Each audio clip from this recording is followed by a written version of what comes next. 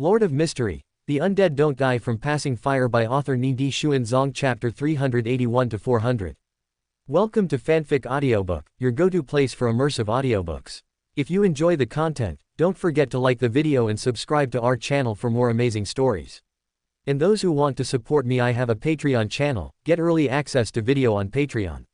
Chapter 381, Ending the War Before the New Year. October 2nd. The Fanfic Kingdom launched a full-scale offensive against Seagull and other nations at all costs, committing almost all their forces as if to decide the war in one decisive battle. At the same time, the Intis Republic finally resolved to betray its former alliance and attacked Seagull and Leuenberg, attempting to cooperate with the Fanfic Kingdom to end the war in the shortest possible time. October 12th. The Kingdom of Seagull had anticipated the betrayal by the Intis Republic, but the Fanfic Kingdom's attack forced them to divert most of their forces to the front lines, leading to a void in the rear. Within just 10 days, Intis successively breached several cities. News of the rear's fall quickly reached the front, severely demoralizing Seagull's soldiers, who were routed by the Fanfic Kingdom's offensive. Leuenberg was slightly stronger than Seagull, but it also suffered the assault of Intis's main army, enduring immense pressure, with its front lines collapsing several times. October 15th. Seagull's capital was breached by the Intis and Fanfic Kingdom's allied forces, and the Intis national flag was raised on the roof of Seagull's royal palace. The Intis and Fanfic allied forces merged and attacked Leuenberg from its weakly defended western side. October 17th. The Fanfic Kingdom used a pincer movement to annihilate Masic's main force, the fortress city of Siegfried fell, and the capital was exposed to Fanfic's main force. October 29th. Masic fell. On the same day, the ruined kingdom's civilized shire completely fell, exposing Constant's flank to the Intis and Fursak allied forces. November 3rd. Constant fell, and Prince Sunia, Prince Grove Augustus, died in battle. November 7th. Belden, a crucial railway hub in Janai County, ruined kingdom, fell to the Fosak's attack. At the same time, Intis troops that had entered civilized shire moved south to invade Masic, attempting to cooperate with the Fanfic Kingdom in its capture. November 8th. The Fursak king announced that they would end the war before the new year and send Fosak soldiers home. December 20th. Backland, city outskirts. A dense fog enveloped the battlefield, making it impossible for soldiers to see targets even 5 meters away. The howling wind swept through, tearing at the fog, occasionally providing clear visibility, only to be quickly filled again by the surging white mist. Boom, boom, boom. The roar of artillery pierced the sky, as shells, wrapped in different lights, whistled through the mist, striking the Fosak positions. In the temporary command post built by Ruin, Grand Duchess Georgina was explaining the current situation to those seated around the conference table, including Alfred Hall, who looked extremely weary. 3 months ago, the constant defense line he was responsible for repelled wave after wave of Fosak attacks. As time passed, they also gradually identified the mysterious organization that had been constantly assassinating Fosak commanders, the Tarot Club, or rather, the Fool's Church. With the help of this unexpected ally, the Fosak's attacks became hesitant, and before each assault, they had to ensure their commander-in-chief was protected by at least 2 demigods, which greatly reduced Alfred's defensive pressure. At that time, Alfred was once very confident that he could hold Constant City against the Fosak's attacks for at least a year. But good times did not last. 3 months ago, the Fosak, Intis, and even Fenboot, as if insane, suddenly launched fierce, no-holds-barred attacks on Ruin and other nations. The result was that the 3 nations paid a far more tragic price than the ruined kingdom, but consequently achieved significant victories in the war. Seagull and Masic had fallen, and Leuenberg could only barely hold on under the Intis and Fenboot's attacks. Meanwhile, the ruined kingdom's Hornassus and Intersea defense lines completely collapsed, civilized shire and Janai County were thoroughly overrun, and the allied forces of Intis and Fursak advanced through Ahova County, reaching the outskirts of Backland. This forced Saint Anthony and other demigods from the Church of the Night, Storm Church, Royalty, and military to personally intervene, jointly establishing Backland's final defense line. Once this defense line was also breached, Alfred's eyes immediately dimmed. Since the outbreak of total war, Fursak had 3 invasion routes. One was to attack the borders Amanda Mountains, attempting to break through the land defense there. Another was to depart from Sunia Island, attack coastal ports, and attempt landings, and the third was to enter through Intersea and invade Backland along the main railway. Due to the presence of the Storm Church and the power of ironclads combined with high-level arbiters, the navies of Fursak and Fenboot never achieved their intended results, and did not even gain control of the sea. On the Amanda Mountains battlefield, the headquarters of the Church of the Night held back wave after wave of attacks and has not fallen to this day, sparing Winter County, Eastchester County, and other areas from the ravages of war. But as long as Ni County falls, no matter how strict and impenetrable the defenses in these two areas are, it will be meaningless. Just as now, if Backland falls, the resistance of the Church of the Night and the Storm Church will also lose all meaning. Alfred licked his dry lips. He truly didn't understand why the Fosak were so insane. Based solely on casualty figures, the casualties of the Fosak and Intis were 5 times theirs. And the casualties of those demigods were also more than 3 times that of Ruin. Since the outbreak of the war, various nations had cultivated a large number of demigods as combat reinforcements. 3 months ago, this number reached its peak. At that time, there were more than 80 demigods belonging solely to the Ruin Kingdom. Half of them came from the Storm Church and the Church of the Night, while the other half were cultivated by the royal family and major noble houses. Compared to them, the Fosak had around 70 demigods, and the Intis had over 80 demigods. Although Ruin held an absolute advantage against any single nation, facing simultaneous attacks from 2 nations, Ruin still had a significant disadvantage. And in these past 3 months, 42 Fosak demigods had fallen, and even 21 Intis demigods had perished. In contrast, only 30 demigods from the Ruin Kingdom had fallen. Of course, this situation only occurred in Ni County, as the fighting here was the most intense. In contrast, the battles in Sonia Sea and the Amanda Mountains were less fierce, with only a handful of demigods falling. A1:2 exchange ratio seemingly favored the Ruin Kingdom. However, even after 63 demigods had fallen, Fosak and Intis still had over 90 demigods. In contrast, the Ruin Kingdom was left with only over 50 demigods. Furthermore, as the front lines continued to advance, the number of these demigods became increasingly stretched. Because even if the enemy had reached Backland, the Amanda Mountains and Sonia Sea still could not be easily abandoned. The Storm Church had gathered over 10 demigods to defend Pasu Island, and the defense line in the Amanda Mountains also required over 20 demigods to stabilize the front. As a result, there were fewer than 20 demigods left to defend Backland. Although the allied forces of Fosak and Intis also needed to commit nearly 30 demigods to the wars in the Amanda Mountains and Sonia Sea, and Intis still needed to allocate over 10 demigods to the attacks on Leuenberg and other nations, they could still deploy nearly 60 demigods to attack Backland. In other words, each of them would have to face 3 times their number of enemies. And this was the result of the Ruin Kingdom completely abandoning the defenses of Masik and Dixie County, and transferring all demigods from the south to Backland. Otherwise, there would be fewer than 10 demigods present here. Listening to Grand Duchess Georgina describe the situation, everyone present felt incredibly heavy-hearted, with the imminent crisis pressing down on them like a mountain, making it hard to breathe. Admiral Emlyn asked in a deep voice, "What about the Fool's Church? Can we seek their help?" Alfred looked at the Minister of Defense, whose left arm was empty, lost during a battle with a Fosak Silver Knight in Constant. And he knew what Amiros was hoping for. During the battle in Ni County, the reason why Intis and Fosak suffered heavy losses despite having nearly twice the number of demigods as the Ruin Kingdom and holding an absolute advantage, was inseparable from the help of the Fool's Church. Of the 67 demigods who fell from Fosak and Intis, at least 47 were due to the Fool's Church. According to intelligence, the Fool's Church had at least 23 demigods.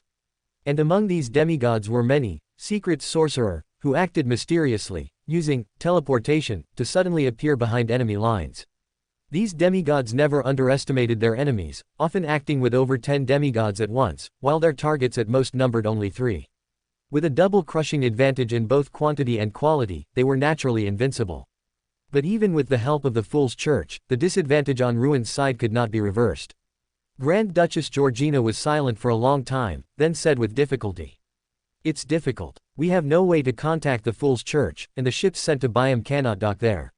Moreover," Georgina paused briefly, looked around, her expression growing more bitter. "Starting half a month ago, the Fool's Church stopped its operations and no longer attacked the demigods of Fosak and Intis. They seem to have encountered some trouble and are unable to extricate themselves." Alfred and the others' hearts sank further.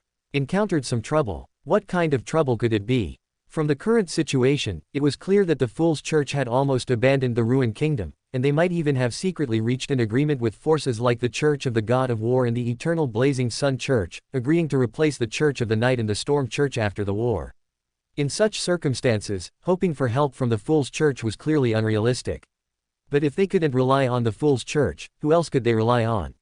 Their ally, Siegel, had been destroyed, and more than half of Masik's territory had fallen under Fenboot's attack, leaving only Leuenberg struggling. Who else could they count on for help? An elder wearing a black robe embroidered with a storm symbol asked in a deep voice. What about the sanguine? Georgina looked at the elder, who wore a black soft hat, his silver eyes unusually serious. He was Archbishop A. Snake, the former Archbishop of the Storm Church in the Beckland Diocese. Although he had been transferred due to dereliction of duty, at this critical moment, he was once again recalled to assist in the defense. Georgina shook her head, smiling bitterly. The sanguine haven't responded either. Even though we've promised enough benefits, for these sanguine, all our promises are unable to move them. After all, the ruined kingdom was on the verge of destruction. What good would any promises of benefits do then? Once Beckland fell, all their promises were destined to be empty checks that could not be cashed. At this, almost everyone's spirits plummeted, their hearts filled with despair. They had no intention of surrendering, yet they saw no hope of victory. Archbishop Anthony slowly spoke. We still have a chance. Grand Duchess Georgina quickly pressed. What chance? In the current situation, she was unwilling to give up any glimmer of hope. Archbishop Anthony looked at them and slowly uttered a word. Divinity War. Alfred and the others' expressions subtly changed. Divinity War, once an incredibly distant term. For although the seven deities had their disagreements, they had never openly clashed, and their followers maintained mutual restraint. For example, the Storm Church, while they always treated followers of the eternal blazing sun as heretics, at least they would not go into the Intis Republic to purge these heretics. But now, with the ruined kingdom on the verge of collapse, a divinity war no longer seemed so remote. Because once the ruined kingdom fell, the Church of the Night and the Storm Church would inevitably be unable to remain unscathed. Divinity war was the ultimate outcome, and their only choice.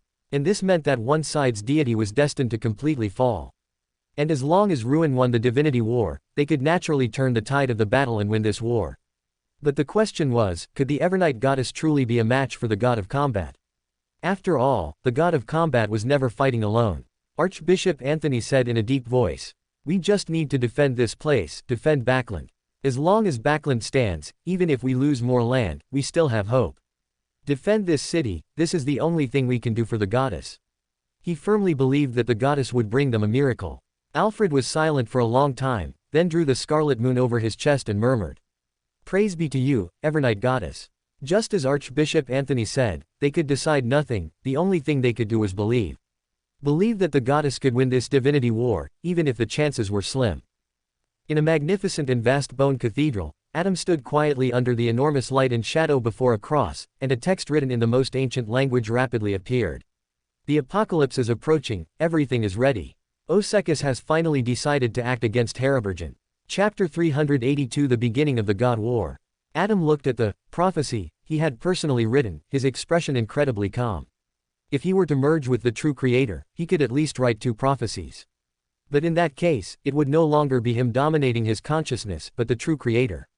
If it really reached an irreversible point, Adam would calmly accept his fate and humble himself. But at least it hadn't reached that point yet, he still had a chance to turn the tables.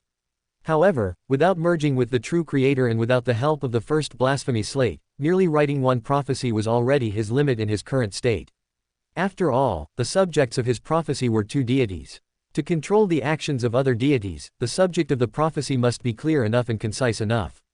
Clarity is to ensure they take action, and conciseness is to avoid them discovering clues, which would cause the prophecy to fail. In this regard, Adam had ample experience. Leuenberg, the battlefield outside the capital Esiala. Condensed crimson fireballs, led by a flaming javelin, flew over the corpse-strewn, weapon-filled, blood-soaked, and smoke-filled ground, landing in the area with makeshift fortifications, creating a continuous series of explosions. Watching the smoke rise and the flames spread, Anderson brushed the dust from his hands, turning his head to his adjutant with a smile. It seems we won't last much longer. Do you have anything you want to leave behind? I can help write your wills. He saw the angry gazes of the surrounding soldiers as he wished, their thoughts so unified. His adjutant said coldly, if it weren't for General Edwina's orders, we wouldn't be taking your commands here. Edwina, huh? Anderson took a deep look at the adjutant, then raised his head to the sky. His gaze pierced through the smoke-filled, flame-engulfed battlefield and saw a lady of considerable beauty. She had a pair of light blue eyes like clear spring water, an oval face, a high nose bridge, and thin lips. Her brown long hair was parted in the middle, tied into a simple yet exquisite knot at the back of her head, and then flowed smoothly downwards. She wore no hat and was dressed in a dark blue army general's uniform. Anderson knew her, Edwina Edwards. Her ancestor, Edwards, was once one of the 4 horsemen of the apocalypse under Emperor Rosal, and was a well-known great noble in the Intis Empire. However, good times didn't last. Emperor Rosal soon fell to the eternal Blazing Sun Church's assassination, and the Edwards family, as dependents of Emperor Rosal, was naturally purged. To avoid the purge, the Edwards family relocated to Leuenberg and became devout followers of the Knowledge Church. It was precisely because of Edwina's loyalty to her faith that she led the Golden Dream back to the Misty Sea at the beginning of the war to assist Seagal's navy in confronting the navies of the Intis Republic and the Feyenopotter Kingdom. And when Seagal completely fell, and its last port was occupied by the Intis, Edwina did not leave. Instead, she disbanded the Golden Dream's crew, returned to Leuenberg alone, and continued to resist the invaders from Intis and Fenboot. It was also because of her loyalty that she gained the opportunity to advance to Sequence 4. Now, she was a battle zone commander on Leuenberg's Esiala defense line. Compared to her, I am indeed far inferior. Anderson gave a self-deprecating smile. He was a Seagal, born in Seagal, studied in Leuenberg, and theoretically also a follower of the Knowledge Church. But compared to Edwina, his faith was not as devout. Coupled with the inherent characteristics of his own pathway, he was not very popular in the Knowledge Church. Well, it should be said he was quite disliked. Otherwise, he wouldn't have had to prepare the advancement ritual and Beander materials himself. Anderson changed the subject, raising an eyebrow. However, I don't think even Edwina can make you fight to the death, can she? Leuenberg's defeat is only a matter of time. Perhaps today, perhaps tomorrow, Esiala will fall. And none of you are loyal followers of the God of Knowledge and Wisdom, so how could you be willing to sacrifice everything for the Knowledge Church? You brought up Edwina, probably just to mislead me, to make me think you would continue to carry out Edwina's orders, thereby lowering my guard against you. Without waiting for the adjutant and Theosoldiers to respond, the hunter smiled and continued, you intend to surrender, right? To protect your family and friends this way. Seeing gazes turn sharply towards him, Anderson clicked his tongue and shook his head. None of you have been Beyonders for long. It's only because of the war that you could obtain the main ingredients for potions from enemies, allowing you to successively become hunter, provoker, pyromaniac, but in terms of conspiracy, you are still too naive. I'm curious, why didn't you try to persuade me to surrender with you? I don't think I usually act that firm, and I'm not a follower of the God of Knowledge and Wisdom. At this point, Anderson thoughtfully glanced at his adjutant. Have the higher-ups on the other side been completely enraged by me, giving orders not to accept my surrender? The adjutant was silent for a few seconds before saying, you already know, why ask? With a swish, the nearby soldiers all raised their right hands, palms facing Anderson, showing extreme tacit agreement. If I don't ask, how can I be sure everyone thinks the same? Anderson said with an unhurried smile. He touched his stomach with his left hand and put his right hand into his pocket, seemingly fumbling for something. At this moment, the sun high in the sky suddenly expanded, becoming extremely massive. The scorching golden sunlight made Anderson and the others completely unable to open their eyes, making it difficult to form any extra thoughts. Immediately after, an illusory tower emerged. Each of its layers was composed of thick books, and on each book, there was a brass-colored eye. The higher the layer, the darker it became, and the more it was filled with madness, destruction, ominousness, and disaster. This tower extended into the sky, as if encompassing the entire world within itself, including the enormous sun. Every movement of Anderson became incredibly difficult. 2 words almost subconsciously popped into his mind. Divine War. Backland, battlefield outside the city. Alfred was engaged in an intense battle with a demigod wearing a Fursak general's uniform, a silver mask, and gloves. The opponent's indestructible defense, the broadsword condensed from dawn, the ability to hide in light, and the rapier that could teleport, put immense pressure on him. The number of demigods in Backland was simply too stretched, which forced them to face multiple demigods at once. Some Beyonders who were only Sequence 5 even had to use 1. Level sealed artifacts to barely contend with those demigods. And demigods like Alfred were forced to face enemies 1 sequence higher than themselves. In fact, if he hadn't accumulated enough experience in the previous months of war, knowing how to guard against this, Silver Knights, attacks, and if the imperative mages, Beander abilities hadn't restricted the opponents, light hiding, and a silver rapier, Beander abilities, he would probably be a corpse by now. But even so, he was still being suppressed by the opponent. After all, the warrior pathway Beyonders, frontal combat ability ranks among the top 3 of the 22 pathways at any sequence. Even without their most powerful Beander abilities, they could still make Alfred, who was exhausted from formulating laws, difficult to resist. At this moment, from the allied forces' position, crimson flaming spears were hurled overwhelming and dense. The Silver Knight did not dodge, stepping forward and swinging the great sword of dawn, pinning Alfred in place. Whoosh, whoosh, whoosh. The overwhelming flaming spears fell one after another, almost covering both demigods. Alfred's pupils contracted sharply. The Silver Knight could remain unaffected due to his powerful defense, but he would almost certainly be pierced by these spears. Though not fatal, it would be enough for the Silver Knight to seize the opportunity, break through his legal restrictions, and launch a thunderous strike. If this continued, he would die sooner or later. Alfred frantically dodged the Silver Knight's attacks, while reaching out and pointing diagonally upwards, quickly saying, "Exile." A majestic and invisible force surged from him, instantly scattering the sky-filling flaming spears. Some were directly destroyed, while the rest were blown off their original trajectory, their power greatly reduced. Before Alfred could even breathe a sigh of relief, the Silver Knight pressed forward again. However, at this moment, the dense fog covering the entire battlefield suddenly vanished, as if it had never existed. Alfred and the Silver Knight, who had just been fighting fiercely, simultaneously stopped their combat, feeling exceptionally weak, even raising an arm seemed difficult. They both looked up and saw, beyond the allied forces' position, at the edge of the boundless plain, a rapidly approaching orange-red light that instantly covered more than half of the sky, obscuring the sun. The area around Backland instantly entered twilight. Dense darkness then appeared on the other side of the sky, quickly colliding with the orange-red twilight. All the soldiers and officers on the entire battlefield instantly fell to the ground, falling into slumber.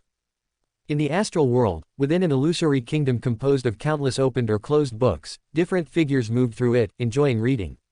But the next second, miniature, scorching suns, one after another, suddenly descended. These countless small suns intertwined, forming an airtight barrier that completely sealed off the kingdom made of books. The dazzling light made it impossible to open one's eyes, and the emitted energy was scorching the world, causing the books to ignite and burn to ashes in the blink of an eye. And within that wondrous kingdom composed of various books, tiny brass-colored specks of light quickly moved across the sun-constructed barrier, outlining mysterious symbols one after another. These dense symbols formed a defense line, obscuring the sun's light, and rapidly analyzing the sun's structural weaknesses. But the next second, outside the illusory kingdom, beyond the blockade formed by these small suns, an exceptionally dazzling, gigantic golden sun quietly arrived. That sun was so immense, large enough to swallow the entire book kingdom. The scorching light it emitted was enough to illuminate the entire world and even the entire galaxy. And at the same time, within the kingdom composed of books, a tower made of countless books stood on the ground. That tower soared into the clouds, and was even continuously rising, its tip piercing through the clouds, piercing through the sun's blockade, directly facing that golden sun. At the tip of the tower, the books opened their brass-colored eyes one after another. Countless eyes simultaneously gazed at that sun. At the same time, countless mysterious symbols suddenly appeared on the surface of the golden sun, wriggling madly like worms under the skin, attempting to form eyes one after another. But as soon as these symbols appeared, they were immediately scorched away by the sun's scorching light, leaving no residue. The golden sun continuously approached, as if to engulf the entire kingdom within its blazing light. But the tower was not to be outdone, continuously expanding, causing the entire kingdom to rapidly expand as well, expanding so much that even the small suns could not completely envelop it. Both sides unleashed their power without reservation, going head-to-head in a destined battle of life and death. Whether for self-preservation or for a higher level, they had no choice. But at this moment, streaks of hazy light illuminated from the void. They were not brilliant, not clear, without any color, as if composed of immense illusory things. These lights were so inconspicuous that the sun's light completely obscured them, preventing the tower from discovering them. By the time the tower discovered them, these hazy lights emanating from the void had already enveloped the tip of the tower. Almost in the blink of an eye, the countless outer books instantly disintegrated, reduced to their most basic particles by the hazy light. Although more books quickly emerged, filling the gaps left by the decomposed books, and corresponding mysterious symbols rapidly appeared on their surface to resist this decomposition. But that golden sun once again released its scorching light. The outer books were destroyed again, this time melted away by the scorching light, leaving no ashes. Under the encirclement of the hazy light and the sun, the tip of the tower was rapidly melted by the sun and decomposed by the hazy light. Although an endless stream of books still surged from below, attempting to fill the gaps and reconstruct the tower's tip. However, their generation speed was far from catching up with their destruction speed. Finally, the tip of the tower was completely destroyed, and its tentacles extending beyond the world were completely severed. The sun had arrived before the illusory kingdom. The hazy light joined the defense line constructed by countless small suns. The brass eyes covering the sun were rapidly decomposed, and along with them, countless books on the ground were also decomposed. If this continued, before long, the entire world would perish. Chapter 383, The Evil Group Beatdown. Within the astral world, a tranquil, boundless darkness stretched out, filled with moon flowers, night-scented grass, and other plants. Suddenly, streaks of orange-red light illuminated this realm, causing some areas to revert to twilight, and flowers and grasses to wither and perish one after another. From the desolate twilight, a colossal, mountain-like figure emerged. Its limbs were disproportionately long, and it wore tattered silver armor. Its face was obscured by a visor, only vaguely revealing a mass of orange-red light. It held an exaggerated longsword, its tip naturally drooping to touch the dark ground. As this terrifying giant walked forward step by step, the longsword continuously dragged through the darkness, causing the ground to split and the twilight to solidify. From the depths of the darkness, an equally massive figure floated out, dragging a long, giant scythe. She wore a layered yet unornamented deep black gown, adorned with countless dazzling points, as if inlaid with the myriad stars of the night. From her ribs and waist, 2 additional arms grew, covered with short, dark fur. In her 6 hands, 2 held the heavy black giant scythe, 2 cradled a crimson the moon, 1 was empty, and 1 tightly gripped an ancient, golden-crafted ornament. The ornament was shaped like a slender bird, surrounded by wings of pale flames. In its bronze eyes, layers of light seemed to form one illusory door after another. The giant showed no surprise at this scene, quickening its pace, gradually approaching a charge. Its longsword, dragging through the darkness and twilight, sparked off points of clear dawn light. At this moment, the moon flowers and night-scented grass on the other side suddenly grew larger, expanding wildly. They quickly became as tall as thousand-year-old trees in a primeval forest, dense and obscuring the sky. Among these trees, a figure entwined with deep green vines and adorned with various herbs and flowers emerged. She was also as massive as a mountain, with a voluptuous figure and flowing robes, cradling an illusory infant. As soon as this figure descended, she pursued the twilight giant, half floating, half flying, approaching the humanoid demonic wolf dragging the pitch-black giant scythe. Rumble. In the boundless dark sky, torrential rivers of water poured down from above, converging into terrifying, monstrous waves. And above those monstrous waves, lightning and gales intertwined, adding another distinct splash of color to this world of intertwining darkness and twilight. The thunder-laden waves descended from the sky, crashing violently upon the primeval forest where numerous tall trees grew, instantly submerging everything. The lightning and gales also swept through, uprooting the trees of this primeval forest, which were then struck by lightning and shattered into pieces. As an ally of the Evernight goddess, when the god of combat and the Earth Mother invaded the Evernight goddess's divine kingdom, the Lord of Storms did not choose to stand by and watch. Because he knew very well that if the Evernight goddess were annihilated, he, left isolated, would undoubtedly become the target of all. The true creator wanted to kill him, the sun also wanted to kill him, and Adam similarly wanted to kill him. And without a sufficiently powerful ally to help, he would find it difficult to survive the upcoming divine war, so he had to take a side in advance. Of course, he could also choose to stand by and watch the Evernight goddess's death, while simultaneously watching the god of combat accommodate the uniqueness of Evernight and death, becoming an outer deity. In that case, he would also have the opportunity to gain a powerful ally, as his pathway did not conflict with the god of combats, and cooperation between them was entirely possible. However, the problem was that this option simply didn't exist for the Lord of Storms.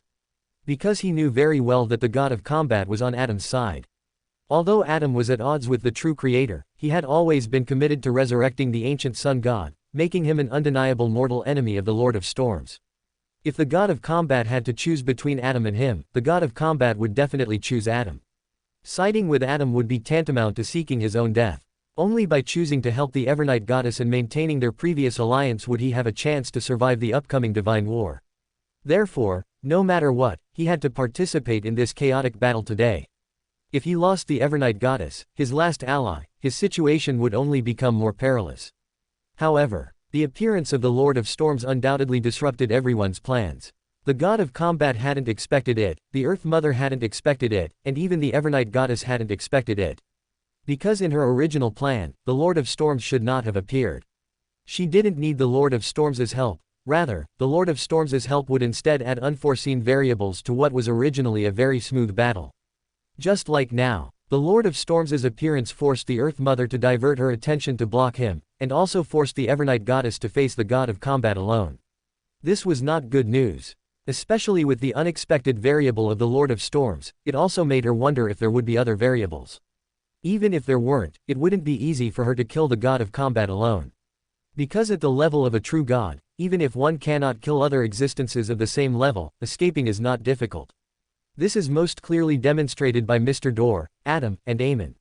As king of angels, they cannot threaten true gods, but they can easily escape from the hands of true gods.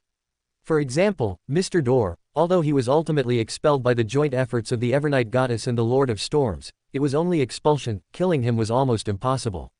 And even if expelled, if there were no influence from outer deity, it would be very simple for Mr. Door to return. Another example is the half-fool of the Antigonus family. The Evernight Goddess dared not kill him, only seal him with eternal slumber. Because if even half a fool were killed, he could use that to break free from eternal slumber and resurrect elsewhere. If even King of Angels were so difficult to kill, true gods naturally go without saying. Even a righteous 3-on-1 might not ultimately lead to victory. The true creator is the best example. Even with the 6 gods working together, they only barely managed to seal the true creator in the forsaken land of the gods, unable to completely kill him. When the ancient sun god fell, the 6 gods failed to kill the true creator because each of the 6 gods had their own ulterior motives. And at that time, the Lord of Storms, the eternal blazing sun, and the god of knowledge and wisdom, who had just obtained uniqueness, had not yet become true gods, and their strength was still insufficient. But at the end of the 4th epoch, when the 6 gods awakened and united to deal with the true creator, there was absolutely no need to hold back. And even under such circumstances, they failed to cause the true creator to fall, which shows how difficult it is to slay a true god. Especially in the current situation, the more people there are, the harder it is to succeed. In the fantastical realm composed of books, the illusory tower, made of countless thick books with brass-colored eyes, had been completely forced back into the world.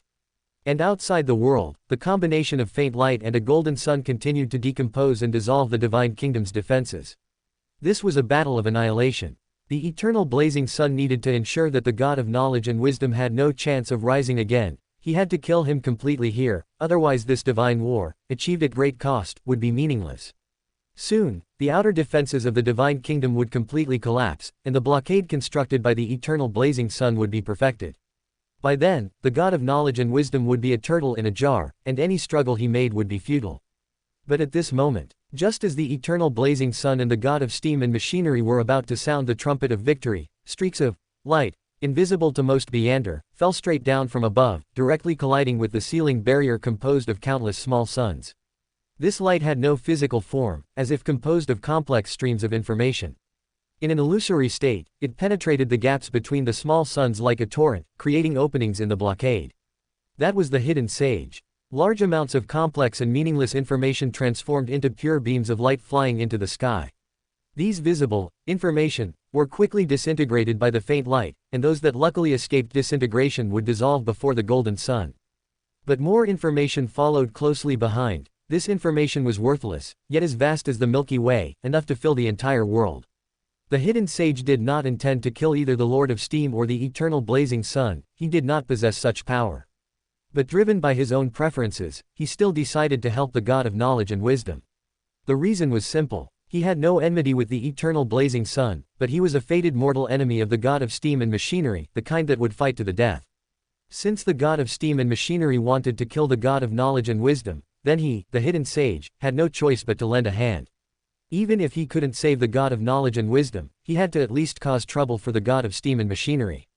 Otherwise, once the god of steam and machinery helped the eternal blazing sun kill the god of knowledge and wisdom, he might use this favor to ask the eternal blazing sun to help him hunt himself. This led to a situation where, although the hidden sage and the god of knowledge and wisdom had no direct interaction, their relationship was genuinely one of mutual dependence. As the hidden sage made his move, faint light surged from nothingness, revealing projection-like scrolls one after another. Some recorded the helplessness and tragedy of humanity facing extraordinary species, some, with epic brushstrokes, recreated scenes of humans experimenting on themselves, attempting to fuse Beander materials to gain power and save their race. Others described the myriad unique folk customs brought about by the Black Emperor. Some contained various inventions, books, and ideas. Still others were like a reproduction of the current world, composed of giant machines spewing steam, increasingly tall buildings, and more practical clothing. These contents made the seemingly thin scrolls feel incredibly profound, for they carried civilization, the enlightenment and development of human society at different stages. A terrifyingly complex torrent of information crashed into those illusory scrolls, rapidly expanding and attempting to tear apart the cage. However, thousands of years of civilization were so profound and vast, and the history left behind by generations of humans, numbering in the billions, was so immense and grand, that it was entirely sufficient to contain the hidden sage's information torrent. But at this very moment, the hidden sage's objective had been achieved. His strength was slightly inferior to that of a true god, he almost never had a chance to kill them. But as long as he could hold back the god of steam and machinery, that would be his victory. And the hidden sage's efforts were not in vain, within the world constructed by books. At the bottom of the illusory tower, an incredibly vast book, millions of kilometers long and wide, used as the foundation of the tower, quietly unfolded. And what that book unfolded was a vibrant world, teeming with countless living beings. Among those beings, two of the most powerful existences flew out of the world, soaring into the sky. They were not human, but an ancient race called Demoness. They were the daughters of chaos, the inheritors of the first fire. But under the cataclysm of flames, this race once faced extinction, yet ultimately, three Demoness stubbornly survived. They regained the blessing of the first fire, reborn in the flames. Among those two powerful Demoness were faces of exquisite beauty, either enchanting and alluring or sacred and pure. Their upper bodies were like artworks meticulously sculpted by the heavens, graceful as startled swans, elegant as swimming dragons, resplendent as autumn chrysanthemums, and vibrant as spring pines. But in stark contrast to their artistic upper bodies, the Demoness's lower halves were spider bodies burning with chaotic flames, covered in numerous sharp spikes, appearing incredibly grotesque. And the other, though incredibly sacred, still had a spider-like lower body. It merely exuded a milky white light representing sanctity, making it feel less terrifying and somewhat more approachable. They embodied different aspects of the first fire, one representing destruction, the other representing life. Throughout long ages, destruction had always protected life. The red spider had always protected the white spider. And as their elder sister, Clanna, who possessed profound knowledge, had always watched over them in secret. The Crag sisters flew high into the sky, supported by countless books converging into a river, and met the suns one by one. As their fingers touched, the symbols on the suns, which had been almost completely dissolved and disintegrated, were reactivated. These revived symbols combined and spread rapidly across the entire surface of the suns, completely eroding them from the outside in. Ultimately, these suns were completely analyzed, transforming into the purest knowledge and symbols, and vanished. Although the golden sun continued to produce small suns to fill the gaps in the blockade, the filling speed could initially only barely keep pace with the disintegration speed. As time went on, the sun's filling speed could no longer keep up with the analysis speed. Because the essence of these suns was the same. As the Demoness sisters gained proficiency in knowledge, their analysis speed increased. One sun node after another was disintegrated by symbols, causing the cracks in the blockade to continuously expand, and the sealed world quickly regained its vitality. The books on the ground that had been scorched and burned also got a chance to breathe, and more books began to regenerate. They reformed the spire of the tower, broke through the blockade, and faced the sun directly. Chapter 384, A Righteous Siege. Outside Serenity Chapel in the Amanda Mountains.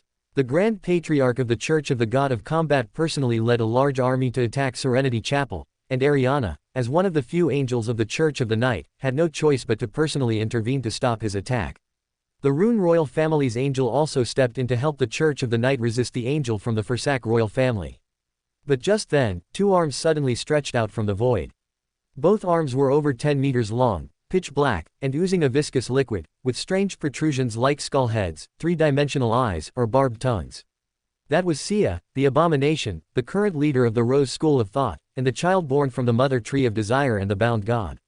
On the battlefield, the Fosak soldiers charging towards the Rune positions suddenly went mad. They either swung their swords at their comrades or raised their guns, aimed at themselves, and pulled the trigger. The appearance of Sia, the abomination, corrupted the surrounding living beings, causing them to completely lose their minds and slaughter each other in uncontrolled madness. Even the Fosak demigods were not spared, struggling against the corruption and madness brought by the angel. Within the Rune positions, the Rune soldiers were similarly affected. Transparent blisters appeared on their skin, and their minds were filled with thoughts of venting various emotions and desires. Before long, they would go mad one by one, just like the Fosak, turning into irrational beasts. Suddenly, they heard chanting. It was a chanting composed of holy and ethereal voices, one after another. The chanting came from Serenity Chapel, as if multiple choirs were praising the goddess. They successively fell asleep, behind the fortifications, in the trenches, and by the streets. They dreamt of a tranquil darkness, of moonflowers and clusters of night-scented grass, their bodies and minds extremely peaceful, no longer eroded by evil. Inside Serenity Chapel, Saintess Irina struggled to maintain the dream that enveloped the entire mountain range, her expression inevitably showing some worry. Because she was currently powerless to intervene in the battle between the angels, she could only watch as Ariana was besieged by two angels. In the sky, a writhing mass of flesh covered in black viscous liquid emerged from the void, forming the body of this abomination. She was like a giant tree doused in oil, her spreading branches formed by numerous arms with strange protrusions. On the trunk, on the surface of the viscous black liquid, countless bloodshot black and white eyes rolled around, instantly emptying the sanity of onlookers, turning them into rabbits, goats, and fat pigs. Dozens, even hundreds, of her arms rapidly extended outwards, some blocked the sky, some burrowed into the earth, some converged from all directions, and some directly grasped at Ariana, who was struggling against the Grand Patriarch of the Church of the God of Combat. Crack! Dozens of arms violently struck Ariana, but at a distance of only a few meters from her, these arms seemed to hit an invisible barrier, unable to reach the nearby target. It was as if the space between them was divided into two independent parts, and neither could interfere with the target in the other space. Sia, the abomination, looked up as if sensing something. She saw a solemn-faced middle-aged man with void black hair mixed with a few white strands appear before her. His rippling, layered azure eyes seemed to carry a hint of disdain, as if saying, "I can't fight outer gods, but can't I fight you?" Seeing her attack obstructed, Sia, the abomination, immediately let out a shriek that pierced the spirit body, causing all five angels, regardless of friend or foe, to tremble simultaneously and momentarily stiffen. The crimson moonlight in midair grew denser, and a scene was presented on a red curtain. At the core of that scene was a mummy wrapped in yellowed bandages, pierced by countless brownish-red branches and suspended in midair. Her belly was heavily distended, and at times a certain area would bulge and then deflate, as if new life was being conceived. The mummy's mouth opened and closed, screaming incessantly. Although Ariana could not hear the actual sound, a pain resonated within her body and soul, making her bear the mummy's suffering little by little. The bound god. Sia, the abomination's previous shriek was composed of ancient Hermes language words overlapping in a way beyond human imagination, essentially a prayer to the bound god, and she successfully received a response. The bound god is not a true god, but a king of angels who accommodated the uniqueness of the chained pathway and two sequence 1 characteristics. After giving birth to Sia, the abomination, she even lost one sequence 1 characteristic. Now, she has completely become a puppet of the mother tree of desire.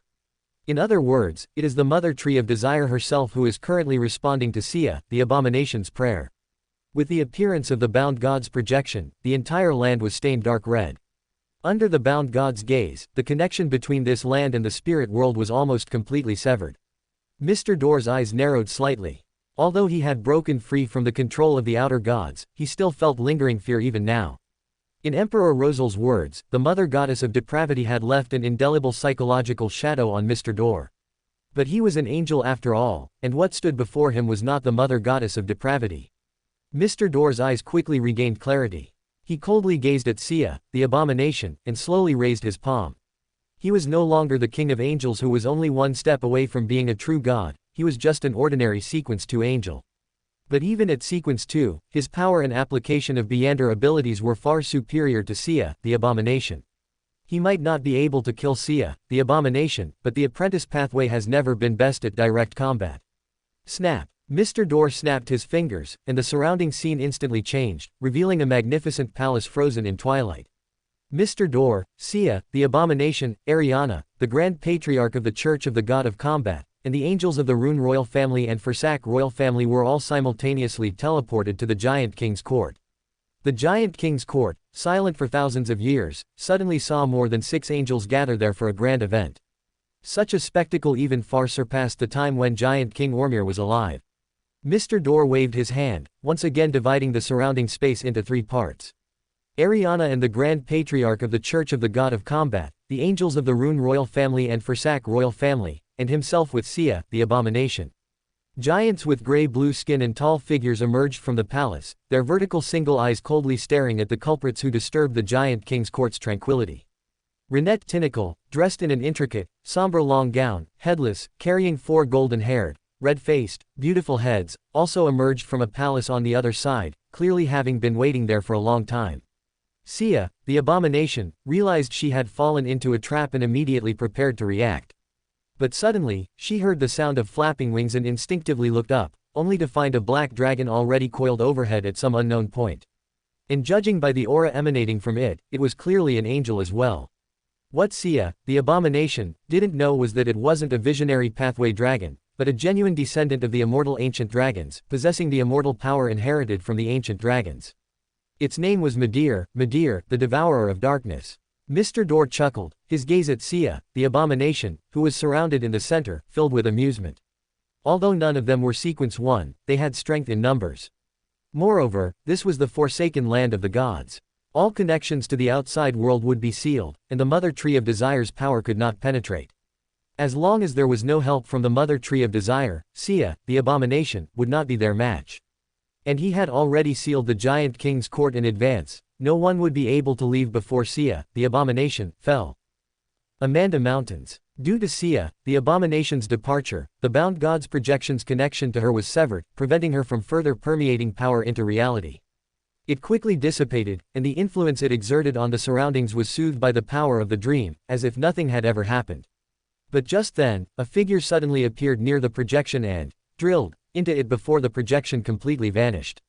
As a tendril of the outer gods invading this world, the existence of the bound god was crucial.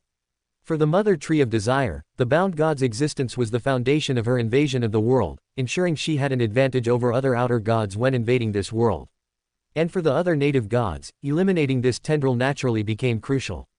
However, because the bound god herself was merely a king of angels, and had even lost a Sequence 1 Beander characteristic after giving birth to Sia, the abomination, coupled with the torture from the Mother Tree of Desire, this made the god herself incredibly weak, sustained entirely by the power transmitted from the Mother Tree of Desire.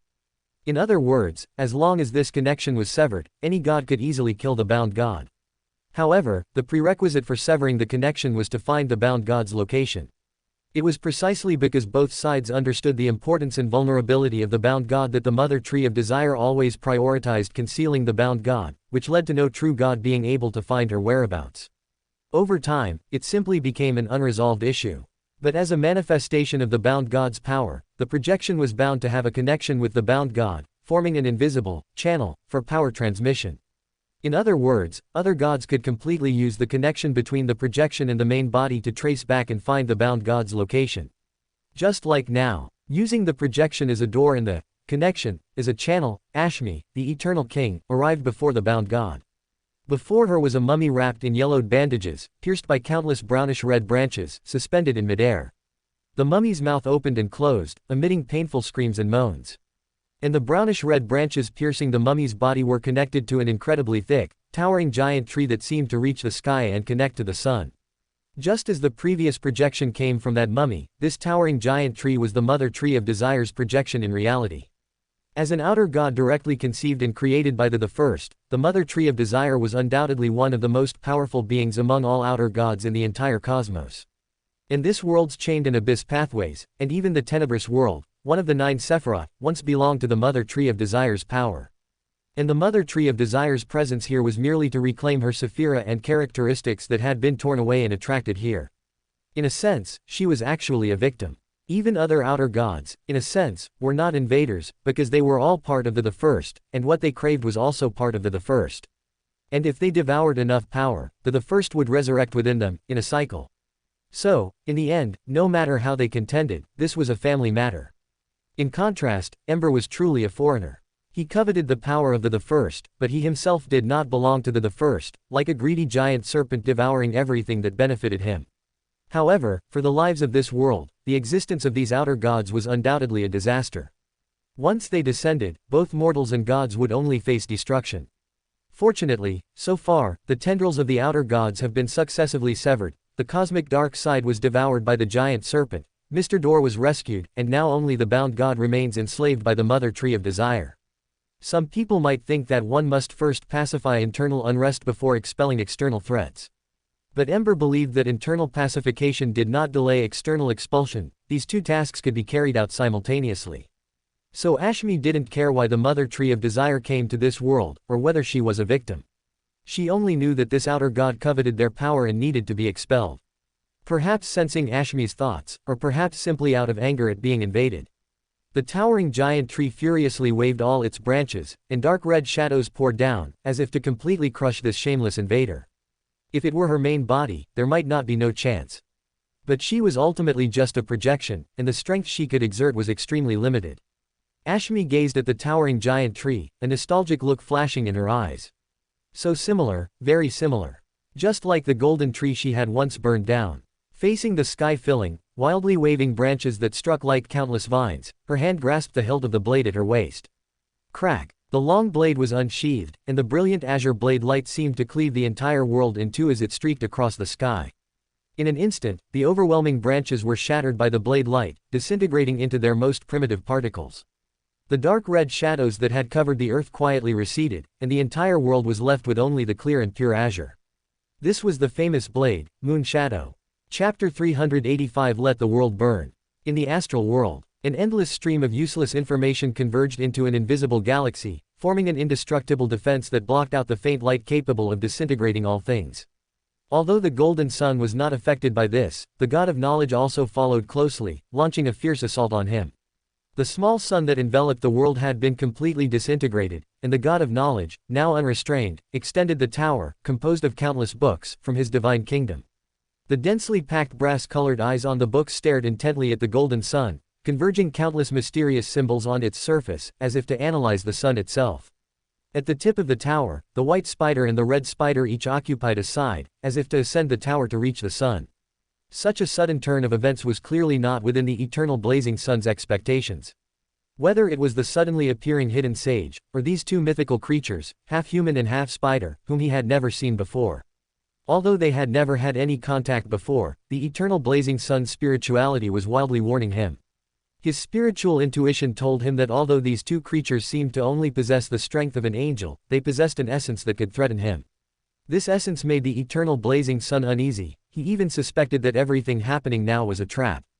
And when the eternal blazing sun realized this, he had already made a choice, a strategic retreat. With almost no hesitation, the golden sun immediately began to move away from the tower, away from the divine kingdom composed of knowledge-filled books. Because the eternal blazing sun knew very well that without the Lord of Steam's help, he had no certainty of victory facing the god of knowledge and wisdom alone. And in the current situation, he not only lost the help of his only ally, but the other side had two allies capable of threatening him. Under such circumstances, continuing to fight would only make the situation increasingly unfavorable for him. Taking advantage of the fact that no truly irreversible damage had occurred yet, cutting losses in time was the wisest approach. Anyway, he was currently in control, so at most he would retreat to his divine kingdom. While there would be no gains, there would also be no losses. With this thought, the golden sun accelerated its departure. Seeing this, the faint glimmer, which had been trying to break through the information flow's obstruction, immediately abandoned its intention to continue entanglement. Otherwise, it too would face a situation of being, justly, 2-on-1, with the risk of falling. The tower symbolizing the god of knowledge and wisdom no longer grew upwards, and the demoness at the tower's tip did not pursue the victory. They simply watched the astral world calmly, watching the golden sun gradually receding. However, the hidden sage on the other side, seeing the Lord of Steam and the eternal blazing sun attempting to leave the battlefield, seemed unwilling to let them go. The vast information flow once again formed a magnificent great wall like the Milky Way, blocking their path. The hidden sage seemed determined that even if the god of knowledge and wisdom was not prepared to cooperate with his actions, he would not let them leave just like that. This time, the Lord of Steam did not materialize a scroll of history to carry these information flows, because the eternal blazing sun had already acted before him.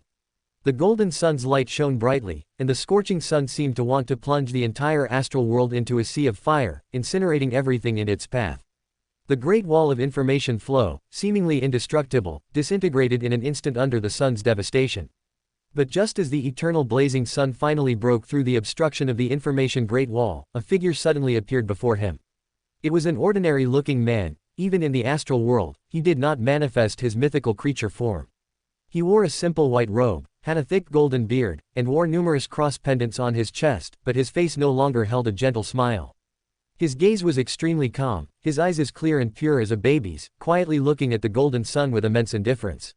In the boundless darkness, the undying great serpent, massive enough to swallow stars, coiled up, its enormous head staring intently at the golden sun, its scarlet vertical pupils filled with greed. In that dark kingdom, filled with moonflowers and night-scented grass, the twilight giant's longsword fiercely struck the heavy, pitch-black scythe, launching one furious assault after another. He was the god of combat, the never-yielding god of combat. The moment he decided to act against the Evernight goddess, he had already made up his mind, succeed or die trying. Because the god of combat knew very well that he and the Evernight goddess were destined mortal enemies and could not coexist. Unlike the three-way standoff among true gods like the eternal blazing sun, where any two parties initiating a divine war could be exploited by a third party, leading to none of the three easily starting a divine war. However, the pathway corresponding to the river of eternal darkness had only three paths, and only two true gods. Other true gods would not covet their authority, because the power of non-adjacent pathways would only cause them to lose control. In other words, the conflict between him and the Evernight goddess was a complete zero-sum game, with the winner taking all. The Evernight goddess wanted to kill him, and he likewise wanted to kill the Evernight goddess, and now was the best opportunity. The Loan kingdom was already on the verge of collapse, and the Evernight goddess's faith had been widely shaken, which would inevitably affect the Evernight goddess's state. Because the Evernight goddess had grown accustomed to using a large amount of faith to counter the first's corruption, and now, once she lost the anchoring of this faith, the previously established balance would be broken, forcing the Evernight goddess to expend more energy to counter the first's corruption, and her state would naturally worsen. In contrast, the god of combat's current state remained at its peak.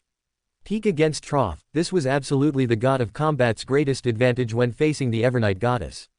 And once the Evernight goddess survived this divine war, the Evernight goddess, who had already mastered the uniqueness of the death pathway, would sooner or later completely overwhelm the god of combat, who only controlled the twilight giant pathway.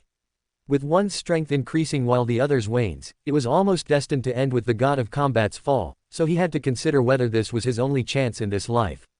Today, only one person could walk out of this divine kingdom alive. In the astral world, within a world supported by colossal brown trees.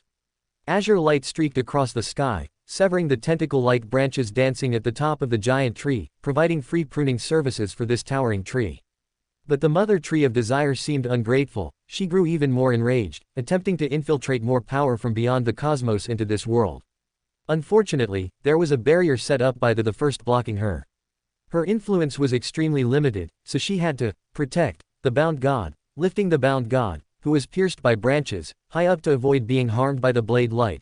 This was her medium connecting to the world. Once the bound god was killed, her connection to the entire world would be severed. That was why she had continuously tormented the bound god for the past 1,000 years, even separating out the abomination, Saya. All of this was to reduce the bound god's resistance, so as to better control this medium. But Ashmi's appearance made her sense a crisis. If she couldn't expel the other party from this world, she would inevitably lose this soul medium. Having suddenly lost the cosmic dark side over 100 years ago, the mother tree of desire could not afford any more losses. Once even the bound god medium was eliminated, she would be unable to exert much influence on this world for the dozen years until the barrier was completely removed. And a dozen years would be enough for other existences to shape the chained pathway and even the tenebrous world Saphira into their own form. In other words, she would completely lose this corresponding portion of power. This was by no means an unfounded assumption, because the abyss pathway was the best proof. Even though she had initially completed her control over the cosmic dark side at that time, the other party was still swallowed by the great serpent in an instant, and the connection was completely severed. Over the past 100 years, her connection with the abyss pathway gradually weakened, and eventually she could no longer even sense the existence of this pathway. This meant that she had completely lost this portion of power. Although it could be reclaimed afterwards, this power no longer belonged to her, which meant she would need to digest it anew. And this, in turn, would inevitably put her at a disadvantage in confrontations with other outer gods. Therefore, she absolutely could not lose. With this thought, the mother tree of desire unhesitatingly poured more power from beyond the cosmos, and the earth was once again stained dark red. Even the blade light, which seemed capable of severing everything, was suppressed by the dark red shadows, appearing incredibly dim. On the tower, the red spider crag, whose body burned with chaotic flames like a devil incarnate, gazed at the undying great serpent in the distance. A hint of wariness flashed across her beautiful face as she frowned and asked, "Do you know him?" The white spider gently replied, "He possesses an immortal characteristic, but it's very faint, not inherited from the ancient dragons, more like a world serpent. But he doesn't have the world serpent's traits, so he shouldn't be a descendant of a world serpent." She looked at the giant serpent, which was opening its bloody maw, attempting to swallow the eternal blazing sun whole, and said with some doubt, "Perhaps, it was obtained through consumption." The red spider crag extended her fair hand, lightly licked it with the tip of her pink tongue, and with a charming expression, seemed to be gloating. "Looks like it. The world serpent race had always been a troublemaker. Their strength might not be very great, even the most ordinary Lord of Cinder had a chance to slay them. But these crawling creatures hid deep enough that even Sun King Gwyn couldn't wipe them out, only able to divide and pacify them. There was Frampt as a buffer between the gods and the world serpents, but the relationship between the demonesses and the world serpents was even more pure, and even worse, especially that great serpent named Kaz. If not for his instigation, many things might never have happened at all. If not for the world serpents hiding too deeply, coupled with the fact that their existence had no relation to the first fire, they could completely detach from the first fire and the world itself and still live freely and unrestrained. This led to them being unable to find any trace of the world serpents, making it impossible to even wipe them out. And when they entered the sanctuary and left Lordran, the world serpents would probably naturally become the masters of the world, just like the immortal ancient dragons once were. But from the current perspective, their dominant position was clearly not so stable. This undying great serpent before them was the best proof. The white spider gently caressed the books that formed the tower, and softly asked, "Are we not going to act? If Adam obtains the sun, your situation will be very dangerous." A soft voice echoed in their ears. "No need, it's all the same. We have our mission. As for the rest, it's not within our plan. Then let's begin." Crag's lips curved slightly, and the chaotic flames on her body burned even more intensely. The splashing sparks even infected the surrounding books, and these flames rapidly spread, extending from the tower's tip all the way to its base, as if to burn the entire tower to ashes. But if one looked closely, they would find that these flames did not incinerate the books like the sun had earlier. Instead, they formed a peculiar symbiotic relationship with the books. The surfaces of the books burned with chaotic flames, seemingly inscribed with forbidden knowledge from hell. And almost at the same time, the white spider's body also began to burn. The sacred milky white light instantly expanded by a circle, spreading outwards like ripples. And within that light, sacred flames were contained, spreading throughout the entire world as the light expanded. Crack! With a soft sound, the base of the tower suddenly collapsed. The entire tower disintegrated in an instant, and the countless books that formed the tower scattered from the sky like rain. And without exception, all the books were burning with flames. At this moment, the entire world began to burn. The countless thick books were covered by flames from the inside out, and the content recorded on them changed accordingly. Even the brass-colored eyes changed color under the invasion of the flames, becoming either red symbolizing chaos, or white symbolizing light, or orange-yellow symbolizing pure heat. The flames did not burn the books, but rather added many traits that did not originally belong to them. In the sanctuary, almost everyone knew that the first fire was divided into 9 parts, and those who possessed king souls were called Lords of Cinder. But few knew that among all the Lords of Cinder, only the Demoness Sisters were the most special, because each of the 3 remaining Demonesses of Izalith possessed a unique king soul. This was an honor exclusive to the Demoness Sisters, and also a trust exclusive to them. Adam looked at the world engulfed in fire in the distance, and silently closed his eyes. When he fell, Harabergen was still alive. Harabergen successfully seized the authority of knowledge, but he ultimately failed to become a god. He died on the eve of his deification. At that time, he was only the king of angels and had suspicions, but no evidence. And the eternal blazing sun and others never had any doubts from beginning to end. After all, Harabergen had always appeared in his mythical creature form, so who would suspect that a true god would die inexplicably, without any warning? Chapter 386 Moonlight, Shine. Above the Fool, in the ancient palace, Klein sat quietly on the high-backed chair belonging to the Fool. He could sense the divine war erupting in the astral world, but he couldn't accurately know what was happening. Simply put, his vision hadn't been lit up yet. If there were his believers on the battlefield, or if someone prayed to him, he might be able to observe what was happening. For example, he could see Mr. Dor and others cooperating with Midir to besiege the abomination, Sikar, because Mr. Dor and Grossel were both his believers, so he had the vision of the giant king's court and could see everything happening there. But a divine war was completely different. Firstly, Klein was not personally involved, and secondly, the two sides of the divine war had no substantial connection to him. And even if he wanted to use prophecy to peek into the secrets, he had no corresponding medium. So unless he was present, he couldn't know the process of the divine war. He could only guess the specific details of the divine war through its projection in the real world. But suddenly, his vision was lit up. In the astral world, which was originally shrouded in war fog, a certain area was suddenly lit up by fire, and in the ethereal, it established a close and mysterious connection with him, with the Fool, and with Saphira Castle. He saw the divine kingdom of the God of knowledge and wisdom, which was a world composed of books. And at this moment, those books were burning with flames of different brightness, seemingly wanting to ignite the entire world. And Klein had already realized that the connection between Saphira Castle and the God of knowledge and wisdom was established by those flames. In other words, both sides possessed the same essence. The flame that ignited the world was the first fire. His gaze swept over the collapsing tower and saw two figures within it, two demoness whose upper bodies were human and lower bodies were spiders. Red Spider and White Spider. As expected, Klein murmured softly. When he heard the name, Klana, from Edwina before, he had a faint suspicion. This name undoubtedly belonged to the true name of a true god, otherwise, she wouldn't receive such attention. That was a unique authority belonging to a deity. Yet, such a true god, for some unknown reason, was serving in the church of the God of knowledge and wisdom and even had the leisure to be Edwina's teacher. Wasn't the identity of this deity about to be revealed? Who else could be a true god serving in the church of the God of knowledge and wisdom besides the God of knowledge and wisdom? Klana equals God of knowledge and wisdom. This idea had been planted in Klein's mind a long time ago. It was just that he had always tried his best to avoid associating himself with this aspect. Because from all the information he had, the God of knowledge and wisdom should have been the former wisdom angel, Harabergen. The latter gained great benefits when the ancient sun god fell and ascended to godhood through it, and everything seemed to make sense.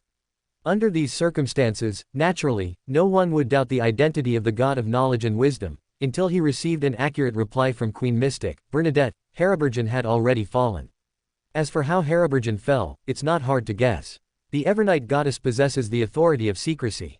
If she personally acted, she could completely bury all the details of what happened. Coupled with her allies among the deities, slaying the wisdom angel Harabergen, who had not yet become a god, was not difficult. As for how to conceal the fact that the God of knowledge and wisdom had changed afterwards, Klein had no clue. Theoretically, Aemon could do such a thing. Because his authority includes the manipulation of fate. He could completely transfer the fate of the wisdom angel onto Klana, making everyone believe that Klana was the wisdom angel, Harabergen. But this was clearly unrealistic, because the Evernight goddess would not cooperate with Aemon. And given Amon's personality, he would not trust the Evernight goddess, but would instead suspect that the other party had some conspiracy. After all, they had always belonged to different factions and had no common interests to speak of. Klein pondered hard, truly unable to think of a second method besides Aemon.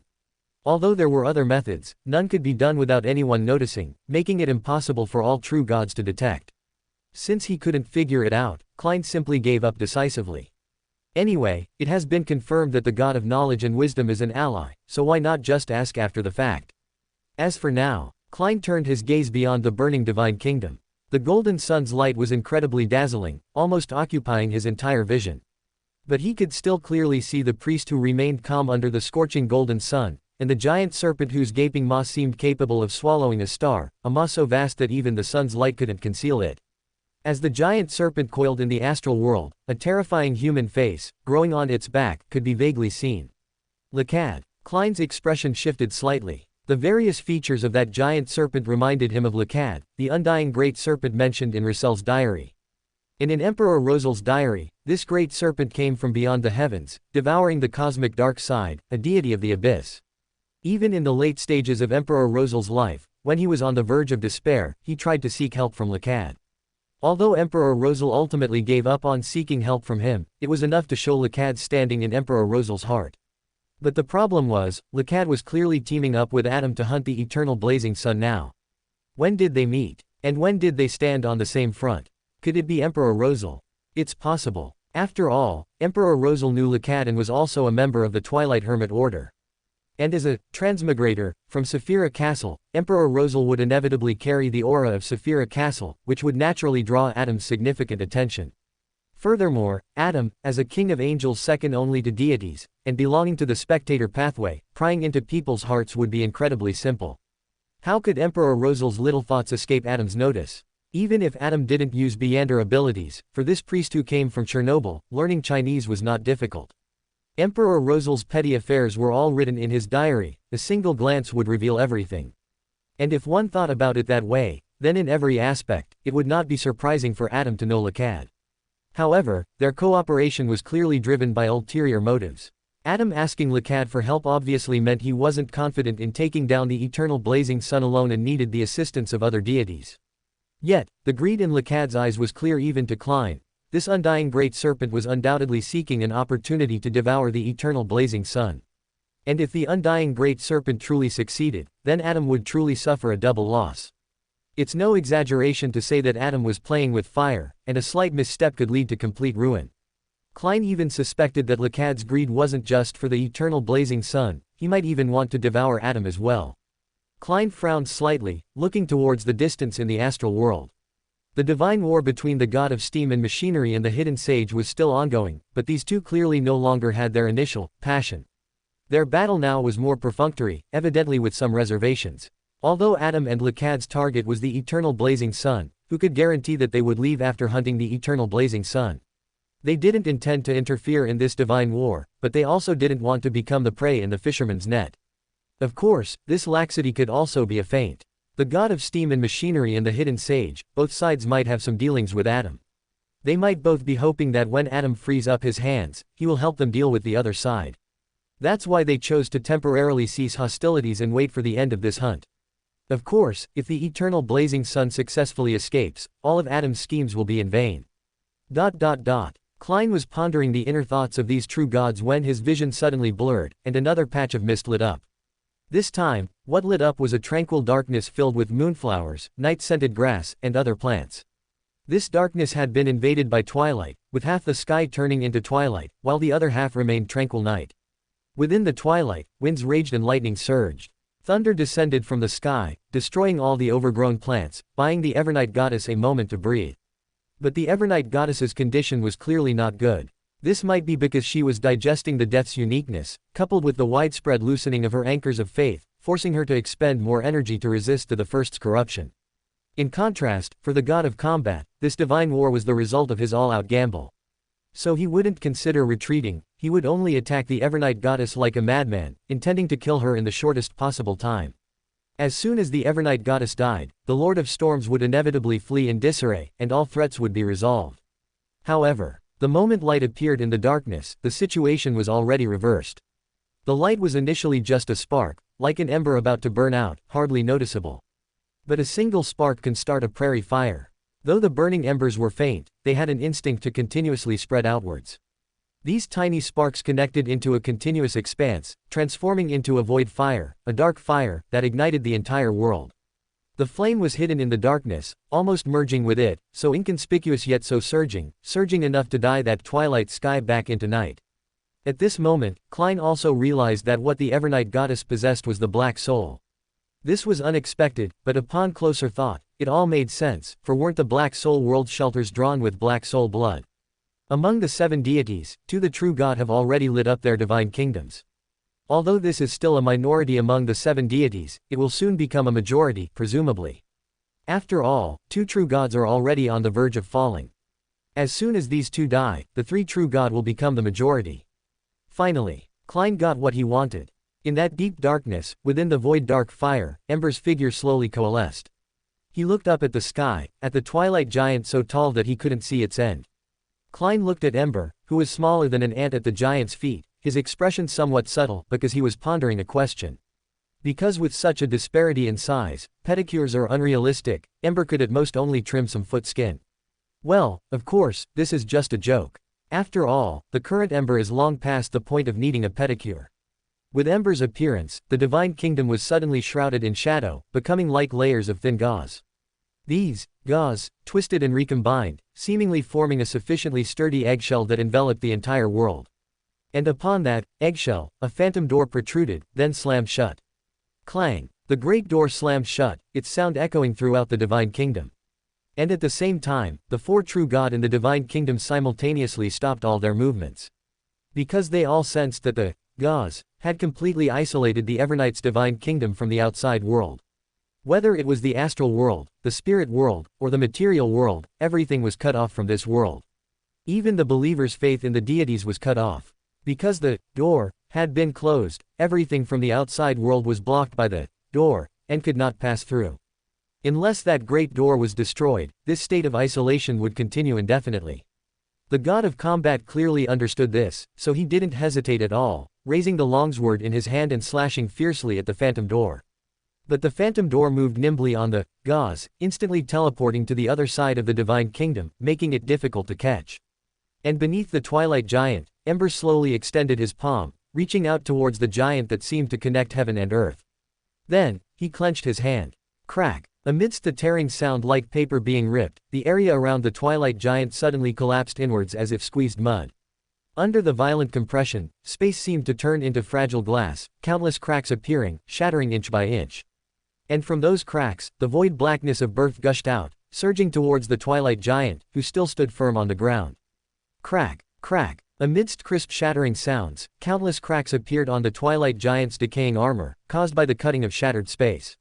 Even a physique as strong as the twilight giant's couldn't withstand this blow capable of destroying space. And at the same time, Ember had already drawn the longsword from his back, the moonlight greatsword, entirely dark blue, as lustrous and clear as moonlight. Ember raised the moonlight greatsword above his head, the dark blue moonlight incredibly dazzling. With a swing, the accumulated moonlight transformed into a brilliant torrent. That dazzling moonlight dispelled the darkness and shattered the twilight, hanging across the sky like a beautiful galaxy. Above the galaxy, a dark moon loomed, casting its cold light upon the earth. The twilight giant clearly felt threatened, he didn't intend to sit idly by. But just as he was about to act, a heavy, pitch-black scythe had already appeared horizontally before him. This was never a one-on-one fight. Chapter 387 Death is not the destination. Roar! The black dragon circling in the sky tilted its head and breathed downwards, but what it exhaled was not fire, but white mist, the fatal white mist that had once killed it and eventually merged with its ashes. Open black lens bracket fatal white mist close black lens bracket. Open black lens bracket one of the most dangerous spells used by the dragon's spy. Even its existence can only be revealed to trusted individuals. It can emit a continuous stream of white mist that erodes health. But the caster will also be affected. The corpses are in a silent white mist. But their faces are twisted with screams. That horrific sight earned them the name of terror, close black lens bracket. The fatal white mist, pouring down from high altitude like a river, instantly enveloped this sealed space, filling every possible hiding area. Walls and ground alike gradually crumbled under the white mist's corrosion, leaving the abomination, Saya, who was trying to escape, nowhere to hide. Finally, under the continuous erosion of the white mist, the figure of the abomination, Saya, irresistibly emerged from a high tower. Its body was tattered, its black arms corroded by the white mist, mostly festering, emitting black smoke and dripping black viscous liquid. Roar! The black dragon in the sky let out a deafening roar. The next moment, it ignored the terrifying erosion of the white mist, flapped its wings, and directly swooped down towards the abomination, Saya, below. At this moment, the abomination, Saya, deeply troubled by the white mist and still busy dispelling its corrosive effects, had no time to dodge and was directly hit by the dragon charge swooping down from the sky. Bang! The abomination, Saya's body was thrown high like a broken rag doll. Before it could land, it was hit again by the black dragon, and then a third time. Despite having means of ranged attack, the black dragon seemed to greatly enjoy this close-quarters combat, or rather, slaughter. Splat! The abomination, Saya, fell heavily to the ground. The white mist continued to erode its body, its origin, and its meander characteristic. It desperately wanted to escape. It had wanted to escape the moment its connection with the mother tree of desire was severed. But the surrounding space was completely sealed, coupled with the siege of 4 angels, leaving it no chance to escape. It could only be trapped and die under this solidified twilight, witnessed by the tall but empty buildings in the giant king's court, on the verge of death. Finally, specks of light seeped out from its body. That was the light of meander characteristic. No. In the astral world, the unwilling roar of the golden sun echoed through the sky, even reaching the minds of its believers in the real world. At almost the same time, eternal blazing sun believers all over the world fell into a daze. They seemed to see a huge golden sun, a sun entangled and bound by a giant serpent, pierced by a cross, and on the verge of death. The giant serpent greedily devoured the power of the eternal blazing sun, and the cross continuously absorbed the sun's radiance, making the golden sun grow dimmer and its emitted light weaker. The golden sun was thus drained of its essence little by little. Eventually, like a dim star reaching the end of its lifespan, it had a final burst of light before dying, ending its life with a violent explosion. In an instant, the entire astral world fell into silence and darkness. Because all light, all sound, were taken away by the golden sun's self-detonation. Boom! In that violent explosion, the undying great serpent wrapped around the golden sun's body suffered the most damage. It was blown away by the immense force. Countless scales, each the size of a continent, were blown off, revealing its bloody bones and organs.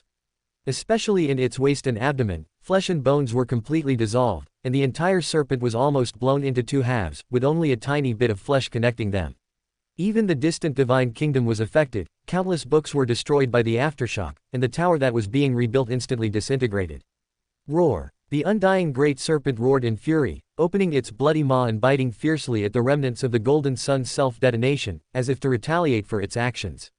But Adam had already anticipated all of this before then. The previous explosion had not affected him at all.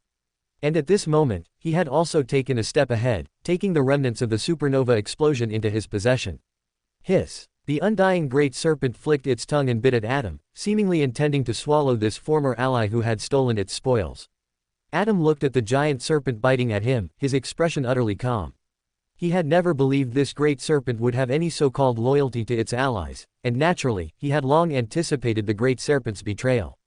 To this great serpent that sought to devour everything, whether it was the eternal blazing sun or other deities, they were merely food in its mouth, just like the cosmic dark side that it had completely devoured and digested.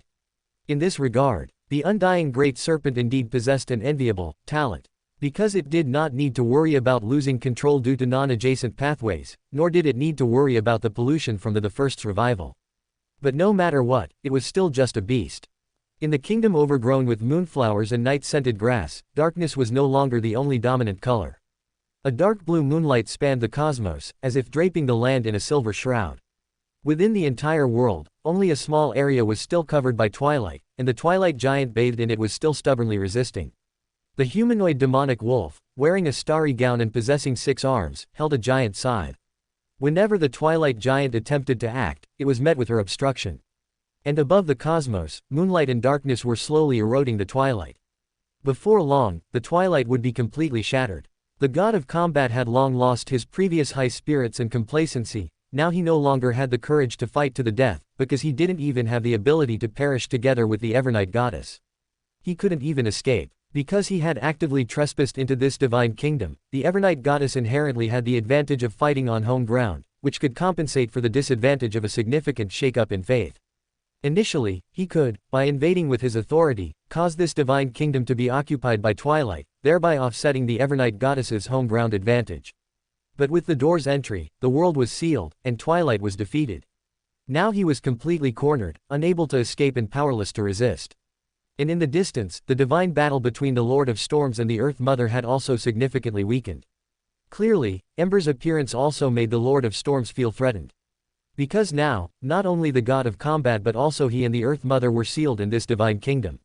Although Ember and Evernight's target seemed to be only the god of combat, and his pathway was not adjacent to either of theirs, plus he was here to help this time, theoretically there was no conflict between them, and Evernight and Ember would naturally not attack him.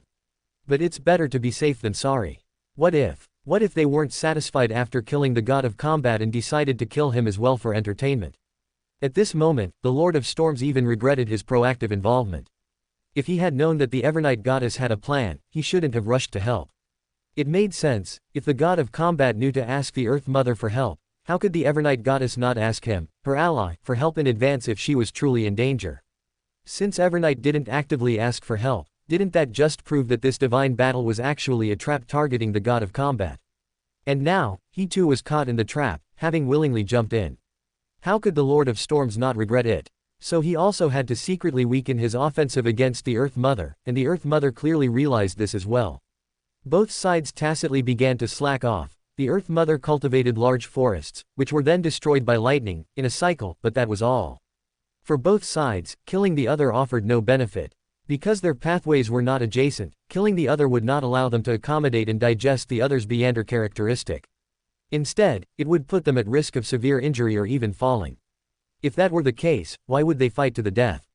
From beginning to end, they had not truly focused their attention on each other, but were closely watching the battlefield of Evernight and Twilight. Although neither side explicitly stated it, the Lord of Storms believed the Earth Mother was a smart person. Once the god of combat falls, and if Evernight and the others are unwilling to lift the seal on the Divine Kingdom, then he and the Earth Mother would have no choice but to form an alliance and seek an opportunity to break through the seal.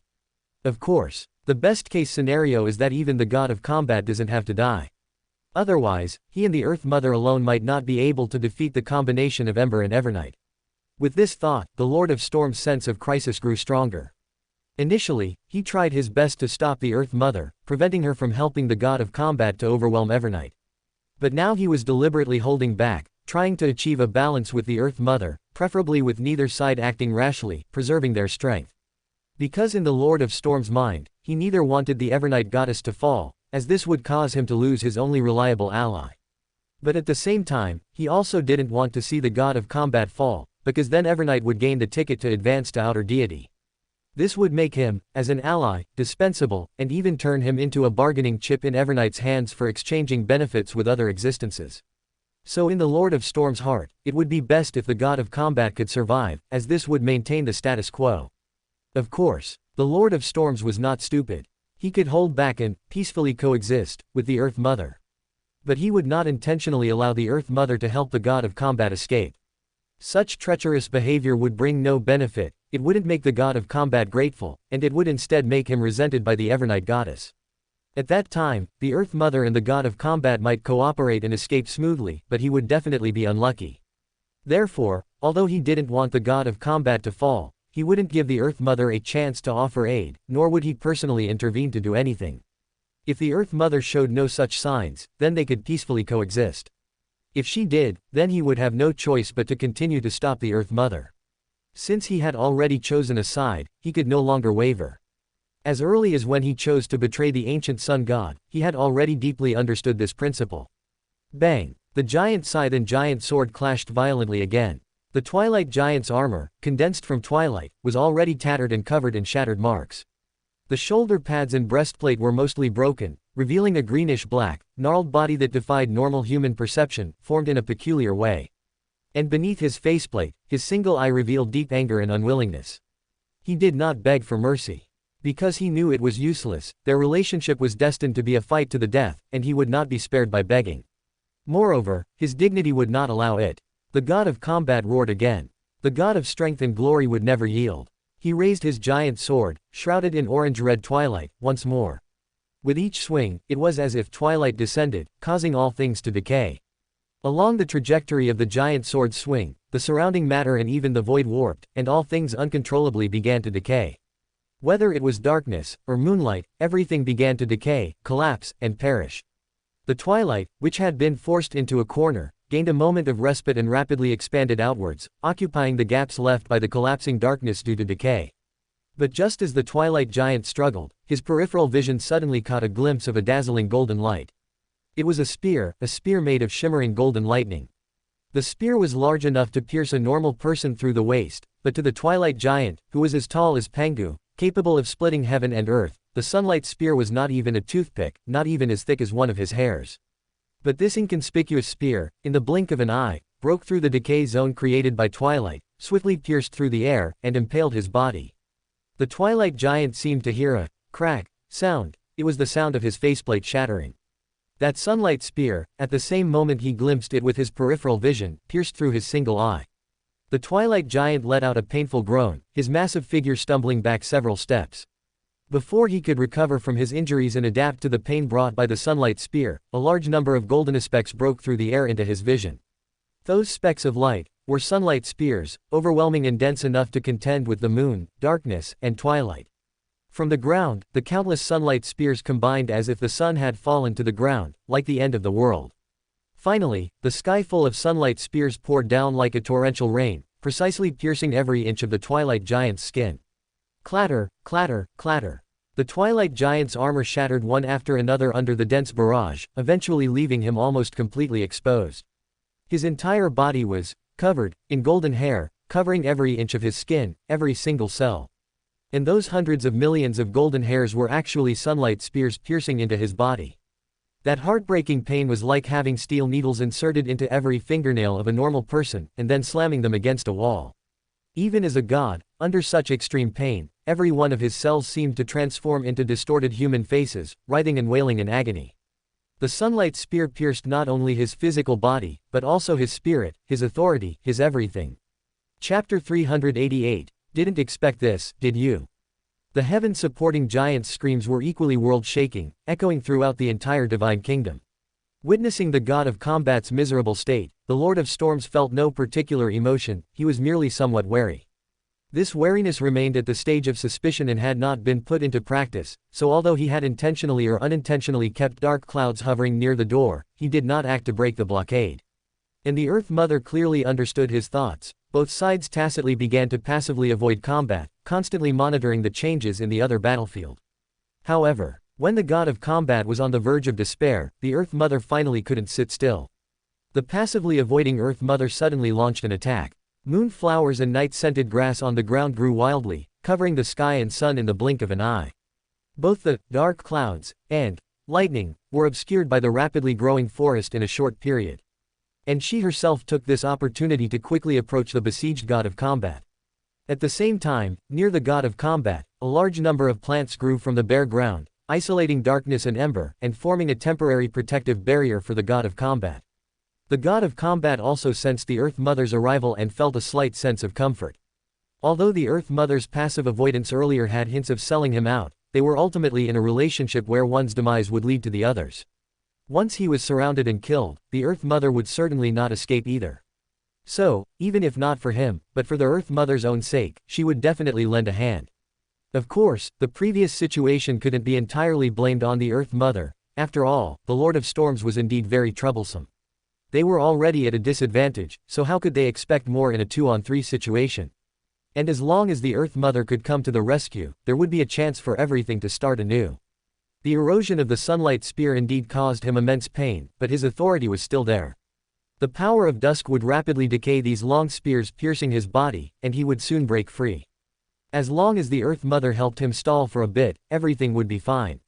Poof! The hopeful god of combat stared in astonishment at the dark brown wooden staff piercing his chest. The staff was frantically drawing the divine spirit's life, dragging the opponent back to the earth, back to the mother's embrace. This dark brown wooden staff was held in the hand of the giant-like voluptuous lady, and the constantly withering flowers, green grass, and mushrooms on her body formed a scene of late autumn. The twilight giant slowly turned his head, looking at the lady holding a phantom infant in one hand, and painfully uttered, Lilith. At this moment, the demonic wolf, dressed in a starry long dress and possessing a female human head, chuckled softly. It was unclear whether she was mocking the god of combat for not seeing through it until now, or ridiculing Lilith's act of stealing the kill. Because even without Lilith's betrayal, the god of combat was already doomed to die. The Evernight goddess let the bird-shaped golden ornament in her hand fly out on its own, accurately inserting itself into the gap of the twilight giant's face mask. The next second, parts of the twilight giant's body collapsed, and clumps of orange-red dust pierced through that tranquil darkness, falling back into the real world. Some landed on the battlefield, directly killing countless soldiers, some crushed mountains, creating a lake that could age all living beings. Some merged with certain lucky creatures, turning them into mad and powerful monsters. Some enveloped the dusk temple outside St. Millen's city, extinguishing the solidified orange-red there. The Lord of Storms, who had originally chased after the Earth Mother, trying to intervene, suddenly stood frozen in place, breaking out in a cold sweat, if he had any. At this moment, he finally connected many things he hadn't understood before. Why would the Earth Mother cooperate with him in passively avoiding combat? He had originally thought that the Earth Mother was tacitly preserving her strength with him, but now it seemed that this was clearly because the Earth Mother simply didn't care about the god of combat's life. No, she did care. At least the Earth Mother cared very much about whether she participated in the god of combat's demise, which might concern the distribution of benefits between them. That's why the Earth Mother had been passively avoiding combat, only suddenly launching an attack at the very last moment. He had initially thought the Earth Mother wanted to save the god of combat, and the god of combat must have thought so too. That's why the god of combat had breathed a sigh of relief when the Earth Mother used forest to erect a barrier for him, thinking he still had a chance to turn the tables. But the truth was, the forest did protect the god of combat, but it also restricted the god of combat's movements, lulling the god of combat's guard against the Earth Mother, making the god of combat unable to avoid the impending sneak attack, ultimately perishing with hatred. But the problem was, the Earth Mother was Omibella, the Giant King's queen. The god of combat was the Earth Mother's eldest son, so why would this mother and son suddenly turn against each other? No matter how much the Evernight goddess offered, could it be more than what her son could provide? The moment he saw the Earth Mother betray the god of combat, stabbing him in the back with a wooden staff, the Lord of Storms felt incredulous, and the god of combat's last words completely enlightened him. The Earth Mother was never Omibella, but Lilith, the blood ancestor, who should have perished long ago. The god of combat had been kept in the dark from beginning to end, which also meant that this divine war was destined to be a 2-on-1 from the start. Even if the Evernight goddess was not in good condition, the Earth Mother's betrayal and sneak attack would still leave the god of combat without a burial place. But realizing all this did not make the Lord of Storms relax, instead, it sent a chill down his spine. Because if the Earth Mother was Lilith, and she firmly stood with the Evernight goddess, with the god of combat already fallen, then wouldn't he, the Lord of Storms, be the only true outsider? Would they turn their guns on him and finish him off without further ado? The war ended just like that. If she hadn't seen it with her own eyes and felt it herself, Audrey would never have believed that the war ended just like that. When the deep darkness swallowed the orange-red dusk and then receded on its own, the angels and saints within the Forsaken Intis allied forces fled the battlefield one after another, and the army, with Beyonders as its backbone, uncontrollably collapsed. However, the demigods, low and mid-sequence Beyonders, and ordinary soldiers on the low-end side did not attempt to pursue, as they were equally confused, lost, and bewildered. Audrey walked back into the city and saw the surviving backland citizens emerge one by one from their homes, from shelters, and from other places where they could hide, staring blankly at the scene that resembled a primeval forest. They had no cheers, no shouts, no angry venting, their expressions were numb, their eyes vacant, not knowing why the disaster had suddenly ended. Among them were many who had received aid from the Charity Foundation, many faces Audrey found familiar, but their state was not much different from when they had queued for food before. Audrey silently surveyed the scene, walking all the way back to Empress Burrow, back to her own villa. She saw her father, mother, elder brother, butler, male servants, and maids all staring out the window with abnormal confusion, their expressions identical to those of the citizens on the street. For some reason, a sentence suddenly flashed through Audrey's mind. Dying without knowing why, living without knowing what for. She knew that the divine war must have ended with the Evernight goddess's victory. This was natural. The god of combat might have had the Earth Mother as an ally, but the goddess also had the Lord of Storms, the Fool, and Ember. The reason why the Fool's Church's demigods had not appeared during the Forsaken Intis allied Foss's siege was actually to lull the god of combat, making him mistakenly believe that Mr. Fool would not intervene in this divine war. But if victory came so easily, then what was the meaning of this war that lasted for several months? Audrey pursed her lips lightly. She actually understood everything, and deep down, she already had the answer to all these questions. From a utilitarian perspective, she could actually understand such an approach and accept it to some extent. It was just that she inevitably felt somewhat conflicted. And her faith in the goddess also seemed to have become less devout. On the outer defenses of Esiala, the capital of Leuenberg, most Intis people completely collapsed, because just now, their faith had crumbled. The Lord of Steam's believers did not collapse like the eternal Blazing Sun's believers, because their worshipped God was still alive. But deep in their hearts, an unavoidable wavering still arose. They were clearly the attacking side, Leuenberg was clearly on the verge of falling, and the situation was clearly excellent. But why did the divine war end with the eternal Blazing Sun's demise? If this was the result of everything, then what did all their previous sacrifices amount to? Confused emotions filled the hearts of the Lord of Steam's believers, and soon they received orders from their superiors, from the demigods, withdraw from Leuenberg, the war was over. Yes, the war was over. Even if they were about to capture Leuenberg's capital, the war still ended. Ending in their defeat. It was imaginable that what awaited the Intis Republic next would almost certainly be the option of ceding territory and paying indemnities. And even though Leuenberg nearly perished, they were ultimately the final victors of this war. In the astral world, Adam slowly withdrew his gaze from the fleeing figure of the undying great serpent and looked at the blazing divine kingdom not far away. When the eternal blazing sun fell, the Lord of Steam and the hidden sage had already quietly departed. But the God of knowledge and wisdom did not leave, because his divine kingdom was right here. In fact, Adam could actually call the Lord of Steam back again, and even Lakad could be called back, merely at some cost. But even with three true gods working together, he had no confidence in surrounding and killing the god of knowledge and wisdom in a short time. After all, this god of knowledge and wisdom was not Haraburgen, but a demoness from the Black Soul world. They possessed means comparable to gods, and with two of them combined, the best-case scenario would still be 2 against 3. Moreover, that burning divine kingdom had been completely tainted into the shape of the first fire. Ember could instantly appear in this world at any time through the connection between first fire. In that case, it would be 3 against 3. At the same time, the battle on Evernight's side had also ended, and she and the Earth Mother could arrive at any moment. Even the Lord of Storms, if he could survive, would likely come to stop him. From every perspective, the advantage was not with him. But Adam was not discouraged, because all of this was already within his expectations. He had never even thought of hunting the god of knowledge and wisdom. Otherwise, he could have waited until the eternal blazing sun and the god of knowledge and wisdom were both injured before appearing, then he could seize 2 authorities in one fell swoop. But he knew very well that this was ultimately just his beautiful fantasy. And taking a step back, Adam's current state also did not support him continuing to reclaim authority, because he needed time to digest the eternal blazing sun's authority. Even though this authority once belonged to him, after thousands of years, this authority had taken on the eternal blazing sun's form, and he needed time to adapt. Dusk was completely shattered, and darkness once again enveloped the world. Those areas that had decayed due to dusk were quickly filled by darkness, returning to their original state. Only a small area among them was covered in dark clouds, with storms and lightning hidden within. That was the Lord of Storms. Logically speaking, the divine war had ended, and he should return to his divine kingdom. But the current situation was not that the Lord of Storms didn't want to leave, but that he couldn't leave. As long as the door was there, he couldn't get away. The moment the divine war ended, the god of combat's authority was already taken by Evernight. And Ember did not linger, his figure instantly disappeared into the darkness, because there was another battlefield that needed him to conclude. And with Ember's departure, the door enveloping the divine kingdom also opened, and the Lord of Storms made no stop, leaving this divine kingdom without hesitation.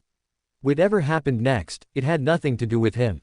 The giant-like voluptuous lady instantly collapsed, as if everything just now was merely an illusion. And from within that voluptuous lady, a petite blonde girl slowly flew out. She flew directly to the Evernight goddess, gazed at the human-shaped demonic wolf, who was countless times larger than herself, and extended her fair, tender hand. "Give me the moon." The Evernight goddess held the crimson moon in both hands, calmly gazing at the girl as tiny as an ant before her, and slowly said, "You owe me a favor." "Huh." Lilith widened her eyes, annoyed. "You owe me, that's what's right. We agreed at the beginning. Even if you contributed 99%, didn't I contribute 1%? Although the god of combat's demise had little to do with her, Lilith was still self-righteous. The Evernight goddess's expression remained unchanged, and she calmly said, "A favor." The two gods stared at each other for a long time, and finally Lilith chose to compromise, pouting. "Tisk, just so you know, I absolutely won't do anything I don't want to do. Don't worry, that won't happen."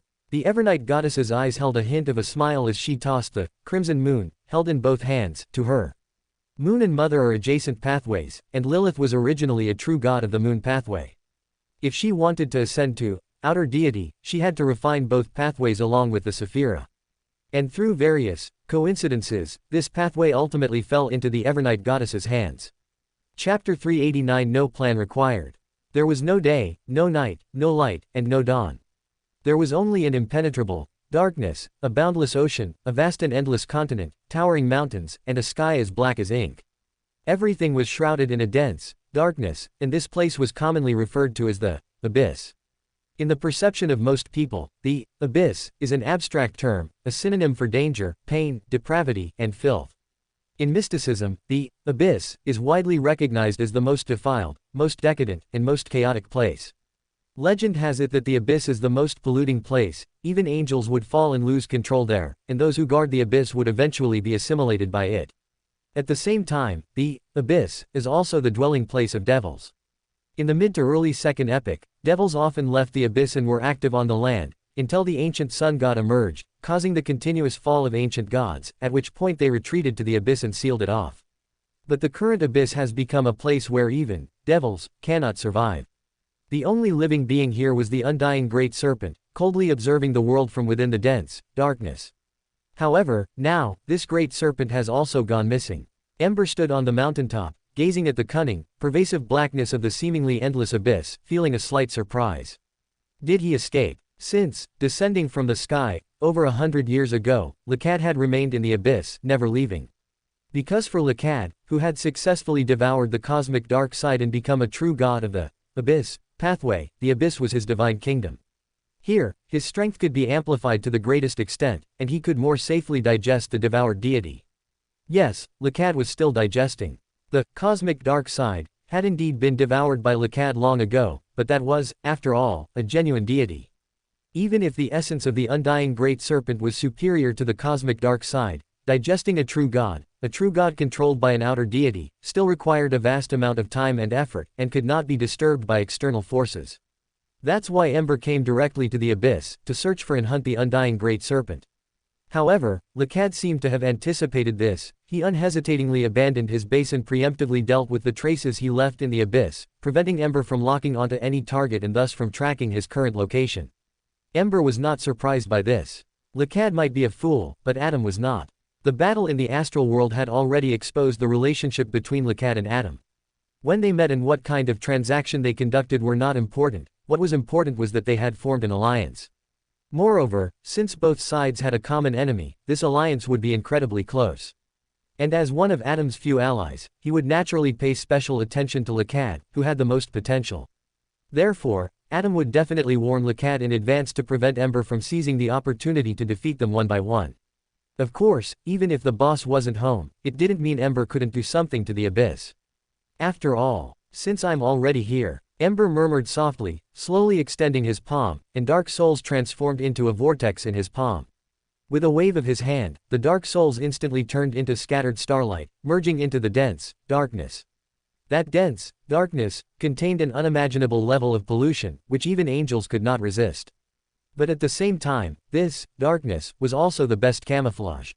When the dark souls dissipated into countless dark light points, the two completely merged into one, making it impossible for anyone to detect any clues.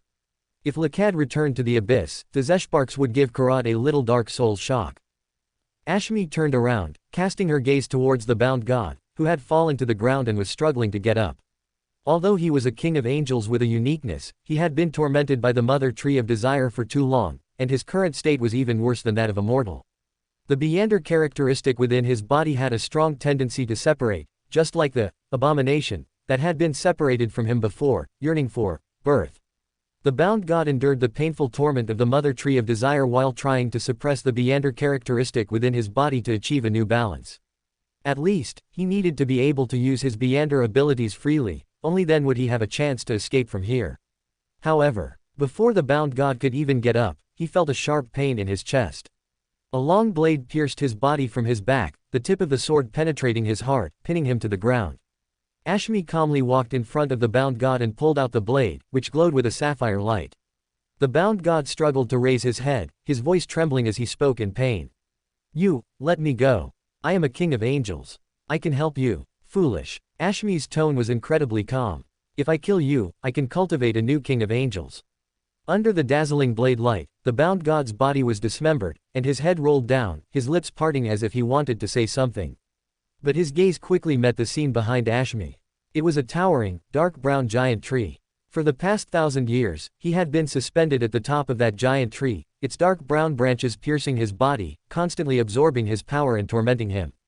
And now, all the once flying branches and leaves of that towering giant tree had been cut off, leaving only a bare trunk. And even that trunk was now covered in raging flames, burning fiercely. The bound god stared blankly at the fiercely burning towering giant tree, suddenly feeling that everything was worth it. Anyway, he couldn't escape, so this was good too, at least the mother tree of desire would be buried with him. Misty Sea, Oravi Island. Star Admiral Katlia arrived in front of a mountain peak and recited a giant language incantation to the seemingly empty cliff face. Open sesame. A path immediately appeared on the cliff, seemingly real yet illusory, leading to an unknown destination. As she walked, her vision suddenly opened up, and she saw a sea as transparent as sapphire, and a magnificent castle made purely of emerald. This was Queen Mystic, Bernadette's Emerald City. In the semi-open room with the best view inside the castle, the tall queen stood behind the railing, gazing at the layers of surging waves. For some reason, Katlia's hidden excitement, thrill, and joy suddenly calmed down at this moment, giving way to a sense of peace, comfort, and freedom. In the past, when sailing the sea, she occasionally felt lonely and sad, like a leaf separated from its tree, left to be blown in different directions by the wind. But now, she seemed to have landed on the ground, right next to that tree. She opened her mouth, but for a moment, she didn't know what to say. In the end, she just pushed up the heavy glasses on her nose and simply greeted. "Good afternoon, Your Majesty." Bernadette turned around and nodded gently. "I summoned you back to Emerald City because there is something I need your help with." Catlia felt inexplicably happy, but she suppressed this emotion well and asked seriously. "What is it?" The queen was the leader of Oravi Island, and among them were beyonders, even demigods, who revered her like a god. However, compared to these people, the queen clearly trusted her more, and this was the reason Catlia felt happy. Moreover, the queen said, "Help." Did this mean she had grown to a point where she could provide assistance to the queen? Bernadette didn't directly answer Catlia's question but said softly, "I received a clue earlier and left Backland in a hurry." "I remember that," Catlia interjected. Bernadette's straight and long eyebrows moved slightly. "Through this clue, I pieced together an incomplete sea chart from the descendants of Edwards, William, Pearly, and others. This records some of the places my father explored in the Misty Sea back then. With this sea chart and my own divination abilities, I went to the abyss, but there were no traces of him there. However, I can now roughly guess that a certain sea area far from the safe shipping lanes might hide his secret." Catlia listened carefully and asked softly, "What do you need me to do?" "Queen Mystic," Bernadette slowly spoke. "Pray to the fool, tell him these things truthfully, and ask for his help." "Ah." Catlia suddenly looked up, staring at Queen Mystic, with some confusion. If she remembered correctly, the queen had a messenger by her side, a small blue doll. At that time, the queen was already a Sequence 2 angel, yet she still treated the doll with utmost respect. This could only mean one thing: the true form of that doll was in existence on the same level as the 7 deities and Mr. Fool, a true god. But since the queen had such an existence by her side, why would she need Mr. Fool's help? The queen doesn't trust him. Catlia's eyes narrowed slightly, and she already had the answer in her heart. This was not surprising. Back on the future, the queen had clearly expressed her dissatisfaction with that messenger using her. This indicated that the queen and that entity had a relationship of mutual utilization, rather than the subordinate relationship between a triple-crowned and a deity in a righteous church. That's why the queen didn't directly find her, but subtly conveyed the message through Oravi Island, arranging to meet her here. This Emerald City was one of Emperor Rosal's legacies to the queen, perhaps it had some means to block divine prying. And now, the queen wanted to find her father's whereabouts, so she had to hide from that entity and secretly conduct her exploration. But if the queen didn't trust him, why did she explore the abyss with him before? Wasn't the abyss also a target of the queen's suspicion? Or was that journey to the abyss actually led by that entity? It was very likely, she indeed didn't show any great interest in exploring the abyss. For the queen, that exploration might have just been an order from that entity. Catlia clutched her chest, her heart aching at the thought that Bernadette, whom she regarded as an idol and a mother, was merely a pawn in the hands of a certain deity, to be manipulated at will and discarded at any time. Catlia took a deep breath and quickly said, "I'll pray to Mr. Fool right now. No hurry." Queen Mystic, Bernadette's expression suddenly softened a little. "Haven't you always wanted to share with me the things you've encountered over the years?" Catlia was stunned for a moment, then nodded with an, Yes. She then walked to the queen's side, pulled up a chair, and sat down, facing the azure sea outside the emerald railing. Bernadette sat beside her, listening to her recount her various experiences after leaving the Dawn, just as before. Some of these things Catlia had mentioned in letters, but due to space constraints, she hadn't described them in detail. Others she was telling to someone else for the first time. The boundless gray fog quietly floated, and a slight rubbing sound came from the head of the bronze long table. Klein changed his posture, raising his hands to rub his temples. This should be temporarily over, right? At least at this stage, both sides have achieved their goals. Adam successfully acquired the authority of the eternal blazing sun and is about to become a true god of 2 pathways. And the Evernight goddess also acquired the authority of the god of combat, plus the authority of death she had already acquired. She is only one step away from becoming an outer deity. As for the Lord of Steam and the Hidden Sage, it's temporarily unclear who Adam's chosen ally is. From the current perspective, the Hidden Sage seems more likely. After all, the Lord of Steam stands with the eternal blazing sun, while the Hidden Sage is clearly favoring Adam. The Lord of the Abyss, also known as the Cosmic Dark Side, has been devoured by Lakad, the bound god, has also been eliminated, and coupled with the purified Mr. Door, the outer deity's tentacles influencing the world have been temporarily severed. But in this way, a more brutal civil war will inevitably break out among the gods who temporarily have no external threats. Analyzing to this point, Klein summarized. Allies: Evernight Goddess, God of Knowledge and Wisdom, Earth Mother. Enemies: Visionary Adam, True Creator, Mr. Error Amen. Neutral: Hidden Sage, Primordial Demoness, God of Steam and Machinery. The Lord of Storms was originally a staunch ally of the goddess, but after this incident, his stance might waver. Although he is destined not to side with Adam, he might turn neutral. From the surface, the strength of both sides should be similar, with only 3 true gods explicitly taking sides. In the neutral party, from now on, their positions are almost all biased towards Adam, with the exception of the Lord of Storms. The conflict between the God of Steam and Machinery and the Hidden Sage has already come to the forefront, and only one is destined to become a true god. I still lean towards Adam choosing the God of Steam and Machinery. After all, the Hidden Sage's deification can simultaneously satisfy the needs of both the God of Steam and Machinery and Amen.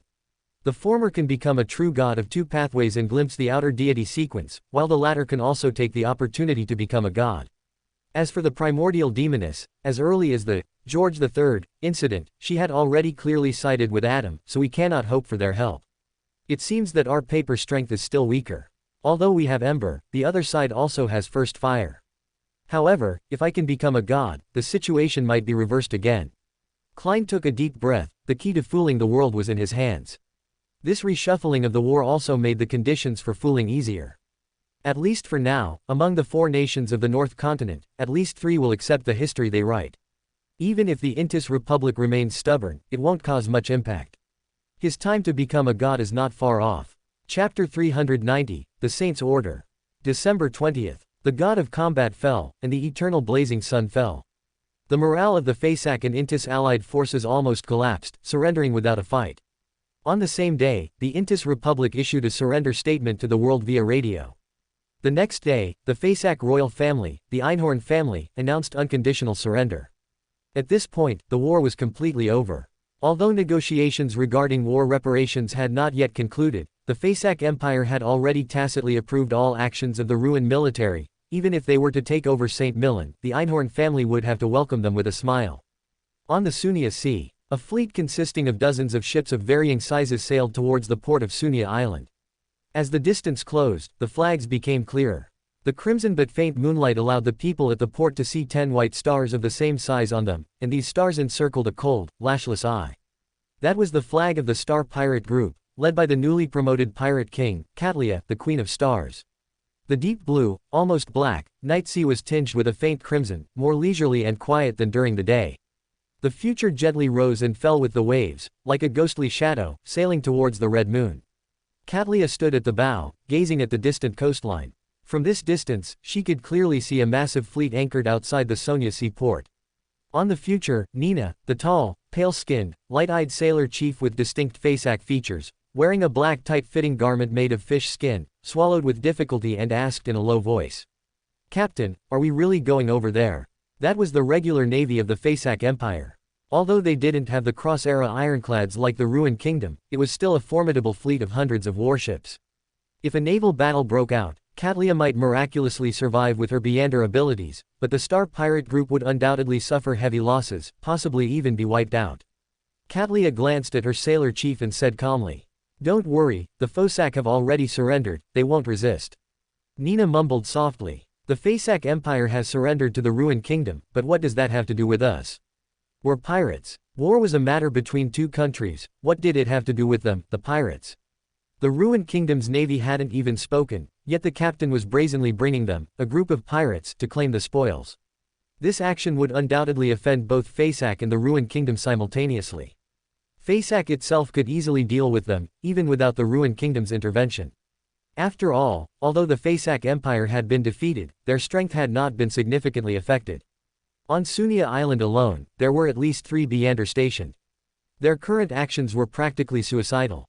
"Captain, even if you want to take advantage of the chaos, at least change to the Ruined Navy or Storm Church flag." Nina continued to grumble softly, but Katlia pretended not to hear, simply giving a calm order. "Raise the flag." Following Katlia's command, Theshtar pirate ship raised another small flag, adorned with symbols composed of partial, eyeless eyes, and partial, twisted lines. Although the flag was not as large as Theshtar flag, directly painted on the sails, its importance far surpassed it. Because this flag represented the legality and legitimacy of their current operation. As the flag was raised, Nina realized that her previous worries were purely redundant. Because the Fasak Empire's Sonia Sea fleet had remained quietly anchored outside the port, not even raising its sails. The officers and soldiers on the warship stood silently on the deck, most of them with their heads bowed as if unable to accept reality, their morale extremely low. Finally, the future passed through the Sonia Sea fleet, which was lined up to welcome them, and stopped not far from the port area. Katlia, dressed in a black classical robe, stood at the bow, her clothing adorned with various symbolic patterns and magical signs, like a powerful warlock from ancient legends. Under the crimson moonlight, a brilliant light suddenly appeared before her, and sparkling starlight cascaded down, condensing into a transparent long bridge. The long bridge extended forward, landing on the pier. Under the aim of various shore defense cannons and the gaze of various ambiguous eyes, Katlia stepped onto the starlight condensed bridge and walked towards the pier at a steady pace. Meanwhile, the Fasak officials lined up to welcome them at the port all looked at the middle-aged man in front of them. He was a half-giant with distinct Fosak features, wearing a naval general's uniform, and standing over 2.5 meters tall. He was the new commander of the Sonia Sea fleet and the current general commander of the Sonia Sea Defense Zone, Alison Einhorn. He was also the father of Yegor Einhorn, the former commander of the Sonia Sea fleet who had died in battle, and a Sequence 3 war bishop. Alison Einhorn stopped a meter away from the end of the starlight bridge, gazing at the lady slowly descending the bridge, and said in a deep voice, "Queen of Stars, on whose behalf do you come?" He, of course, knew that the other party was just a pirate. But during wartime, these pirates had been incorporated by various nations, and while the Star Pirate Group hadn't overtly sided with Ruin. Their current actions, however, were quite telling. Katlia's tone remained calm. "I represent the Fool's Church to accept the surrender." The Fool's Church. Alison Einhorn looked deeply at the lady before him, wondering what he was thinking. Since the outbreak of the war, the Fool's Church had gradually grown stronger in the Ruin Kingdom, and its actions had been extremely high profile. Among other things, since the war began, more Beander from the Fasak Empire had fallen into the hands of the Fool's Church than had fallen into the hands of the Ruin Kingdom's royal family, the Church of the Night, and the Storm Church combined. And as an exchange of interests for supporting the war, the Storm Church ceding the Rorstad archipelago to the Fool's Church was also a well-known secret. However, the problem was that no matter how well-known it was still Oshkret. At least officially, the Ruined Kingdom only recognized the Church of the Night and the Storm Church as legitimate churches. Of course, the Steam Church was originally included, but because they chose the wrong side, their removal from the Ruined Kingdom was already a foregone conclusion. This meant that, legally, the Fool's Church actually had no right to take over Sunia Island on behalf of the Ruined Kingdom. However, Alison Einhorn didn't care. Fasak had been defeated, and the god of combat had also fallen. Why should he care if the Fool's Church had legal legitimacy? In fact, wouldn't it be better if it lacked legal legitimacy? Perhaps it could even cause a conflict between the Fool's Church and the Storm Church, and if it could lead to infighting within the Ruined Kingdom, that would be even better. Alison Einhorn's eyes moved slightly, and just as he was about to speak, he suddenly heard someone on the future shout in alarm. "Captain, look behind you." Katlia heard the sailor chief's voice and couldn't help but frown slightly, but she still turned her head to look in the direction Nina was pointing. On the Azure Sea, a fleet was slowly sailing towards the port of Sunia Island. The scale of that fleet was far larger than the Star Pirate Group, with hundreds of warships, and every single one was a regular warship, including quite a few ironclads. It was incomparable to the Star Pirate Group's ragtag fleet, mostly converted merchant ships, which was not even in the same league. And what was most striking was the flag displayed on the leading ironclad flagship of that fleet, embroidered with golden and silver threads, featuring patterns symbolizing lightning, storms, and the ocean, representing the Storm Church. And judging by their direction of travel, this fleet was undoubtedly sent by the Storm Church to take over Sunia Island. Katlia turned her head and looked at the Fasak naval admiral before her. Alison Einhorn, however, fell silent, not mentioning the previous matter. If the Storm Church wasn't present, there would be no problem for him to be tricked into offering Sunia Island to the Fool's Church. But now that the Storm Church was here, such a blatant maneuver would cause him immense trouble. Even if he intended to cause trouble for the Ruined Kingdom, he couldn't do it right in front of others. After all, the Fasak Empire now had no divine protection. "Sorry." Alison Einhorn showed a helpless expression and apologized. The surrender ceremony might have to wait until the envoy from the Storm Church arrives. Katlia saw through Alison Einhorn's thoughts, a slight smile playing on her lips, and asked, "What if they don't come?" As soon as her voice fell, Alison Einhorn's expression changed slightly, and he looked up at the distant sea again. At the same time, the Storm Church fleet seemed to have discovered their presence, and the star pirate ship, flying the Fool's Church flag behind the Fasak Empire's Sunia fleet. Whoosh! Amidst the hum of the steam engines, the Storm Church fleet suddenly began to turn not far from the port. Although Sunia Island was almost within reach, they still turned away without hesitation, not even considering entering the port for supplies. Alison Einhorn's face was filled with astonishment, and the lady's clear, cold voice reached his ears. "Can we begin now?" Alison Einhorn was silent for a few seconds. The lady's slightly dark purple-black eyes seemed to possess the ability to see through everything. His thoughts and actions seemed to be exposed to her without reservation. Alison Einhorn shook his head with a bitter smile and said, "Of course, please follow me." While Katlia was taking over Sunia Island, armies in various regions of the Ruined Kingdom also took corresponding actions. In Winter County, the Ruin Army crossed the Amanda Mountains, entered Fasak territory, accepted the surrender of the two-headed giant legion, and took over the cities and ports north of the Amanda Mountains. In the Intersea Defense Line, under the command of Commander Alfred Hall, the Ruin Army swept through, recapturing Janai County within a day, and the main army entered Constant City. However, due to the orders of Conquest Fleet Commander Demetrius, the Fasak Empire's Conquest Fleet had scuttled itself before the Ruin Army arrived, which meant they could only take over parts of the Intis Republic's Intersea Fleet. At the same time, as the price of defeat, the Intis Army completely withdrew from Leuenberg and Siegel territory, and the Leuenberg Army, under the command of General Edwina Edwards, took over the bordering provinces of Lim, Reston, Olay, and Suchit. Without surprise, in future negotiations, these four provinces would serve as war reparations for the Intis invasion's failure. While the area of these four provinces was less than one-fifth of the Intis Republic's total area, they spanned the entire southern part of the Intis Republic. Once these four southern provinces were occupied by Leuenberg, Siegel, and other nations, Leuenberg could directly advance its border to Trier, the capital of the Intis Republic, which held significant strategic importance. Undoubtedly, the Intis Republic would absolutely not accept such terms. But now that the eternal blazing sun had fallen, what could the Intis Republic do even if they opposed it? Even the Lord of Steam would not support the actions of these merchants. Their resistance was merely a mantis trying to stop a chariot. Backland, North District, in a room at St. Samuel Cathedral. Archbishop Anthony handed a document to the young man opposite him, smiling. "Favored one, you can take a look at this document first." Ember took the document and casually scanned it. Accepting Beander from the Church of the God of War and the Fasak military who are willing to defect, only purging the few high and mid-level individuals who are extremely devout in their faith and willing to die for it. This is both the goddess's tolerance and mercy, and a necessary measure to deal with the future situation. As the apocalypse approaches step by step, an increase in supernatural events in various places will inevitably occur. To maintain the stability of the world, we can only strengthen our power as quickly and as much as possible.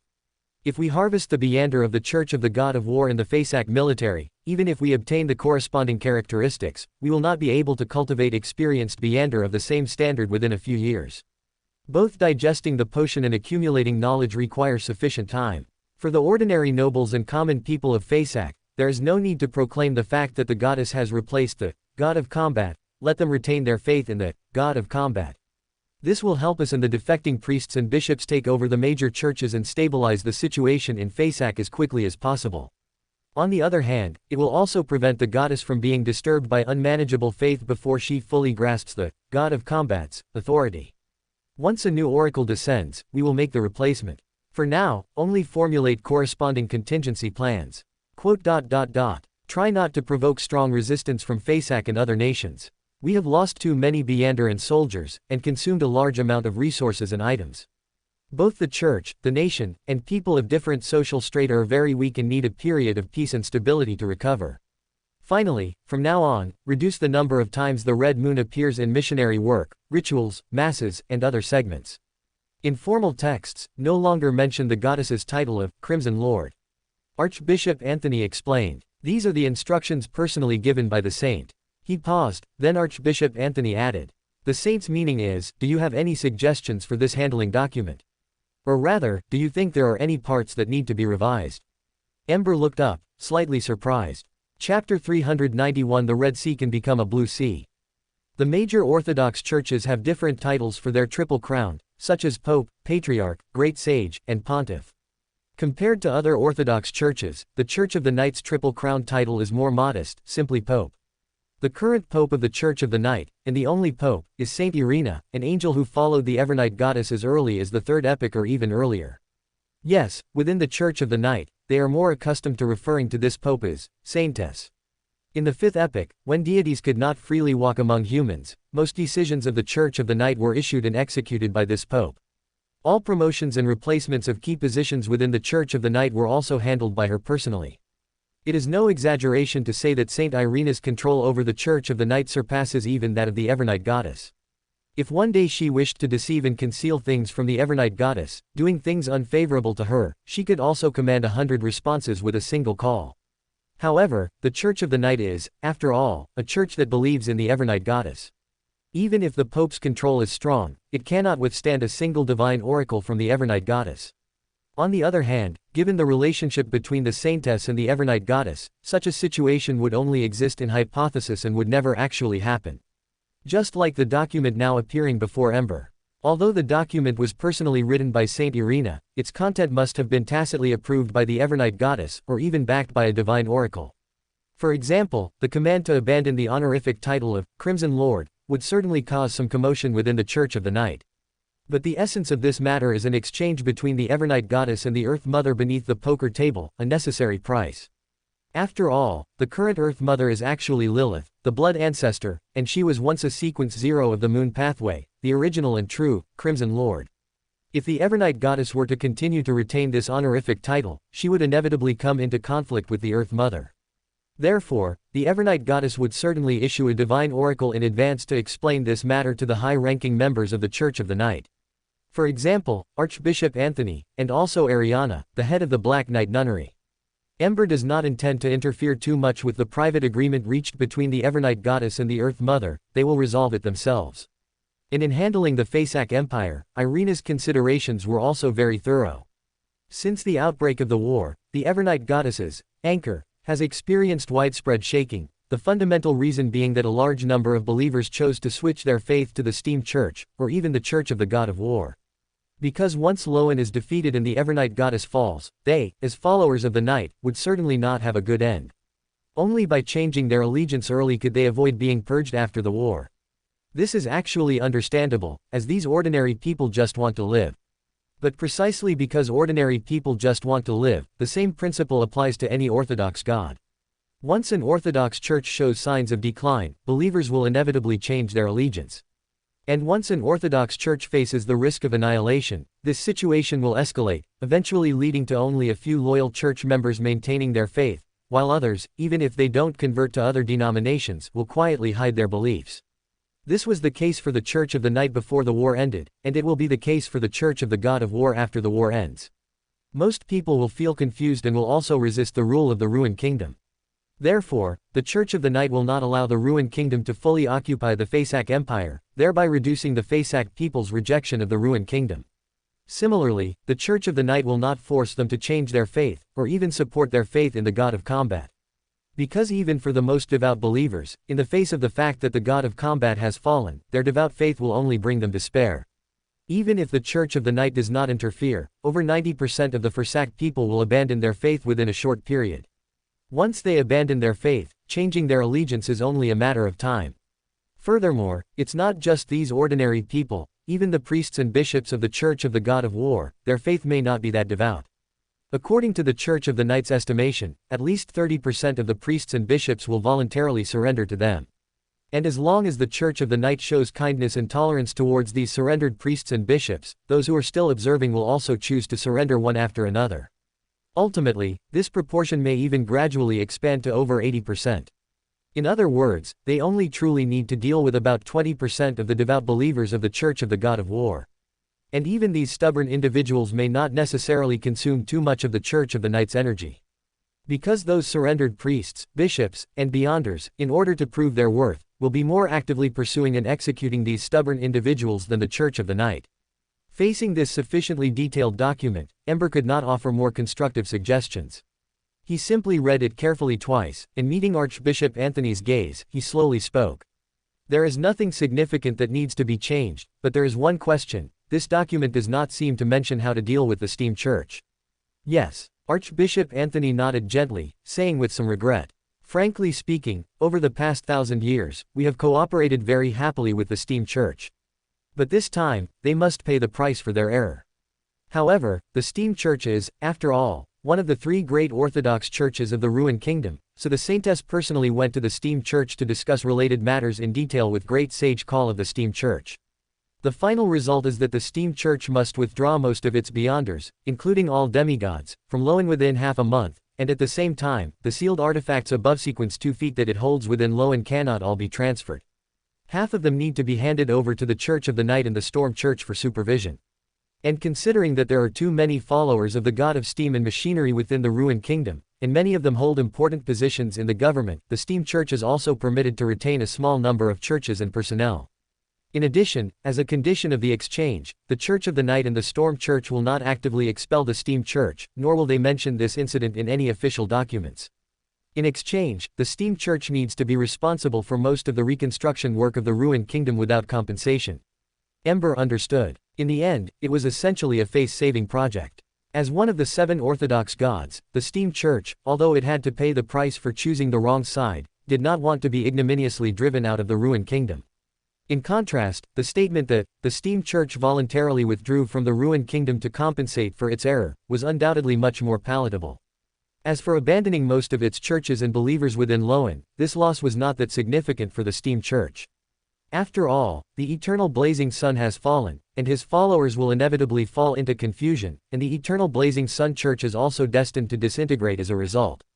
In this way, the steam church became the only Orthodox church in Intis, and its status within Intis would receive a leap-forward improvement.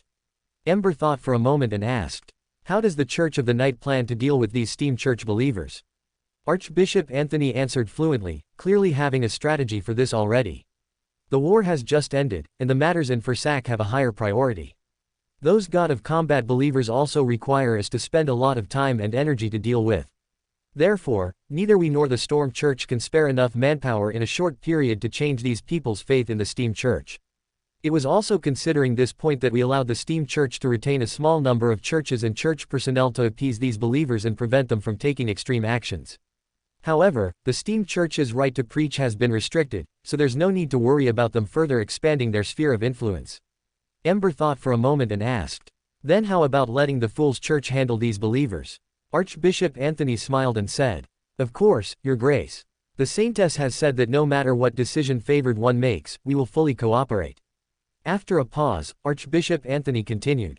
However, since we are going to cooperate with the Fool's Church, it would be best to establish direct and effective communication with the high-ranking members of the Fool's Church. The Fool's Church has only been established for a few months, silently developing believers on colonial islands overseas.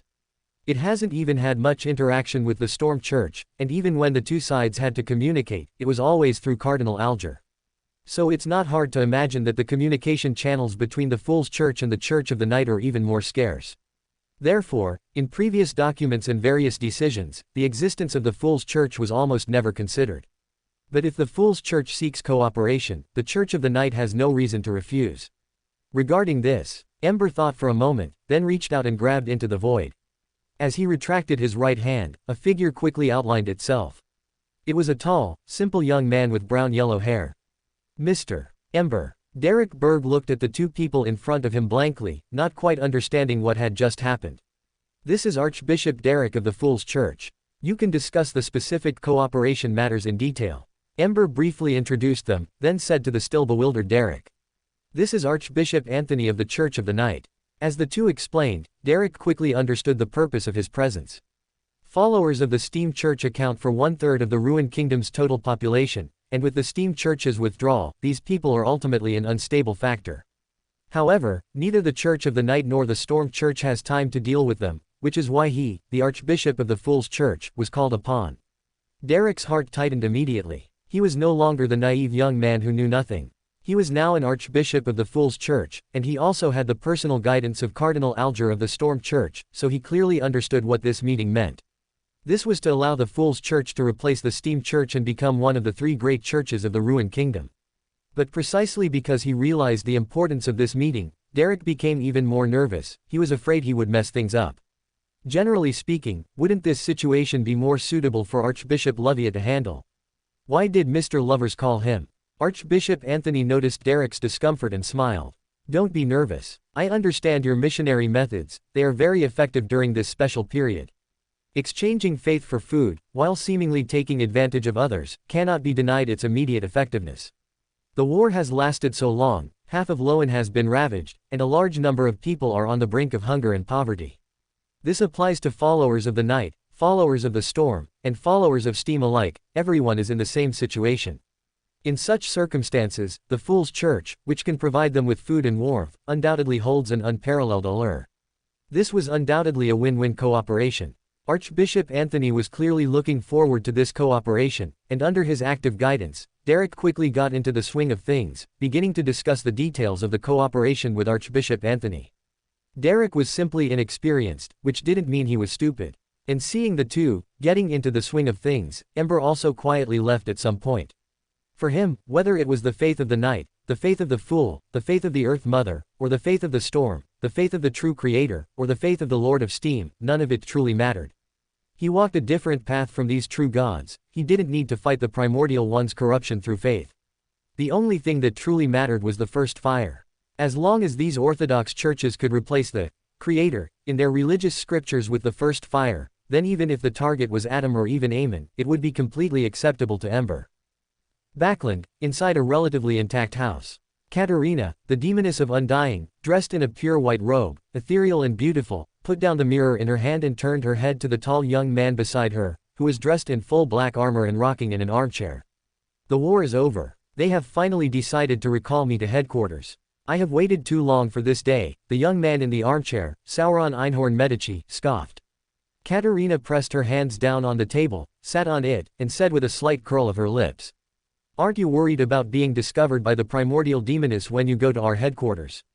I imagine she wouldn't miss this opportunity to devour you. Sauron Einhorn Medici looked at her with a hint of mockery and retorted. Then do you guess if the reason I sought you out was precisely for this? Katerina's smile faded. She truly didn't know this person's purpose. As a former king of angels of the Red Priest pathway, now a Sequence 1 angel of the Red Priest pathway, Medici's strength was beyond doubt. But compared to the Sequence 0 primordial demoness, a Sequence 1 angel was simply not enough. Medici appearing before the primordial demoness now would be akin to offering himself up as a meal. Unless he was truly seeking death, and his goal was to be discovered by the primordial demoness. But what was he after? Medici suddenly chuckled, idly playing with the flame in his palm. Such an action is very normal for a hunter. Chapter 392 The Meeting of the 25th Generation. Good afternoon, Mr. Fool. On Monday, inside the ancient palace above the Fool, the members of the Tarot Club appeared simultaneously, greeting Mr. Fool in unison. Klein looked around and suddenly felt a surge of emotion. The Hanged Man is currently a cardinal of the Storm Church's Rorstad Archipelago Diocese, responsible for liaison between the Storm Church and the Fool's Church. Justice is already a Sequence 3 demigod, only lacking a suitable ritual to advance to a Sequence 2 angel. Setting aside him and Ember, this is undoubtedly the first angel from the Tarot Club who is about to advance. Furthermore, with Karula's help, Justice has now largely completed her control over the Psychology Alchemists. Although this secret organization is merely an appendage of the Twilight Hermit Order and Atom, its widespread presence across the North Continent means its strength cannot be underestimated. Sun is an archbishop of the Fool's Church and also an elder of the City of Silver's 6-member council, the most devout believer of the Fool in the Tarot Club, bar none.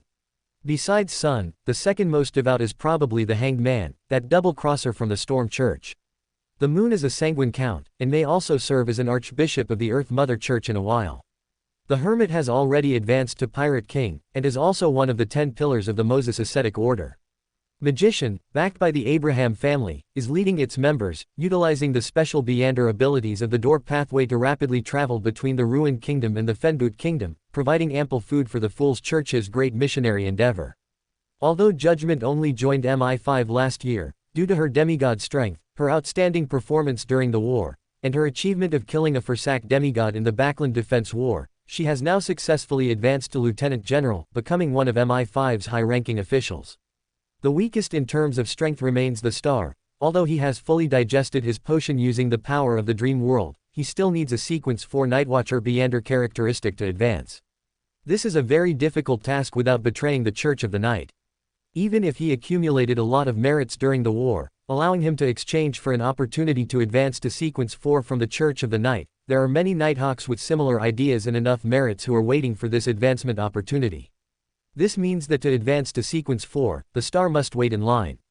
The fool, Klein, shrouded in gray-white mist, quickly withdrew his gaze, feeling inexplicably emotional. The Tarot Club has grown to such an extent. Not only are almost all members demigods, but everyone holds high positions in major churches and secret organizations. Setting aside the former, the latter is also a manifestation of the Tarot Club's strength. But from the perspective of the major churches, the Tarot Club is simply a gathering place for double-crossers. The fool, Klein, silently complained, but quickly composed himself and smiled. This should be our last meeting this year. Hearing Mr. Fool's words, the hanged man, Alger, felt an inexplicable tremor in his heart, because he understood Mr. Fool's meaning. The hanged man almost instinctively turned to look at the other members, finding that their faces all showed varying degrees of surprise, precisely because they understood that they were surprised. Son, Derek asked with some concern. Mr. Fool, are you going into slumber? The hanged man withdrew his gaze. Well, it seemed some people still didn't understand. Magician kindly reminded him. Mr. Son, today is already December 26th. Son was stunned for a moment, still not reacting. The moon explained, somewhat exasperated. That means the next Tarot Club meeting will be next year. Son finally understood, his expression a bit awkward. But soon he realized another thing, was Mr. Fool joking with them? This had never happened before. After all, Mr. Fool is a god. He subconsciously observed the expressions of others. Although not as meticulous as Miss Justice, he could still discern the emotional changes of the other members. This was an ability he had honed during his time as an archbishop. The hanged man, Alger, thought to himself. It seems Mr. Fool's humanity has been further expressed. At his level, one could more or less guess the importance of faith to gods, especially since he also had intelligence channels from the Tarot Club. The reason why various gods are keen on developing believers is actually to use the believer's faith as an anchor, to resist the divinity brought by Beander characteristics. In this resistance, their humanity can be preserved to the greatest extent. Mr. Fool is a resurrected ancient god. Before this, he only had some powerful benefactors who couldn't provide much faith. But with the allegiance of the City of Silver and the rise of the Fool's Church, Mr. Fool's number of believers expanded by millions. The faith of these millions of believers is already enough to serve as an anchor for a god, helping him resist divinity. The humanity preserved and released in this resistance has made Mr. Fool more human-like. Just like now, Mr. Fool, having gained more humanity, would even actively joke with them. What the hanged man could figure out, others naturally could too. They simply chose to ignore it by unspoken agreement, and no one would actively discuss it, as it would be disrespectful to Mr. Fool. The star, Leonard, looked around and, seeing the other members remain silent, tentatively spoke. According to the intelligence gathered so far, a divine war indeed occurred previously. It is certain that Evernight Goddess, Lord of Storms, God of Combat, and Earth Mother Goddess appeared high above Backland. As for the outcome, I believe everyone is well aware. What are your thoughts on this? I cannot understand why such a result occurred. Earth Mother Goddess and God of Combat, this mother-son duo, were defeated so easily by Evernight Goddess. The hermit, Catlia, did not hide her confusion, her delicate brows slightly furrowed. God of Combat had made many preparations for this divine war. The protracted war itself was the best evidence. After the divine war ended, although she also received an oracle from Mr. Fool and took over Sunia Island before the Storm Church, she still found it incredible. God of Combat had taken the initiative to attack, which should have indicated his absolute confidence before acting. Yet the final result was that God of Combat swiftly fell in less than a day. What exactly had he prepared then? The hanged man, Alger, collected his thoughts and carefully said. I received a piece of intelligence that Fenboot defected immediately after the divine war ended. Earth Mother Goddess betrayed God of Combat. Judgment, Zio, found it hard to comprehend. What was this? Filial piety between mother and son. Ember looked at everyone's astonished and bewildered expressions, and asked with a smile. What made you think Earth Mother Goddess was Omibella? Hearing this, the members of the Tarot Club hesitated somewhat. All the intelligence they knew indicated that the Earth Mother Goddess was Omibella. Even God of Combat thought so, otherwise, why would he trust the Earth Mother Goddess so much? Justice, Audrey, deliberated for a moment, then asked on behalf of the others. Mr. Lovers, why do you say that? Ember looked around and slowly spoke. Because Omibella had already fallen as early as the second epoch. The star, Leonard, subconsciously asked. Are you sure? As soon as the words left his mouth, he began to regret asking such a question. Ember was at least an angel, so if he dared to say it, he naturally had absolute certainty. Ember smiled. Of course, I killed her myself. For a moment, the Hanged Man, Alger, Justice, Audrey, and others were speechless, as if struck by lightning, paralyzed in their seats like stone statues. What do you mean, you killed her yourself? That is to say, you were already an angel in the second epoch. No, more than that. Omibella was also an angel in the second epoch. To kill a sequence 2 angel, one would at least need to be sequence 1 or even a king of angels. So if Lovers was already a king of angels in the second epoch, then what about him now? The Hanged Man, Alger, vaguely guessed something and looked at the young man beside him with difficulty out of the corner of his eye. If Earth Mother Goddess isn't Omibella, then who could she be? Son, Derek couldn't help but ask. The hermit, Catlia, also felt something was amiss. If Omibella had already fallen, it would be impossible for no one to have discovered it. Ember looked at Derek and asked. I remember the City of Silver has 2 divine sealed artifacts, right? Yes. Son, Derek didn't know why Ember suddenly asked this, but he nodded honestly and explained. One is, Proof of Glory, the crown once worn by giant King Olmir. It is thanks to this sealed artifact that the City of Silver was able to withstand wave after wave of monster invasions from the darkness during the Dark Era. And the other divine sealed artifact is, Gift of the Earth. Derek paused, his expression suddenly becoming somewhat uncertain. The City of Silver once worshipped giants, so it wasn't strange for them to possess sealed artifacts once used by giants. But if, Proof of Glory, was giant King Olmir's crown, then what about, Gift of the Earth? Ember's calm voice rang in his ears. That is Omibella. The Hanged Man and the others immediately felt their scalps tingle. If they remembered correctly, the predecessor of the City of Silver was the Silver Country, and they worshipped the giant queen, Omibella. But now, Mr. Lovers was telling them that Omibella had fallen in the Silver Country that worshipped her. Her remains were even made into a sealed artifact, used by the City of Silver for generations. The hermit, Catlia, found it hard to believe for a moment. Didn't God of Combat have any suspicions? Ember glanced at Catlia, then continued. In fact, Omibella's fall was prepared for Ormir. At that time, the ancient sun god, who is only a true god of dual pathways, personally grafted destiny, and the Evernight goddess also concealed all this with the authority of secrecy. It's just that the ancient sun god grew too fast and didn't need to use this move. The star, Leonard, swallowed with difficulty, a faint cold sweat seeping from his forehead. As early as the second epoch, 3 true gods had already taken action against Omibella, who was then only an angel. From this perspective, Omibella's death was not unjust, and could even be said to be worthwhile. Not all angels had such an honor, she was probably the only one. And if there was the Evernight goddess's concealment, and the ancient sun god's grafting of destiny, then all of this had a reasonable explanation. If even giant King Olmir couldn't detect anything abnormal, how could God of Combat, who was only an angel at the time, have discovered it? Justice, Audrey, murmured to herself. So, who exactly is the Earth Mother Goddess? With the confirmation that Omibella was dead, the answer wasn't hard to guess. Firstly, only adjacent pathways can be interchanged. To graft Omibella's destiny and become a true god of the Earth pathway, one must inherently be of the Earth or Moon pathway. In the second epoch, there were only 3 beings with such prerequisites. The blood ancestor Lilith, and her 2 subordinate gods, the beauty goddess and the goddess of life. The latter 2 are still alive and continue to lead the Sanguine to this day. Only the blood ancestor Lilith, she fell due to the giant king's betrayal. But this fall was not complete, as the Sanguine still consistently believe that the blood ancestor is alive, and she occasionally responds to the Sanguine's prayers. Thinking of this, Justice, Audrey, asked with some hesitation. Is the Earth Mother Goddess the blood ancestor? Emlyn's eyes widened abruptly, and he instinctively sat up straight. And when he saw Mr. Lover's nod, confirming Miss Justice's guess, his mind instantly became a jumble of various thoughts. The Tarot Club was quiet for a long time. The hermit, Catlia, composed herself and asked cautiously. Mr. Lovers, did you participate in this divine war? Ember candidly replied. I didn't contribute much. Hearing Ember's reply, the hermit, Catlia's eye twitched, but in her heart, she affirmed her guess. She had originally thought this divine war was a fair 2v2, which was why she was confused by God of Combat's fall.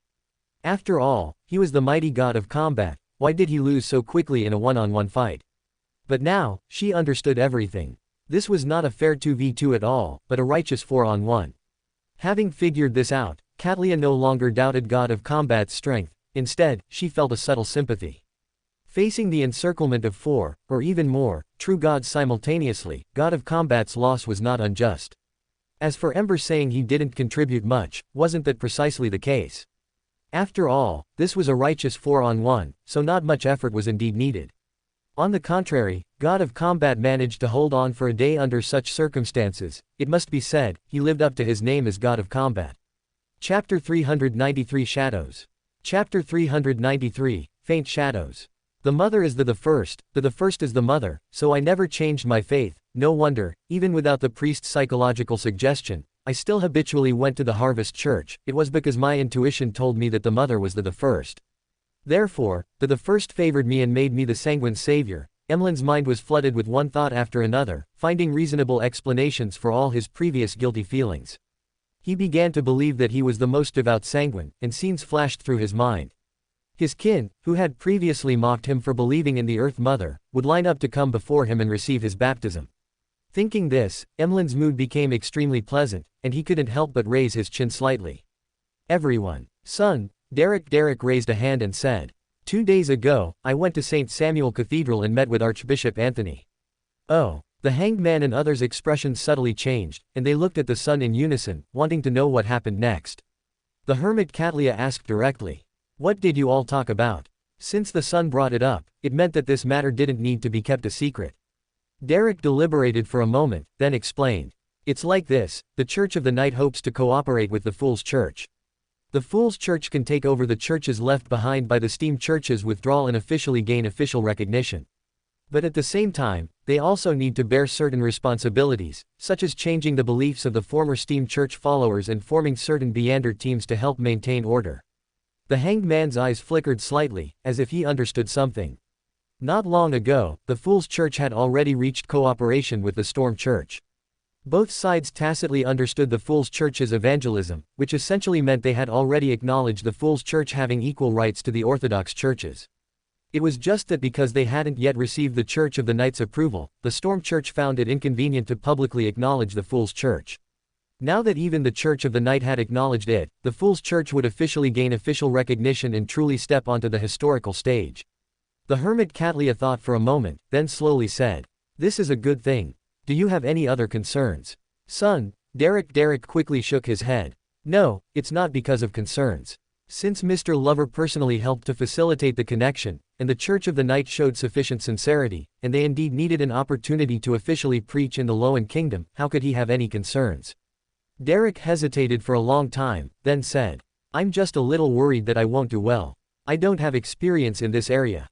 After a pause, Derek continued. So, I hope to get your help in this regard. Hanged Man Alger frowned slightly, the son was still a bit unconfident.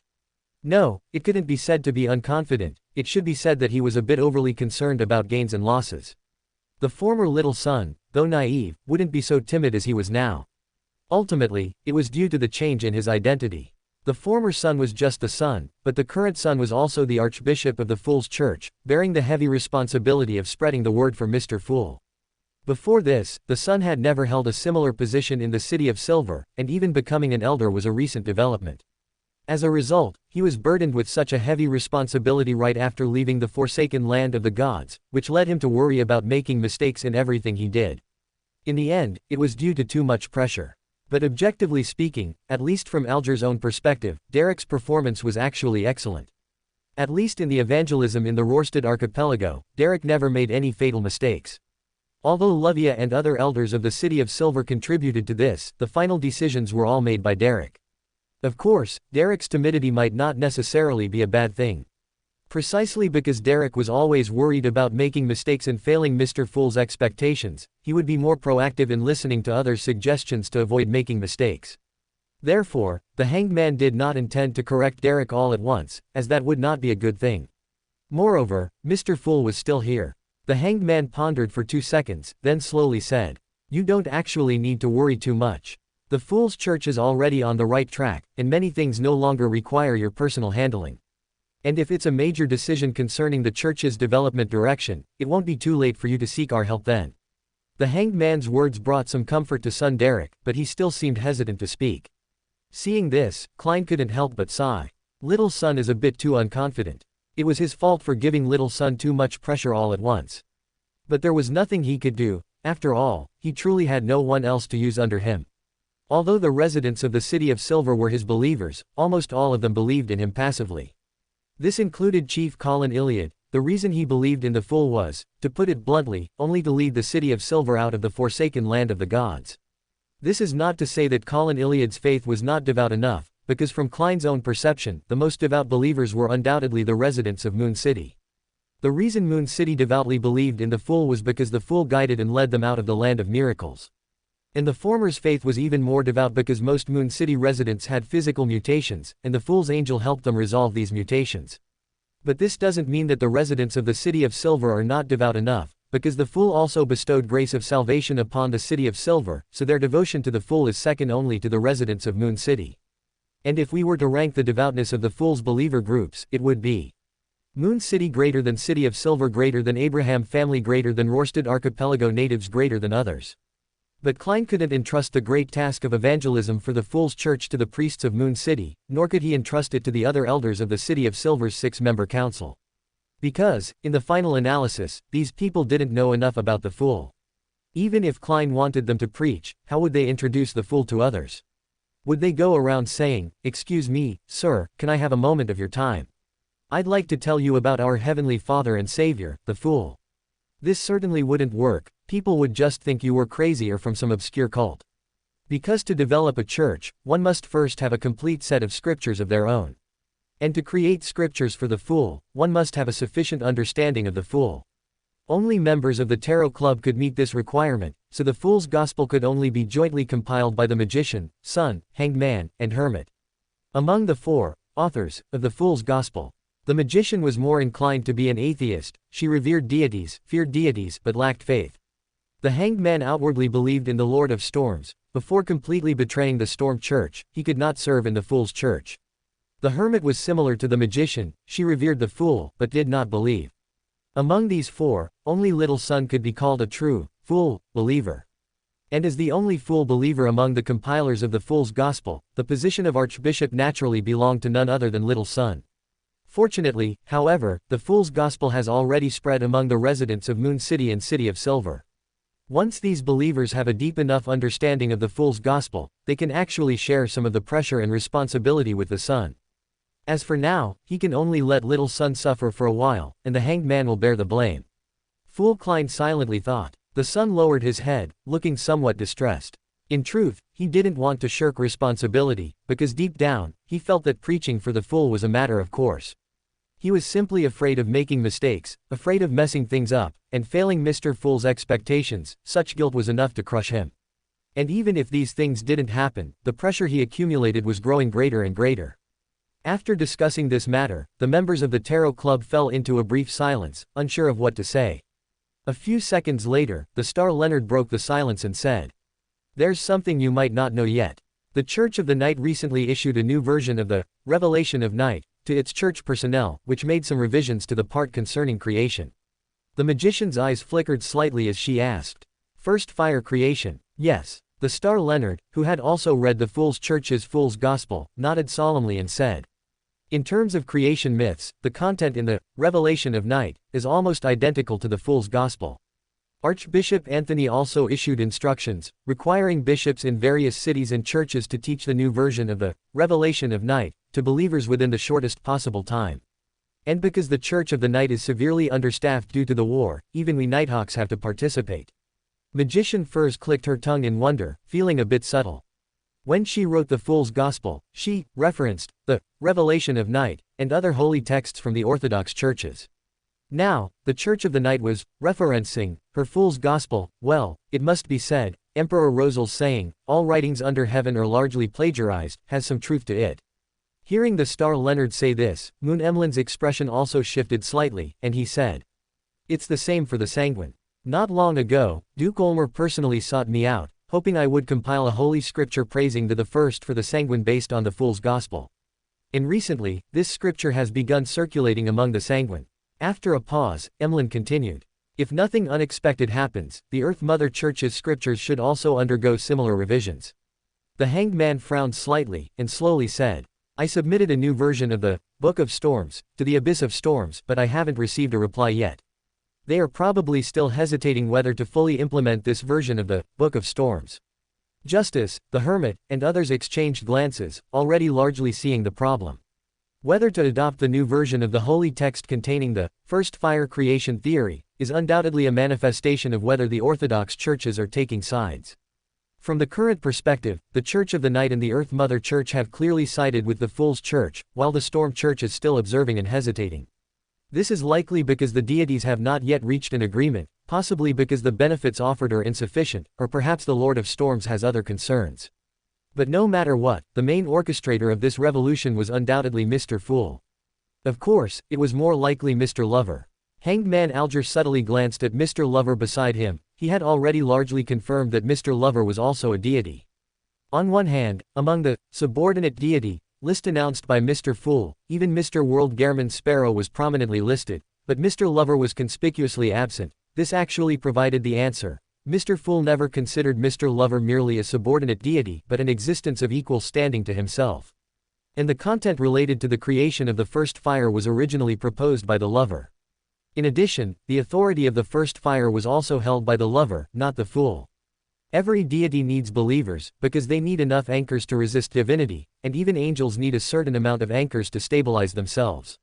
Mr. Fool is no exception, which is why there are favored one like Mr. World, and why there is the Fool's Church. But the Lover was an exception. Alger had never heard of any church or secret organization related to the first fire, nor had he heard of anyone believing in such an existence, which indicated that the Lover, who held the authority of the first fire, did not need faith to resist divinity at all. This was not speculation, but a conclusion drawn by the Hanged Man based on his own feelings. In order to obtain higher-level Beander potion formulas, he had accepted the Lover's grace long ago, and Soul Ember was burning within him. So he could clearly realize that Soul Ember was gradually eroding the mental imprints brought by the Beander characteristic, making him less affected by the Beander characteristic. Such a special power undoubtedly violated the basic principles of the 22 pathways. The Hanged Man even suspected that with the help of Soul Ember, Beyonders could even directly transfer to non-adjacent pathways without worrying about the risk of losing control. And now, all the major Orthodox churches, including the Fool, are unanimously promoting the first fire creation theory. Is it because they have all felt the benefits brought by the first fire?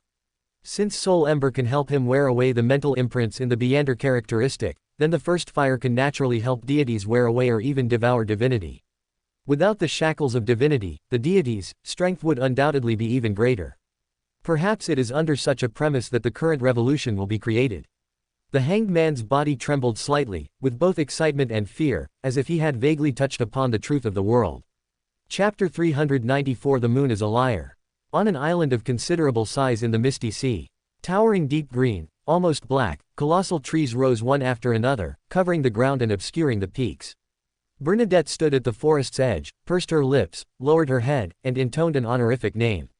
The fool that doesn't belong to this era, the mysterious ruler above the gray mist, the king of yellow and black who holds good fortune.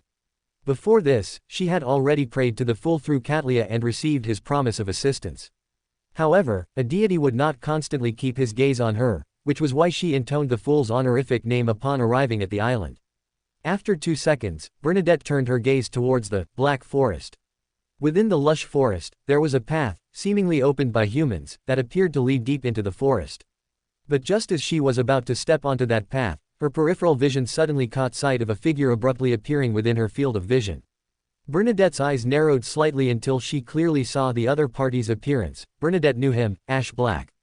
However, recognizing the other party's identity did not alleviate the atmosphere in the slightest. Instead, it made Bernadette even more vigilant. Because the person before her was a favored one of the Evernight goddess, and also the king he spoke of. She didn't understand why he would appear here. Was it because of the Evernight goddess? Or was he sent to pursue her? If he did it, then why wasn't he himself here? And, she had clearly already. Ember looked at the lady who was retreating vigilantly, feeling a bit confused, and asked, perplexed. What are you thinking? Bernadette remained silent for a long time, then tentatively asked, "Why are you here?" Ember asked in surprise. "Didn't you pray to the fool yourself?" "The fool?" Bernadette was stunned for a moment, then quickly reacted, an almost emotionless face revealing unconcealed astonishment. "Did Mr. Fool send you? Isn't he a favored one of the Evernight goddess? Isn't he the king he spoke of? Why would he be connected to the fool? What exactly is going on? Why does it feel like every deity is connected to him?" "No, not just connected, but rather, they seem to have a very good relationship. The Evernight goddess regards him as a favored one, that one calls him king, and since the fool would send him, it means the fool also trusts him. So, who exactly is he?" "You could say that." Ember didn't refute, turning his gaze to the black forest ahead, and suddenly asked, "Can you confirm that Rosal's mausoleum is on this island?" Bernadette was silent for a moment, then softly said, "I can't be certain, but I have a strong feeling." "Then let's go." Ember nodded slightly, turned, and stepped onto the path leading deep into the forest.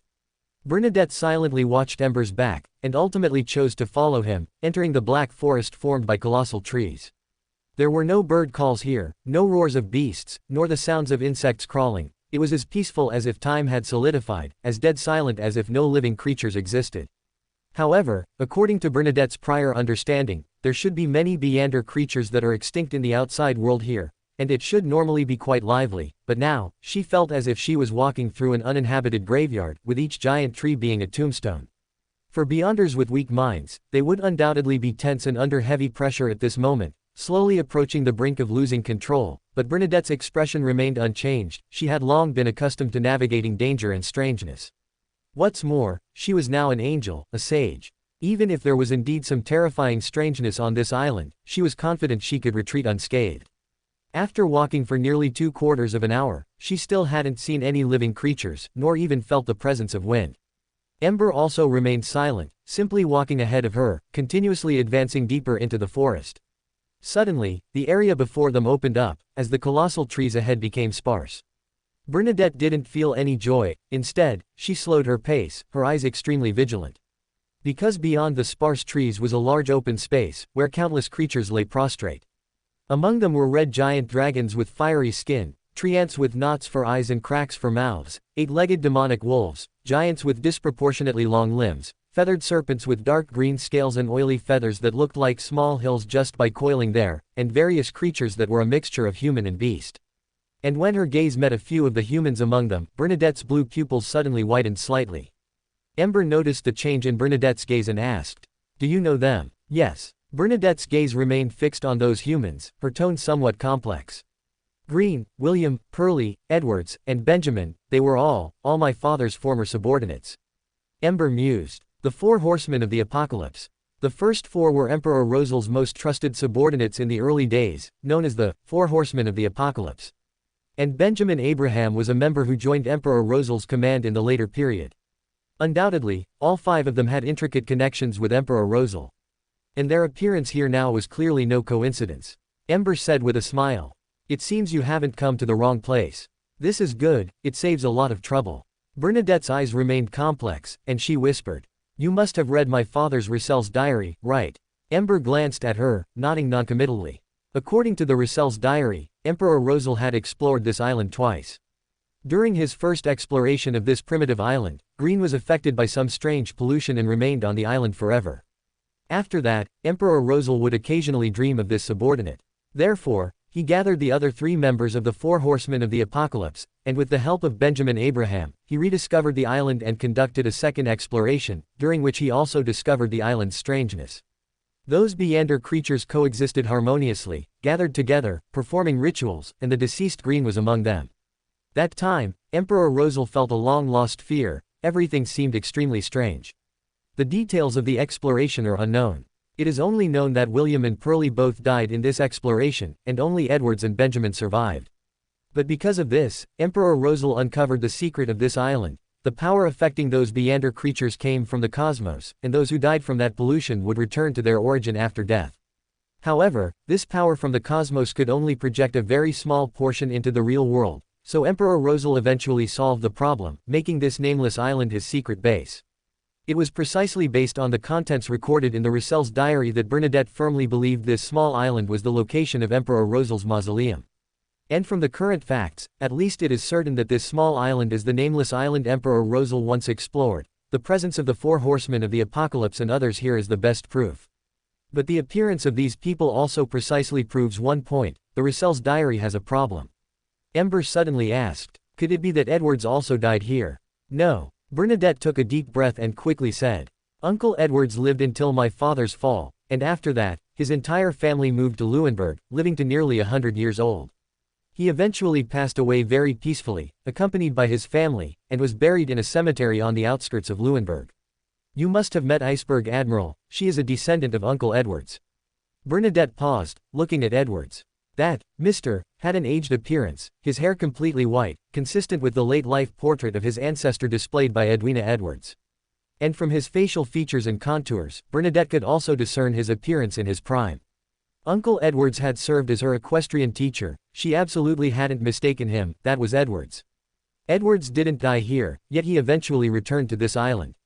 This proves 2 things. First, even if a polluted person doesn't die on this island, they will return here after death. Second, although her father stated in his Rosel's diary that he had solved the pollution on this island, the facts prove otherwise. Ember's voice sounded beside her ear. What did you think of? Bernadette did not hide anything, laying out all her conjectures. Ember shook his head upon hearing this. There's some truth to it, but it's not the main point. Bernadette pressed. Then what is the main point? She wasn't annoyed by Ember's attitude, merely eager to know the answer. Ember said calmly. Just as the 7 orthodox gods are mutually hostile, outer deities also have irreconcilable conflicts with each other, so the powers of different outer deities are destined not to coexist peacefully. That is to say, Bernadette immediately realized something, her expression slightly changing. That is to say, the pollution on this island and the pollution on my father are the same kind. Yes. Ember nodded gently, then continued. I even suspect that Rosal was actually polluted as early as when he explored this island. It's just that this pollution was very hidden, and its impact on him was very small, so he didn't notice it. Perhaps the sole purpose of this pollution was to guide him to the cosmos. Of course, it's also possible that Rosal did successfully resolve the pollution on this island at the time. But as he himself was polluted by an outer deity, the power of the cosmos was reprojected onto this island. Bernadette felt very uneasy after hearing this. Because no matter which conjecture it was, it indicated that her father was still suffering from the ravages of outer deity pollution. At this moment, the worship had ended. Edwards and the surrounding creatures walked to different parts of the primitive forest, and there were no longer any creatures on the open space. The newly expanded view also allowed Bernadette to clearly see the object of worship of those creatures. There was a giant stone, on which a simple shrine made of dark redwood was placed. The inside of the shrine was empty, with no idol, nor any emblem composed of symbolic characters or other items. The creatures on this island seemed to be worshipping something that did not exist. Let's go. Ember withdrew his gaze, called out, and continued deeper into the forest. Bernadette silently followed his footsteps, then suddenly whispered.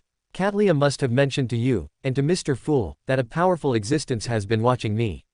He has provided me with a lot of help, and I have done many things for him, even if it wasn't my original intention. Even in the matter of finding my father, he helped me a lot. Ember had not responded, and Bernadette held no expectations for him to do so, merely narrating softly to herself. But I cannot trust him. Because his symbol is the moon, and what polluted my father was also the moon. She held the most important parts of the Rosel's diary. For over 100 years, the truth had actually been in her hands, but she couldn't understand it. She didn't know what happened to her father, only that his temperament drastically changed in his later years, and he eventually fell in White Maple Palace. But she knew her father walked the Black Emperor pathway, and she also knew that a sequence 0 of this pathway would not easily die. So for all these years, she had been searching for information everywhere, looking for traces that her father might still be alive. But as time passed, she gradually learned the truth of her father's fall, knowing that his drastic change in temperament in his later years was due to pollution, and this pollution came from the moon. A large part of this information she obtained from the Fool. Because the Fool was, to her knowledge, the only one who could read the Rosel's diary. It was precisely because she understood the truth of the matter that Bernadette, who had originally been playing along with the moon, unhesitatingly chose to betray that existence and instead sought the Fool's help. The reason was simple. Since he knew all this long ago and never told her the truth, how could she still trust him? Ember glanced at Bernadette, but still made no comment. And Bernadette seemed to have run out of things to say, falling into silence as well. She had actually intended to bridge the distance between them, but it seemed to have no effect. "We're here." Ember suddenly stopped, almost causing Bernadette, who had been silently following beside him, to bump into him. But upon hearing Ember's voice, Bernadette couldn't help but look up ahead. It was a mountain several hundred meters high, its upper part also covered with those deep green, almost black giant trees, so much so that from a distance, it almost merged with the forest, indistinguishable. And the side facing them, most of the area was devoid of trees, because the mountain body had been partially hollowed out. Within the mountain belly, a black mausoleum stood, exuding an extremely magnificent presence. Bernadette's expression stirred, for that was her father's mausoleum. Chapter 395, Filial Piety. Bernadette gazed at the mausoleum, her ocean blue eyes suddenly becoming extremely deep, like the sea before a storm. Knowing that her father had been corrupted, she couldn't possibly open the mausoleum door directly without any preparation. She needed to peek into the river of fate to make a prophecy for her next actions. The sequence 3 of the Hermit Pathway is clairvoyant. As the name of the Beyonder characteristic suggests, Beyonders of this sequence possess extremely powerful divination abilities. And now, Bernadette, who had advanced to sequence 2 Sage, was able to further enhance her prophetic abilities. To some extent, she could indeed make prophecies about powers at the divine level. Silently, she saw a scene. The majestic and solemn deep black mausoleum shook noticeably, and its heavy, tall stone door slowly opened. Then, a giant, pitch-black arm stretched out from the stone door. The arm was almost as large as the trees on the island, and from its color and state, it looked more like part of a shadow, but it wasn't a thin layer, instead, it was filled with flesh, appearing extremely bizarre. It propped itself on the ground with its elbow, moving forward with difficulty, as if trying to pull out the subsequent, larger, and more terrifying parts. Bang! The eyes of mystery shattered violently. As if suffering unbearable damage, Bernadette painfully closed her eyes, silently resisting the unknown corruption. And perhaps because of her prophecy, the island became aware of the foreigners' invasion and reacted fiercely. To put it simply, the island came alive. The huge, deep green, almost black trees waved their branches, pulling out their roots one after another, and then, like humans, moved towards the mausoleum. The entire primeval forest came alive. The dense, almost sky-obscuring trees surged forward like a tide. And in that living forest, giant red dragons with flames flowing on their skin quickly flew high into the sky, while 8-legged demonic wolves began to gallop among the trees. All the Beyonder and mutated creatures on the island became restless, heading towards the mausoleum. They were like the immune cells of the island, rushing to eliminate the foreign bacteria invading it. "Be careful." Knowing she had made a big mistake, Bernadette hastily called out a warning, forcing open her eyes despite the discomfort, blood tears streaming from her eye corners. But the lush forest had already reached them, casting shadows that completely obscured the sun's light, as if the entire world was left with only dark shadows, like a tide rushing to the shore, about to completely engulf them. And in that darkness, whispers followed, overwhelming. The whispers of darkness were like a mother's earnest teachings, telling them of the preciousness of life. An almost uncontrollable thought arose in Bernadette's mind: the conception of life represents the rebirth of hope. In her past 100 years of life, there had never been a moment like this, yearning for the most primitive mating and reproduction. The invisible whispers, even without her realizing it, had corrupted her, an angel. Bernadette was in unbearable pain, trying to transform into the purest information flow creature, using her mythical creature form to escape the corruption of the whispers, to get rid of the strong desire to mate, and to get rid of the life brewing within her. And just then, she heard a bell.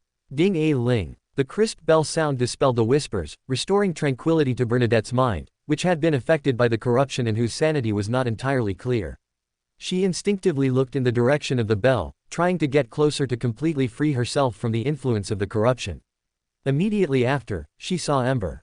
He held a bell in his hand, and its melodious sound helped Bernadette resist the erosion of the whispers, as light bloomed with it. Ding-a-ling. Amidst the melodious bell sound, the light rapidly spread and expanded, enveloping Ember, and also Bernadette, followed by the menacing forest, the whispers within the forest, the charging Beyonder creatures, and the mausoleum located within the mountain. Finally, the entire island was within the range of the light.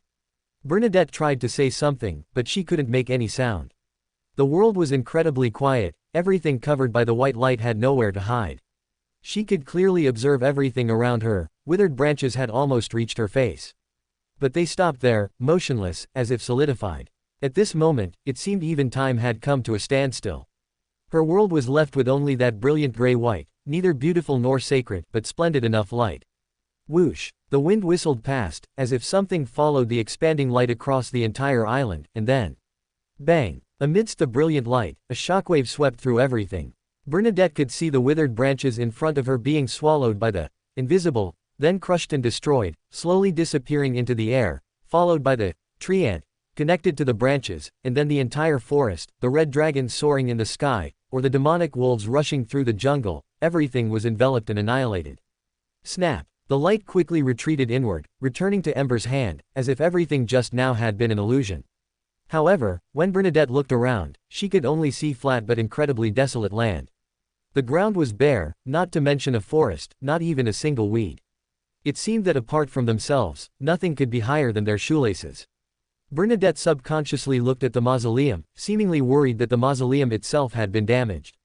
But when she looked up, the mausoleum still stood not far away. Only the mountain peak that had originally enveloped the mausoleum had now disappeared, seemingly annihilated along with it in the shockwave. Ember, Bernadette, the mausoleum. Apart from the barren land beneath their feet, they were the only things left on this island. Bernadette looked at the young man beside her, her lips slightly parted, as if wanting to say something, but ultimately fell silent. Ember put away the Yorshka's chime and walked unhurriedly towards the mausoleum.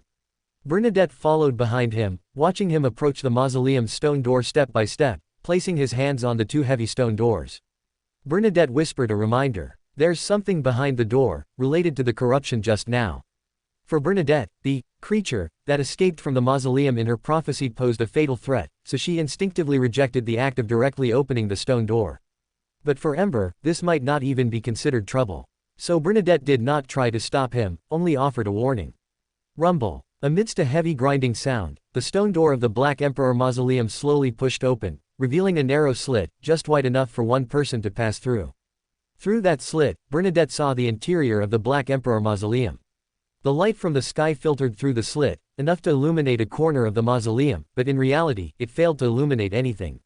The interior of the mausoleum remained pitch black, visibility zero. Bernadette frowned slightly, she saw nothing, and nothing came out. It was quiet all around, with only the sound of water sloshing. That was the seawater surging in from all sides after the island was leveled. Ember seemed to have no guard, stepping into the mausoleum. Bernadette hesitated briefly, then followed. But just as they entered the mausoleum, a shadow suddenly darted out from the shadows within the door, enveloping Ember in the blink of an eye. The shadow seemed to have a life of its own, expanding into an illusory human form and pouncing on Ember, trying to bestow upon him the rebirth of a mother. Bernadette reacted quickly, endless streams of information turning into waves surging towards the shadow, trying to block it inside the door. Because in her prophecy, there was already a similar scene. Although for some reason, what appeared was not the black arm, but this shadow. But the essence was the same. But just as Bernadette was about to succeed, suddenly, her body was completely unable to move, as if firmly bound in place by an invisible shackles. Immediately after, pairs of illusory and sacred white wings naturally unfolded behind her, as if passively resisting something. The next second, white feathers fell one by one from those pairs of angel wings, growing deformed, thin, and fuzzy limbs in midair, while the gaps created by the overlapping feathers opened one after another, seemingly turning into countless eyes. The mutated feathers then let out crisp laughter, making cackle cackle sounds echo in her ears. They all came alive, turning into miniature, feather people. This reminded Bernadette of some fairy tales her father had told her, which always featured tiny sprites no bigger than a thumb. In a flash of thought, Bernadette felt her right eye begin to itch. The eyelashes of that eye grew rapidly, turning into tiny arms that propped themselves on her face, trying hard to pull out her eyeball. I see. Bernadette's right eye veins bulged, and it spontaneously emitted a childlike, light voice, seemingly having gained its own sentience and consciousness. Almost simultaneously, Bernadette's left ear suddenly flopped down, covering her ear canal. I don't want to hear. This ear shouted in a slightly sharp voice. If she didn't perceive with her spirituality, Bernadette would definitely have thought there was a little girl beside her, covering her ears and stamping her feet while screaming. Without giving her any buffer, every cell and every hair on her body began to scream, screaming to break free from her body, to gain the rebirth bestowed by the divine. Since we are all independent lives, why should we depend on you? Her hair roared. We have gained new life, we want independence. Her internal organs roared. Let me out. Let me out. It was as if countless insects were wriggling under her skin. Her whole being, her entire body, came alive. This was rebirth. In this state, Bernadette was already struggling just to fight against her living body. But even so, she was still distracted, observing Ember beside her. He was closer to the shadow, and theoretically, he should be affected much more severely by rebirth than Bernadette. However, Bernadette saw no signs of mutation on him. Distorted shadows enveloped Ember, trying to infiltrate more parts into his body. Even Bernadette could feel the shadows, anxiety, it was eagerly trying to make Ember come alive. But no matter how the shadow infiltrated, Ember remained motionless, completely unaffected. He simply raised his hand calmly and grasped the shadow by the neck. Rebirth. Ember shook his head with some regret. A little useful, but not much. Mother Goddess of Depravity is an outer god, but ultimately just an outer god. She possesses strength far exceeding Sequence 0, but due to the barrier, the power that can permeate into this world is ultimately limited. Just like the power projected onto this island, it barely reaches the Sequence 1 level, but unless the barrier is further weakened, this direct power projection can at most only reach this level. For Bernadette, who is only Sequence 2, if she had come alone, being corrupted by the Mother Goddess of Depravity would have been almost a certainty. But fortunately, Bernadette was not the only one who came. There was also Ember, and the Fool. Ember actually hoped that the Mother Goddess of Depravity could give him rebirth. This was almost the best solution at this stage, to completely separate another him through rebirth, instead of interfering with each other as they were now. Snap! The shadow was casually thrown aside. It struggled to stand up, but ignored the flames burning on its body. Under the scorching flames, the shadow became increasingly distorted. Having just stood up, it painfully collapsed amidst distorted screams, like a suffering being struggling for survival in a sea of fire. Taking advantage of this opportunity, Bernadette once again transformed into the purest information flow creature. Those activated parts representing rebirth were stripped from her body, allowing her body to return to purity. When she returned to human form again, those stripped information also changed.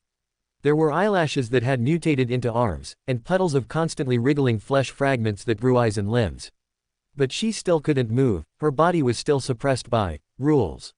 She looked up at Ember, he remained unaffected, walking step by step into the mausoleum. Without much hesitation, a spirit body flew out from behind Bernadette, took out a ceremonial silver dagger from her clothes pocket, shortened her boots, tore her pant legs, cut off her jacket and shirt, and plucked the feathers from her tricorn hat. And as she completed this series of actions, her body regained its freedom, no longer suppressed by the restraints. Bernadette lowered her gaze slightly, she was not happy about this. This was obvious. This was Rosal's mausoleum, containing two distinctly different powers, the rebirth belonging to the outer god, and the rules belonging to Rosal. And this also meant that Rosal, her father, was truly here. She didn't look at the shadow burning in flames, quickly catching up to Ember's pace. Without needing to use her eyes of mystery abilities, everything here was clearly presented before her eyes. The interior of this Black Emperor mausoleum was empty, with nothing but deep black walls and a central platform. Upon the platform, there was a chair seemingly prepared for a giant. It appeared to be made of iron, with complex and distorted strange patterns engraved on its surface, and the top of its backrest extended upwards into the shape of a crown. At this moment, there was no figure on this heavy, massive chair, seemingly waiting for its emperor to return. Why is it empty? A hint of confusion flashed in Bernadette's eyes. The rules existing here clearly told her that the owner of the throne was here, the Black Emperor was here, but why was the chair empty? Chapter 396 Luo Rishan. Where's my dad? Deep confusion and incomprehension were revealed in the lady's blue and profound eyes. Although she said nothing, what she was thinking in her heart was obvious, and anyone could see it clearly. This was her father's mausoleum, suppressed by the power of the Black Emperor. All of this indicated that Rosal was in this mausoleum. But there was nothing here, no Black Emperor, and no Rosal. But if he wasn't here, what was the point of everything she had done? No, this was his mausoleum, he must be here, she just hadn't found him yet. Bernadette's gaze swept over every inch of land inside the mausoleum, finally settling on the mausoleum's main entrance. Before the two opened heavy stone doors, there was a black shadow completely enveloped in flames. The black shadow was curled into a ball, letting out painful and shrill screams from time to time. The voice seemed to be male, but occasionally it sounded like a female, making it impossible to distinguish its gender. And since this was Rosal's mausoleum, who could this black shadow be? Bernadette's eyes darkened, and she suddenly had a feeling. She opened her mouth slightly and pronounced a Chinese word with a clear, standard accent. Hometown. This was the protective spell her father had left for her, to make her remember it forever. If he was truly him, he would react to this amulet. The black shadow, which had been wildly twitching under the scorching flames, suddenly paused. It struggled to lift its upper body and looked towards Bernadette. A dry, hoarse voice then echoed within the hidden space. Hometown. The voice carried a hint of hesitation, a touch of bewilderment, and a feeling of seeking confirmation, as if it came from another world. Bernadette pursed her lips. His reaction confirmed her guess, but her heart grew increasingly sad. She subconsciously looked towards Ember, with a hint of hope and pleading in her eyes. She didn't know if she hoped Ember would withdraw the flames to alleviate his pain, or if she hoped Ember would save him and help him escape from his suffering. No matter what she was thinking, Ember did not withdraw the flames wrapped around the black shadow. He simply pointed a finger at the black shadow, and the next moment, the black shadow immediately vanished.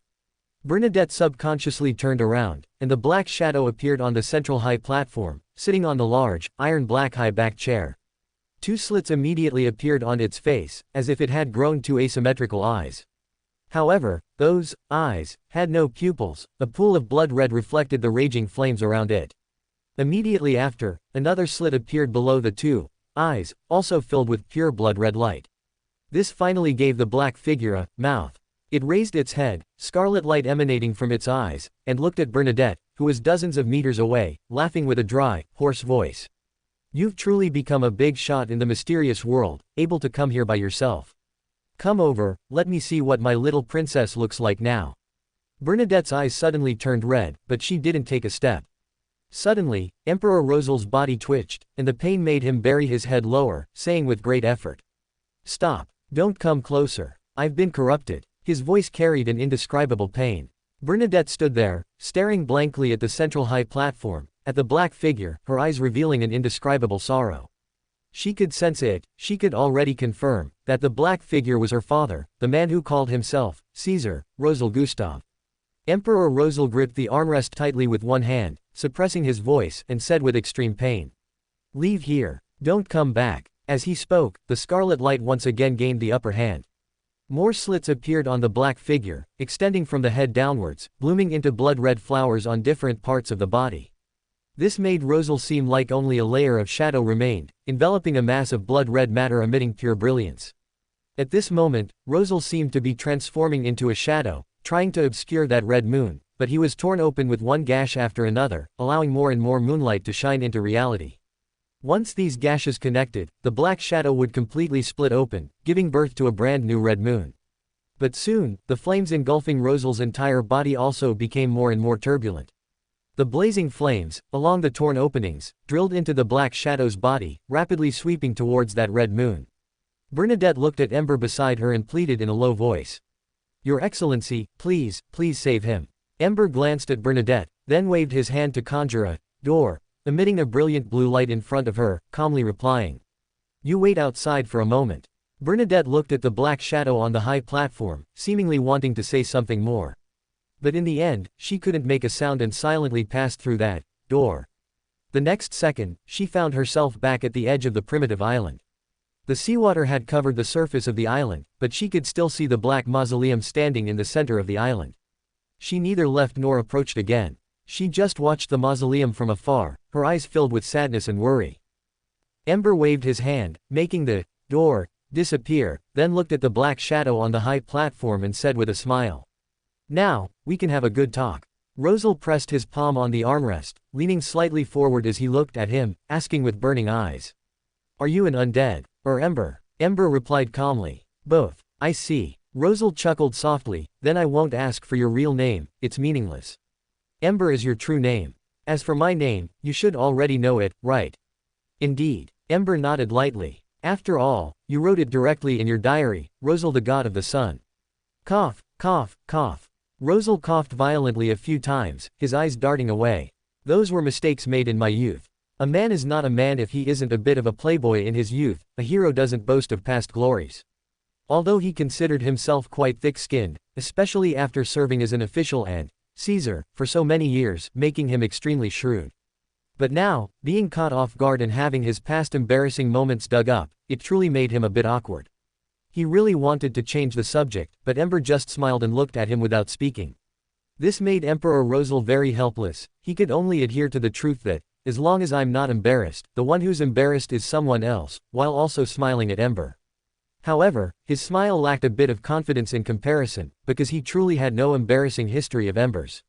Just as Rosal, who hadn't communicated with anyone for over 100 years, didn't know how to resolve the awkwardness, a translucent vortex composed of illusory mysterious symbols suddenly appeared beside Ember. A paper figure passed through the vortex and transformed into a human in front of the central high platform. This human had black hair and brown eyes, somewhat resembling Alger Wilson, but his outline wasn't as rigid, his features weren't as sharp, his demeanor wasn't as cold, and there were some differences in his facial features. He also had a bit of extra fat on his chin and belly, a result of societal influences. This was Klein's original appearance as Joe Mingrui. Rosal's eyes immediately lit up, and he said with a serious expression, "You've arrived." "I've arrived." Klein nodded almost imperceptibly. "You shouldn't have come," Rosal sighed. "I'm already here." Klein naturally caught the reference. Rosal returned to a normal sitting posture and chuckled softly. "I was going to ask where you're from, to see if I needed to be regionally prejudiced, but then I thought about it, and there's no need. We're all poor wretches who don't belong to this era, without a hometown."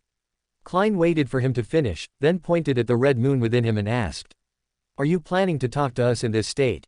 Rosal chuckled, and the shadows around him abruptly dissipated. The previously repelled flames, like wolves released from a cage, rapidly surged towards that red moon, devouring it completely in the blink of an eye. And only then did Rosal's form finally return to normal. The black shadow reformed into Rosal's figure, the true Rosal. He had long, slightly curly chestnut hair, blue eyes, a high nose, thin lips, and two neatly trimmed small mustaches. He wore a dark red coat with rusty gold threads, exactly his attire when he was Caesar. This version is still stronger with the first fire. Rosal raised his arms, looked at his body left and right, and sighed. "I sought help from more than one deity.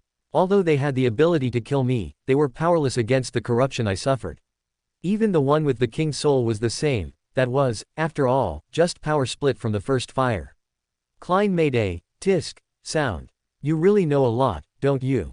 Rosal chuckled. "I haven't lived all these years for nothing." "Indeed." Klein nodded in agreement. "After all, I haven't seen many demonesses in my life, and you've already had your fun." Rosal's old face flushed, and he coughed dryly. "Can we not bring that up?" Klein shrugged, no longer discussing these matters, intending to save Rosal some face, but Ember suddenly asked with a smile, "Then let's talk about Madame Alice, and her daughter and granddaughter. Tell us the story of how you fought 3 of them and routed them completely." Rosal's vision immediately darkened, and he simply played dead, pretending not to hear. As long as he wasn't embarrassed, the one who was embarrassed was someone else. Klein gave a mischievous laugh, but still helped him out, asking, "Can you become a god now?" "Yes." Rosal's expression finally softened a little upon hearing this, and he sighed. "In fact, over the past 100 years, I could have resurrected at any time. However, even if I resurrected, I couldn't escape the corruption. Even if I became a Black Emperor again, I would only become a puppet of an outer deity, which is why I chose to self-seal and give up on resurrection. Now that the issue of corruption has been resolved, the only thing limiting my ascension to godhood is my believers. There was no precedent for the resurrection of the Black Emperor. For example, Solomon, the Black Emperor of the 4th epoch, fell due to the betrayal of Tutor and Truncest, and even his Beander characteristic was divided, yet he still resurrected shortly after.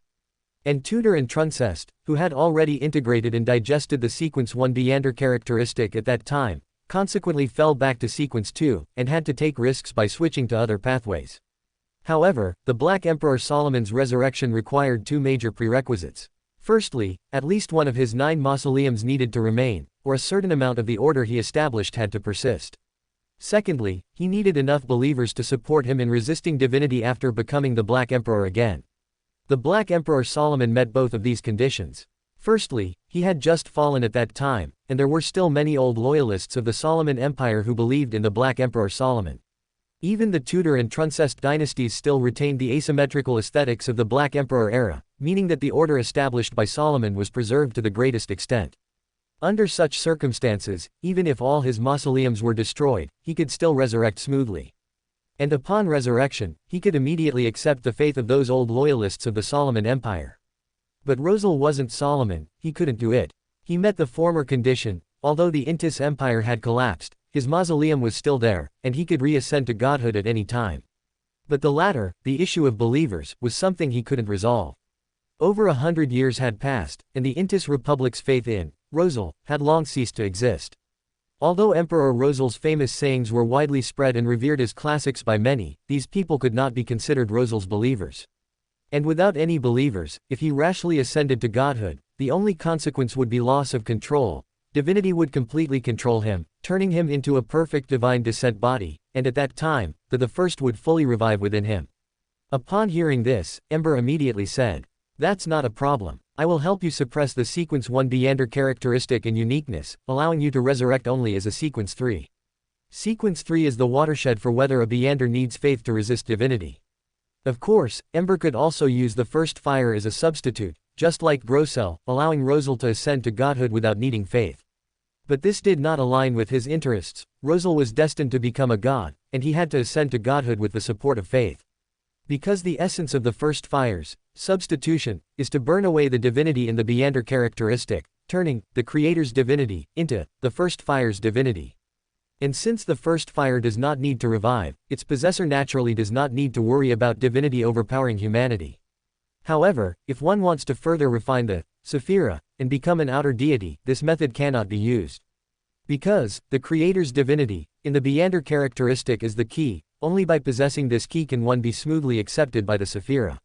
And if the creator's divinity is replaced by the first fire's divinity, then the possessor will be rejected by the Sephira. Therefore, up to now, any existence with the opportunity to ascend to godhood would not use this method. They all need the support of faith. Rosal was no exception. Klein thought for a moment and said, "Then we'll have to get you another copy of the Sequence 3 Feet Frenzied Mage, Beander characteristic." "No need." The corners of Emperor Rosal's mouth lifted slightly.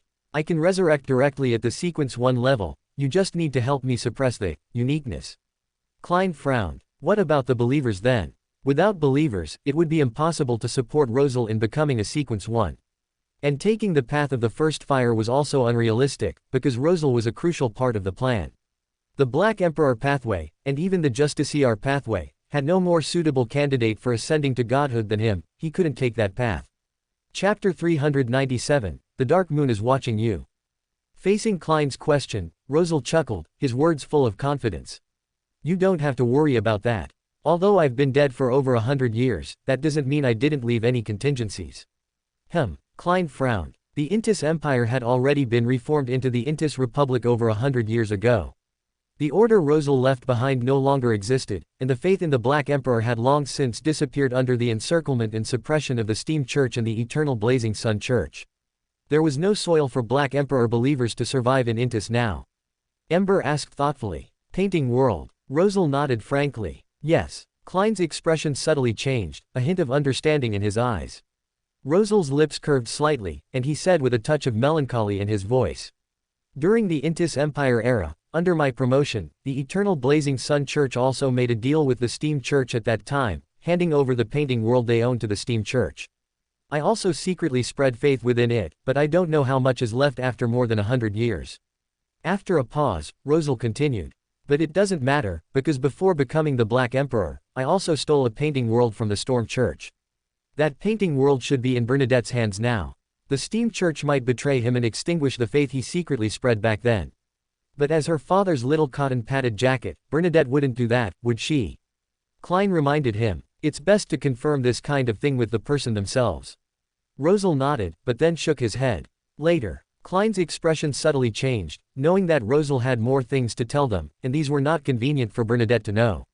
Rosal looked at Klein below the platform and asked, "Which pathway are you on?" "Seer." Klein told him truthfully, then smiled and added, "Speaking of which, I owe it to you.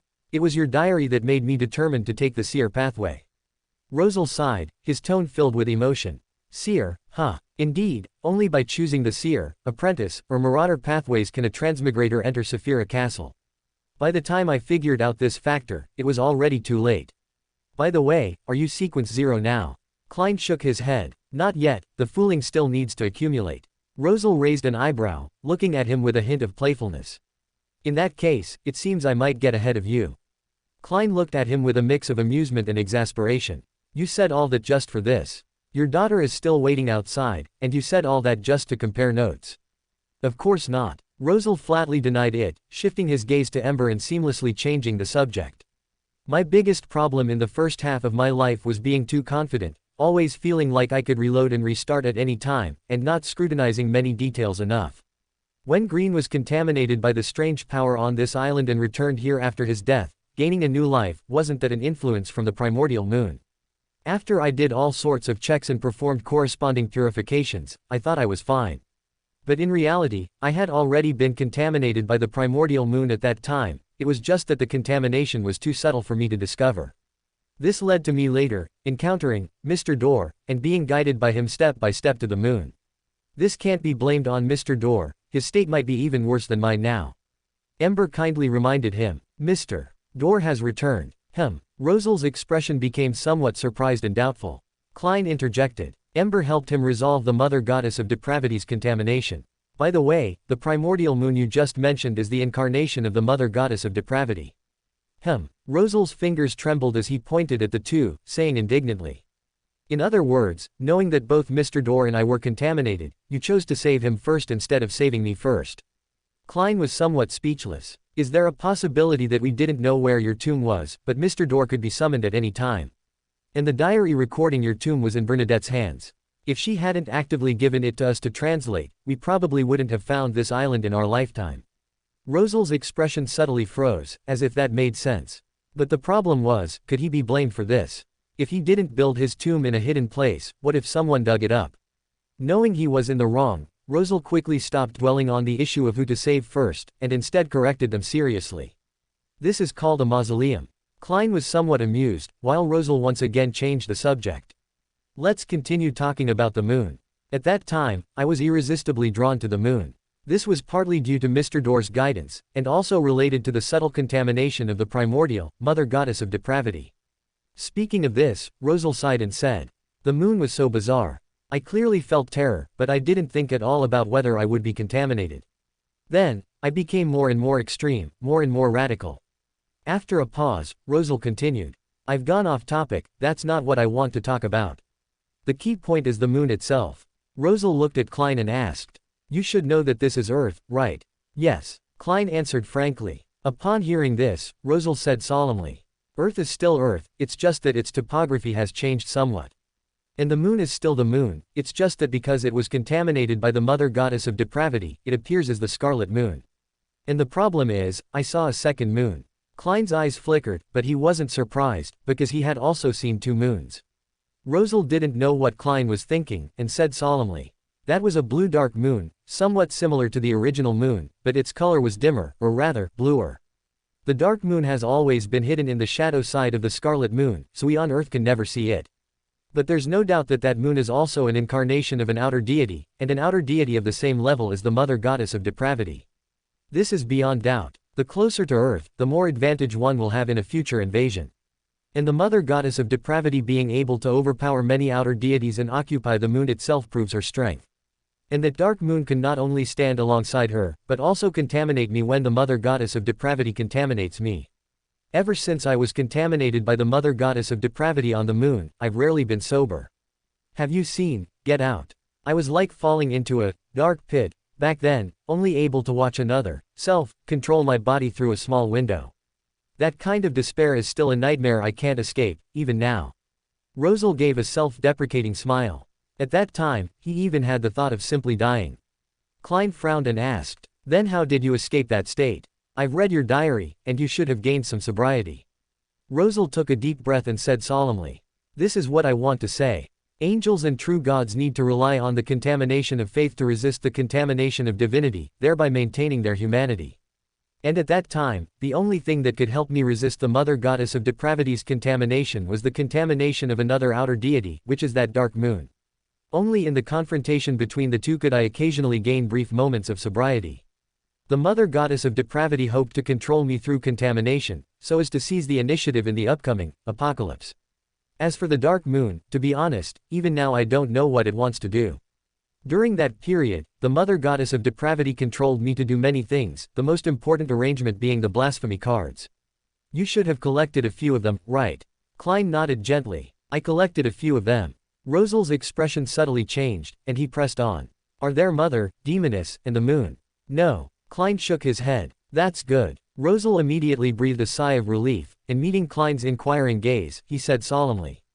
These 22 blasphemy cards are themselves a conspiracy of the Mother Goddess of Depravity. When these blasphemy cards were made, I was only Sequence 1, and had not yet advanced to Black Emperor. So have you ever thought about why the blasphemy cards made by me, a mere Sequence 1, could not be found by even gods? Klein felt a slight tingling in his scalp, but Rosal suddenly changed the subject. Of course, the Mother Goddess of Depravity made me do many arrangements, and the blasphemy cards are just one of them. As long as no one falls for it, these arrangements are actually harmless. Since I have returned to normal, I can slowly resolve these problems. And in my eyes at the time, the Dark Moon seemed to simply be causing trouble for the Mother Goddess of Depravity, hindering her plans, and my sobriety was also a form of hindrance. And the reason I chose to switch to the Black Emperor pathway was also because of the Dark Moon's reminder. He told me that among all 22 pathways, only the Black Emperor pathway had hope of helping me get rid of the contamination. As long as I could become Sequence 0 Black Emperor, and after going half mad, be truly killed, then I would have a chance to revive in the mausoleum or the astral world. At that time, what would return to me would be the pure uniqueness and 3 Beander characteristics of Sequence 1, without the slightest contamination, and no longer containing uncontrollable madness. Rosal gave a bitter smile and said, of course, facts proved that the horror of the outer deity surpassed my imagination, and what accompanied my resurrection was the renewed contamination. Klein frowned tightly and said solemnly, only an outer deity can fight an outer deity. The Dark Moon knew this long ago. Was he intentional? Yes. Rosal nodded and continued, when I revived, I already realized that the contamination would still follow me like a shadow. I had no choice but to stop the resurrection process and survive in this last mausoleum in my current state, preventing the Mother Goddess of Depravity from being born into the real world through my body, which would bring about a devastating disaster. Clearly, the Dark Moon's plan was not feasible. I simply couldn't get rid of the Mother Goddess of Depravity's contamination. But the problem is, although I couldn't get rid of the Mother Goddess of Depravity's contamination, the Dark Moon's contamination disappeared completely. Later, I finally understood that this was the Dark Moon's plan. The Black Emperor's resurrection couldn't solve the Mother Goddess of Depravity's contamination, and of course, it couldn't solve the Dark Moon's contamination, as that was another existence of the same level as an outer deity. There's only one explanation, and that is that the Dark Moon's contamination actively left my body. He deliberately guided me onto the Black Emperor pathway, making me think I could escape contamination by dying and resurrecting as the Black Emperor. But in fact, this was just to allow the Dark Moon's contamination to take the opportunity to escape me. The resurrected me wanted to get rid of the contamination, while the Mother Goddess of Depravity still wanted to control me, which is why we have been entangled in this mausoleum for 100 years. And the Dark Moon didn't intend to contend with the Mother Goddess of Depravity for my body, so during my death and resurrection process, he also took the opportunity to become independent. Rosal's expression was extremely serious, and he said solemnly, in other words, there is an outer deity who can actively operate in this world without restrictions, and this has been going on for over 100 years. Klein immediately felt a tingling in his scalp. If Emperor Rosal's words were true, God knows how many schemes this outer deity had carried out in the past 100 years. And these schemes could not only give him a far greater advantage than other outer deities when the apocalypse arrives, but might even hasten the apocalypse. But the problem was, didn't this Dark Moon also have Mr. Door send a message to Ember? Klein deliberated and asked, could that Dark Moon be someone from the Dark Souls? Rosal was somewhat puzzled. Why would you ask me this question? Isn't Ember standing right in front of you? Ask him. Ember saw the inquiry in their eyes and slowly said, no. Receiving Ember's affirmative answer, Klein couldn't help but take a deep breath. He had asked Ember this question before, but that time Ember didn't give an answer, only saying he had a slight guess, but not much. And now it was undoubtedly the worst situation, because since the Dark Moon was not a character from the Dark Souls, his relationship with Ember was not that close, and he was most likely their enemy. But thinking about it carefully, it wasn't a big deal. Anyway, there wasn't just one or two outer deities coveting this world, now there was just one more, which made no difference. After all, they couldn't be defeated, so was there a big difference between one outer deity and two outer deities? Klein looked at Rosal and warned, then you might need to be careful. Rosal was somewhat surprised. Why? Klein's expression was subtle, and he whispered a reminder. Because for the past 100 years, this Dark Moon has most likely been by your daughter's side. Bernadette. Rosal immediately flew into a rage, almost exploding on the spot. He should have thought of it earlier. The Dark Moon and the Mother Goddess of Depravity had been fighting for so long that he already knew his interpersonal relationships like the back of his hand. The Mother Goddess of Depravity was unwilling to give up on him as a host, which was why she still clung to him like a shadow after his resurrection. And since the Dark Moon chose to give up, it was naturally because he found a better host. And who else could this host be but his daughter, Bernadette? The anxious old father shouted. Quick, call Bernadette back. Chapter 398 Intis, your emperor is back. Don't worry. How can I not worry? Inside the mausoleum, Rosal sat high on his throne, his eyes filled with worry, complaining, the thing I hate most in my life is riddle tellers. Just now, he had communicated with Bernadette and confirmed that the Dark Moon, by Bernadette's side, was the outer deity he had brought back from the moon more than 100 years ago. Rosal expressed deep concern about this, but Ember only told him not to worry, saying it might not be a bad thing. However, Ember refused to reveal more specific details. Rosal detested such riddle-telling behavior, even though he himself enjoyed doing it. But when he put himself in their shoes, his hatred for riddle-tellers reached its peak. However, riddles aside, at least Ember was reliable. Since Ember said so, it proved that the outer deity was probably still somewhat related to him, which was why he was told not to worry. Furthermore, from the current perspective, there were no signs of Bernadette being corrupted. At least in this regard, Bernadette was much better off than her unlucky old father, who had been tormented by the Mother Goddess of Depravity's corruption for over 100 years. If Ember and the others hadn't found this place in advance, the apocalypse would have arrived in another decade or so, and by then his sanity would likely have been completely eroded. Moreover, now was not the time to worry about such things. He had just been resurrected and had many things to do. Rosal looked up at the empty mausoleum, feeling inexplicably lonely. After coming to this era, he initially treated everything as a game, playing happily and enjoying himself, but occasionally he would recall his hometown, recalling the past that shaped most of his personality and hobbies.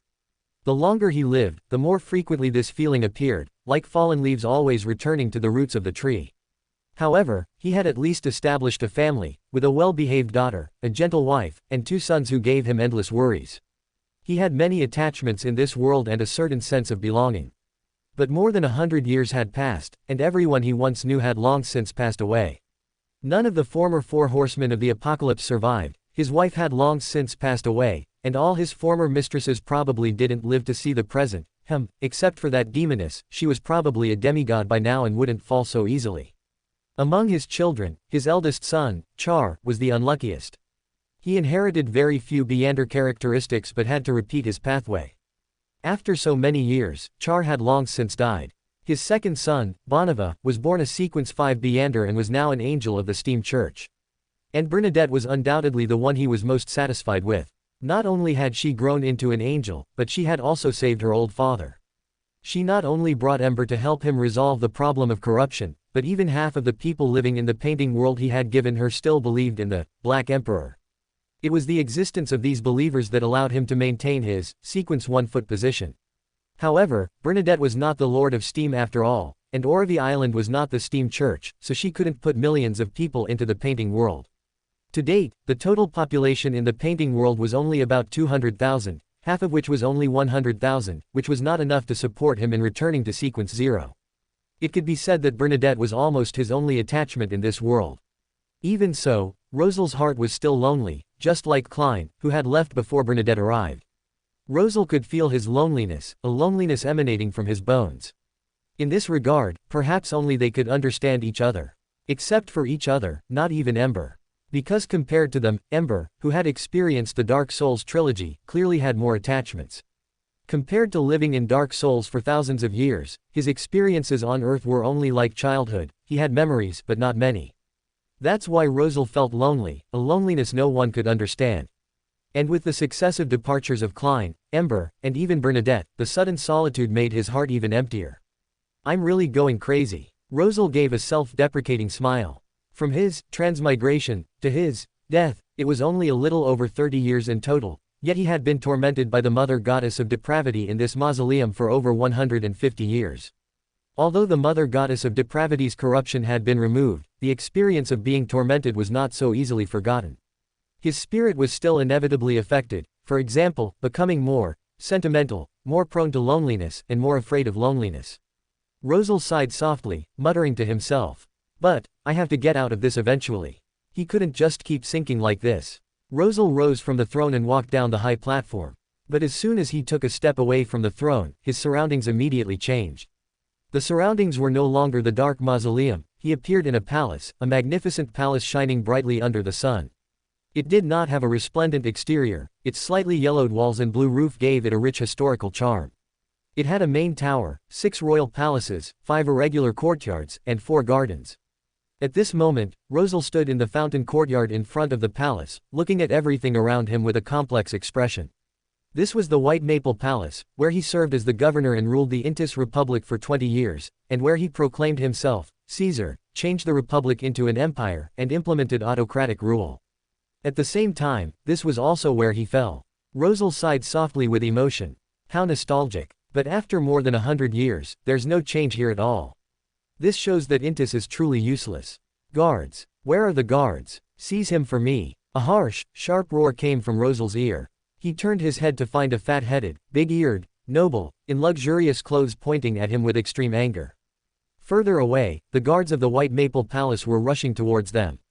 As for the reason, Rosal had already guessed it, because he was now wearing a black crown inlaid with various gems, black armor, a matching cape, and holding a scepter, which was the image of Emperor Caesar, from over 100 years ago. In Intis, which had been a republic for over 100 years, his attire was tantamount to claiming the throne, a blatant provocation to the republic. Kneel. Rosal's gaze swept coldly over the surroundings, and he commanded coldly. A deep, majestic voice instantly spread throughout the White Maple Palace, then throughout all of Trier. Rosal's voice echoed in everyone's minds. Thump. The moment they heard the voice, everyone felt a powerful oppressive force, and they involuntarily knelt to the ground. Whether it was ordinary citizens or high-ranking nobles, no one was an exception. Even the demigod of the hunter pathway guarding the White Maple Palace could only kneel before Rosal at this moment, his body trembling as he bowed his head low, not daring to look up. Rosal coldly withdrew his gaze, but then suddenly sensed something and looked up at the sky. In the distance, from the direction of St. Rossel Cathedral, a figure flew towards the White Maple Palace. Excellent vision allowed Rosal to clearly see the person's appearance, which was 70% similar to his own. Bonneva. Rosal whispered his name, feeling both heartache and disappointment. Bonneva was his most talented child, without exception. Even Bernadette did not have the privilege of being born with sequence 5 Beander characteristics. But for this most talented child, his destiny was already sealed at birth. The Lord of Steam had chosen Bonneva to be his saint, his angel. For others, this was undoubtedly a blessing, but Rosal knew well that this was merely the Lord of Steam's precaution against him, attempting to control him by controlling Bonneva. The Lord of Steam clearly knew how to give a carrot after a stick, which was why even the name of the Steam Church headquarters was changed to St. Rossel Cathedral. However, in Rosal's eyes, the more the Lord of Steam acted this way, the more he found it pretentious. They were already in a relationship of mutual utilization, so why bother pretending to have such a good relationship? What's more, if the Lord of Steam truly cherished their old ties, he wouldn't have allied with the eternal Blazing Sun Church to destroy his 8 mausoleums. Furthermore, the current Bonneva had completely transformed into the Lord of Steam's likeness. Rosal, as a parent, how could he not feel heartbroken and indignant watching his child become a plaything in another's hands? Bonneva hovered above the White Maple Palace, looking down at the angel below. After a long silence, he lowered his altitude and landed on the ground, on the same level as the other party. Because he recognized the other party, it was his father, at least it used to be. Rosal stared coldly at Bonneva, then looked distantly towards St. Rossel Cathedral, and his deep, majestic voice declared the return of the Black Emperor to the people of all Intis. Intis, your emperor has returned. What about the Steam Church? Even if he was only sequence 1 now, he was still the undisputed king of Intis. The angels of the Steam Church were at most sequence 2, and the Lord of Steam himself could not easily leave his divine kingdom. Even if he did leave, he, Rosal, was not without backing, so who was afraid of whom? Today, Intis would revert to an imperial system, and the Lord of Steam couldn't stop it, he said so. Late at night, there was still 1 hour until January 1, 1351. Backland welcomed the new year amidst falling snowflakes. Although in the past 6 months, the kingdom and its people had suffered greatly from the war. But fortunately, the war finally ended with the ruined kingdom's victory. Therefore, despite being ravaged by war, the people of the ruined kingdom still voluntarily took to the streets on this day. Their faces were beaming with joyous smiles as they celebrated the hard-won new year amidst the night's revelry. Inside Soderic Palace, nobles and those who survived the war were invited to attend the New Year's Eve party hosted by the royal family. Audrey drifted outside the crowd, holding a glass of champagne and quietly observing people's emotional changes. "You don't seem to like attending banquets much." A slightly strange female voice came from beside her ear. Audrey turned her head and saw a lady only 1.5 meters tall and another beautiful lady with long brown hair walking towards her. Audrey smiled and said softly, "It's not like that, I actually like the atmosphere here, I just can't quite blend in."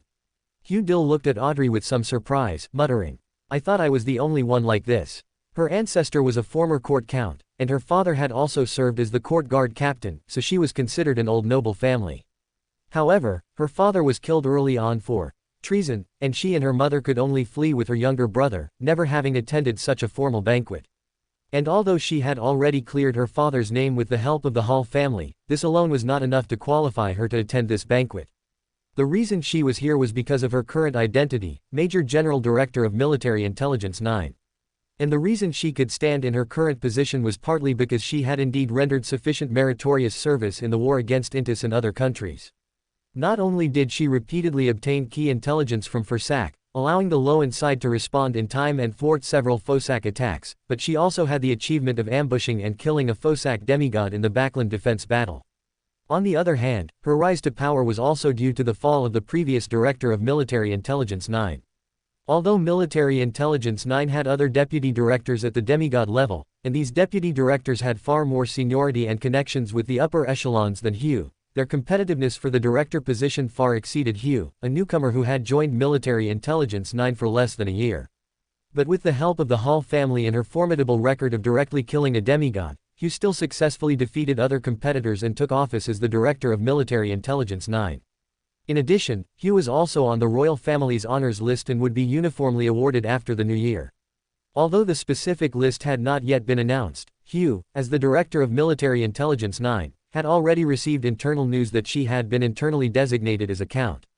Undoubtedly, the future Der family would fully restore its ancestral glory, and even grow stronger, because Hugh was destined not to remain at Sequence 4 for too long. Of course, Hugh herself actually hated dealing with these nobles. On the one hand, she lacked relevant experience and found it difficult to handle the cumbersome etiquette and probing among these nobles.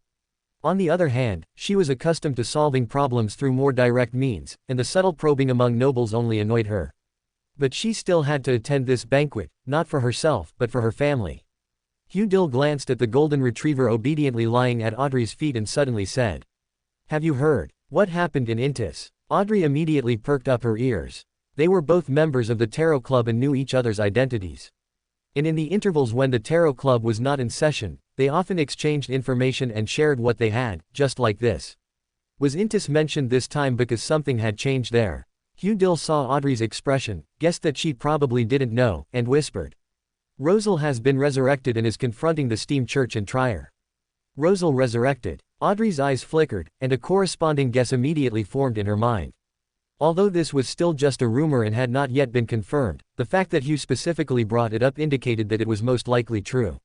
And Audrey had already realized the seriousness of the matter. If Emperor Rosal truly resurrected, then it wouldn't be him who resurrected, but him, a Sequence 0 true god. As the Caesar, who once single-handedly established the Intis Republic and the Intis Empire, now that this great emperor had resurrected, he would inevitably want to reclaim the power he once possessed and rebuild the Intis Empire. But this would inevitably lead to the demise of the Intis Second Republic, which had lasted for over a century. This was clearly unacceptable to the current authorities of the Intis Republic, from the consuls and senators down to the merchants and nobles. They would all oppose Rosal's restoration. But in front of a true god, their opposition was meaningless.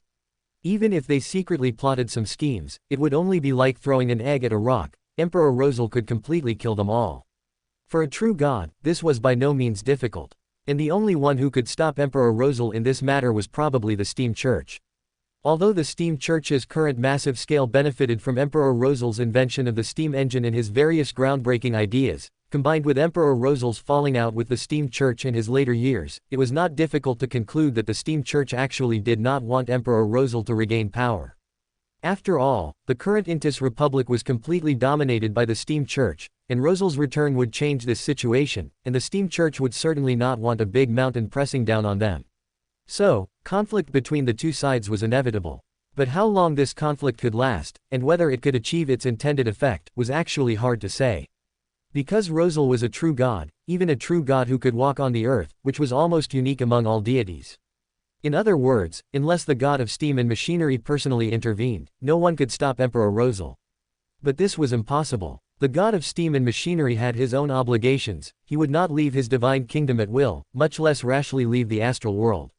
So the final outcome would most likely end with the Steam Church's compromise, the establishment of the Intis Second Empire, and a series of events such as the purging of the Intis Republic's authorities. It was conceivable that a huge upheaval would inevitably break out within Intis, and even a civil war for power. But in contrast, this matter had almost no impact on foreign countries. Because whether the Second Republic continued or the Second Empire was established, it posed no substantial threat to countries like Loan. Even if Emperor Rosal could not accept Intis's defeat, the current Intis no longer had the ability to launch a war. Even if it had the ability, Intis would not have corresponding allies. Once war broke out again, the Ruined Kingdom, the Fainapotter Kingdom, and countries like Luenburg would send troops to launch corresponding offensives against Intis. So as long as Emperor Rosal still retained his sanity, the turmoil would only remain at the stage of civil war and would not develop into foreign war, because war would certainly end in another defeat for Intis. Of course, no impact did not mean that various countries would not pay corresponding attention. For example, the king had not appeared at the banquet venue until now, and Audrey's father, Earl Hall, also left midway, perhaps related to this matter.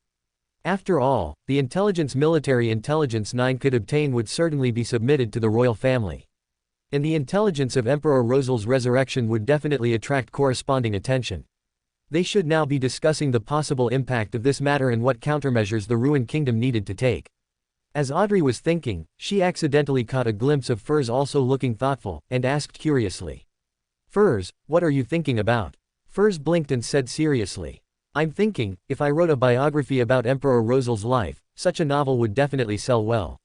Audrey heard this and joked. "Then it's best to ask Rosal himself first, so you don't get sued by Emperor Rosal for infringement later." "It wouldn't be that bad, would it?" Furs shrank her neck and muttered softly. "A majestic emperor wouldn't bother her over such a small matter, would he?" Hugh Dill rolled her eyes. From her understanding of her friend, she was just talking big, actually getting her to write was harder than ascending to heaven.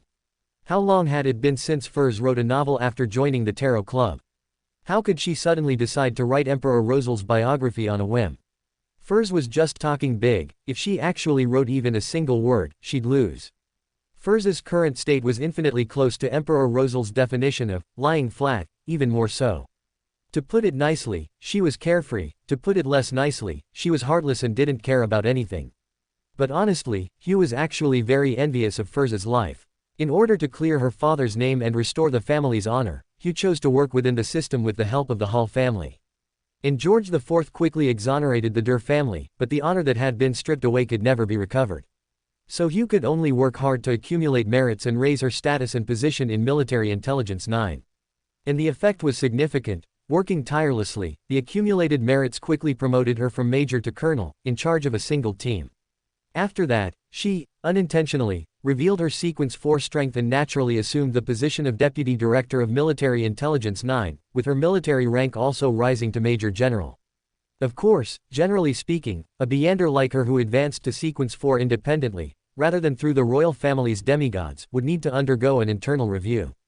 But at that time, it happened to be the most intense period of the war, and the Ruined Kingdom simply didn't have the extra energy to review her, not to mention that the Ruined Kingdom indeed needed to make good use of every sequence 4 combatant domestically, so they simply put her review on hold for the time being. And by the time the war ended, Hugh, with her record of killing an imperial demigod, had already proven her loyalty to the Ruined Kingdom. Coupled with the Hall family's covert operations, her review naturally ceased to be mentioned. Thus, she was promoted again, becoming the Director of Military Intelligence 9, the most powerful intelligence agency in the entire Ruined Kingdom. But as the price for 5 consecutive promotions in rank, Hugh had almost no free time in the past year. Every day she was either accumulating merits or on the way to accumulating merits. This mechanically repetitive life even made Hugh consider resigning at one point, feeling that being an official Beander wasn't so great, and she would rather be a hunter, at least then her time would be more free. But this thought was only fleeting, because she also had reasons why she had to continue. For example, she could earn a generous salary at Military Intelligence 9, enjoy various benefits, and could rely on her status and position to obtain a large amount of intelligence, thereby helping her accumulate merits relatively efficiently. Furthermore, the reason she could enter military intelligence 9 and clear her father's name was due to the Hall family's influence. If she really just walked away, that would undoubtedly be a betrayal of the Hall family's investment. Even if the Hall family didn't pursue it, Hugh's own conscience wouldn't allow it. Moreover, she wasn't just working for herself, but for the entire Der family. Even for the sake of the family, she couldn't easily give up. Compared to the mission of restoring the family's honor, her current hardships were simply not worth mentioning. The three stood in the corner of the hall, each sipping their red wine, lost in their own thoughts. Beckland North District, Pin Street No. 6. Knock knock knock. Klein stood at the door, knocking 3 times rhythmically, a kind smile on his face. With a creak, the door opened, and Melissa, wearing a new dress, appeared before Klein's eyes. The girl with smooth black hair cascading to her back showed a surprised expression, but quickly put on a stern face. "Who are you looking for?" Klein replied seriously. "Is there a possibility that this is my home?" "Is it?" Melissa retorted. Klein hesitated, unsure how to explain, but soon Benson's voice came from inside. "Klein, come in quickly, we've been waiting for you for a long time." Melissa pursed her lips and stepped aside. She didn't really intend to kick Klein out of the house, she was just a little angry that he had suddenly disappeared without a trace, leaving no message.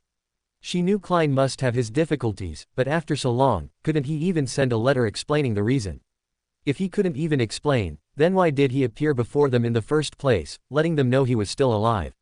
Although Benson had helped him out, Klein didn't rush in, but just smiled and asked, "Aren't you going to invite me in?" Melissa clenched her pink fists, hesitated for a long time, then gently hugged Klein and whispered, "No matter what, welcome back." I'm back." Klein's heart warmed as he softly said. Slap. The door closed, the cold wind howled outside, and snow raged, but inside it was warm like spring, with an elegant fireplace. Klein walked into the living room.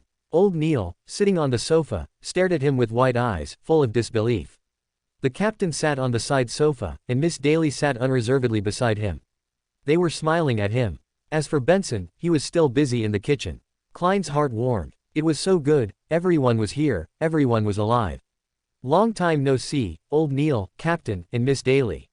Klein greeted them one by one, then asked with some confusion, "Where's Leonard?" Leonard walked out of the kitchen, holding a bowl of borscht in both hands. This was clearly Klein's home, yet Klein was late like a guest, only waiting for the meal to start.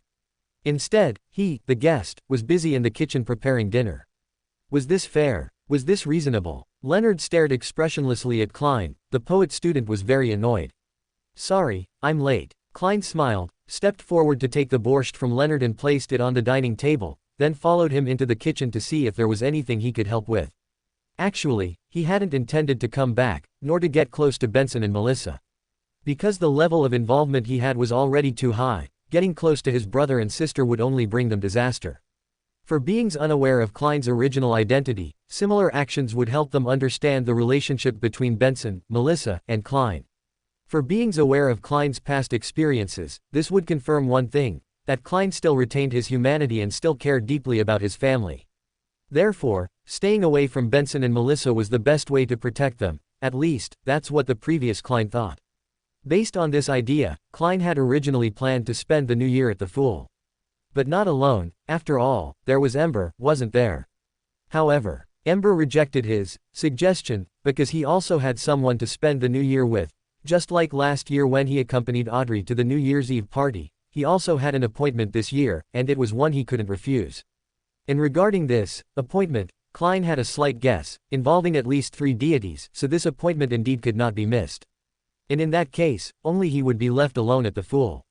Klein wasn't unable to bear loneliness, as he had spent most of his time that way. He wasn't so sentimental as to feel life had lost its meaning just because he had no one to accompany him on New Year's. The main reason he chose to return was because Ember had enlightened him. For those who knew Klein's identity, this deliberate distancing was completely a case of trying to cover up something that was already obvious. And for those who were unaware of Klein's identity, such contact would not attract attention, because the Evernight goddess stood on their side. In fact, ever since Klein transmigrated, the Evernight goddess had been using her hidden authority to help conceal things. Everything that happened to him would not be spied upon, not even by true gods. Ember's enlightenment finally made Klein realize that his caution had some merit, but not much, and was completely without practical meaning. Klein. Dunn looked at Klein, who was busy in the kitchen, and called out with a smile. Captain. Klein stopped his movements, a little confused. Dunn smiled and said, Daly and I are getting married next week. How about you be my best man? And Leonard too. My father passed away long ago, so old Neil will attend on behalf of my parents. Okay. Klein also smiled. Congratulations, Captain, and Miss Daly. Daly Simone's cheeks flushed slightly, and she said with a smile. Melissa is also going to be my bridesmaid. Okay, Sister Daly. Melissa showed a sweet smile. Just then, Benson clapped his hands and called out. All right, everyone, quickly take a seat. Melissa raised her wrist and looked at the lady's watch Benson had given her. It was 11:55, in 5 more minutes, it would be New Year's. She looked at Klein, who sat down beside her, and slightly lowered her head, hiding the smile on her face. This was good. Being together as a family was more important than anything. Chapter 400, Old Days. On a stone plaza floating in the void, black stone pillars supported a magnificent and sacred church. The only flaw was that every pillar, arch, and dome here was inlaid with skulls of different races, most of which were pale white, densely packed together, observing their surroundings with hollow eyes. On the walls, windows, and doors of the church, transparent, distorted, and pained faces protruded, completely separating the interior from the outside. At the very front of the church, a 100-meter-tall cross stood tall. In front of the cross, rows of black-backed chairs were arranged.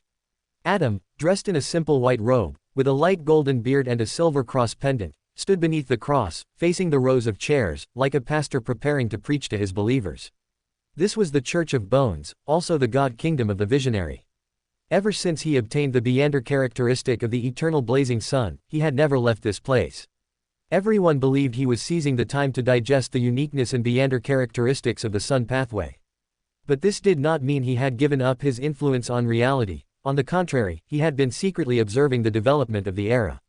After the prayer, the space in front of Adam suddenly rippled like water, forming a scene. The scene was a dark, profound void, without end.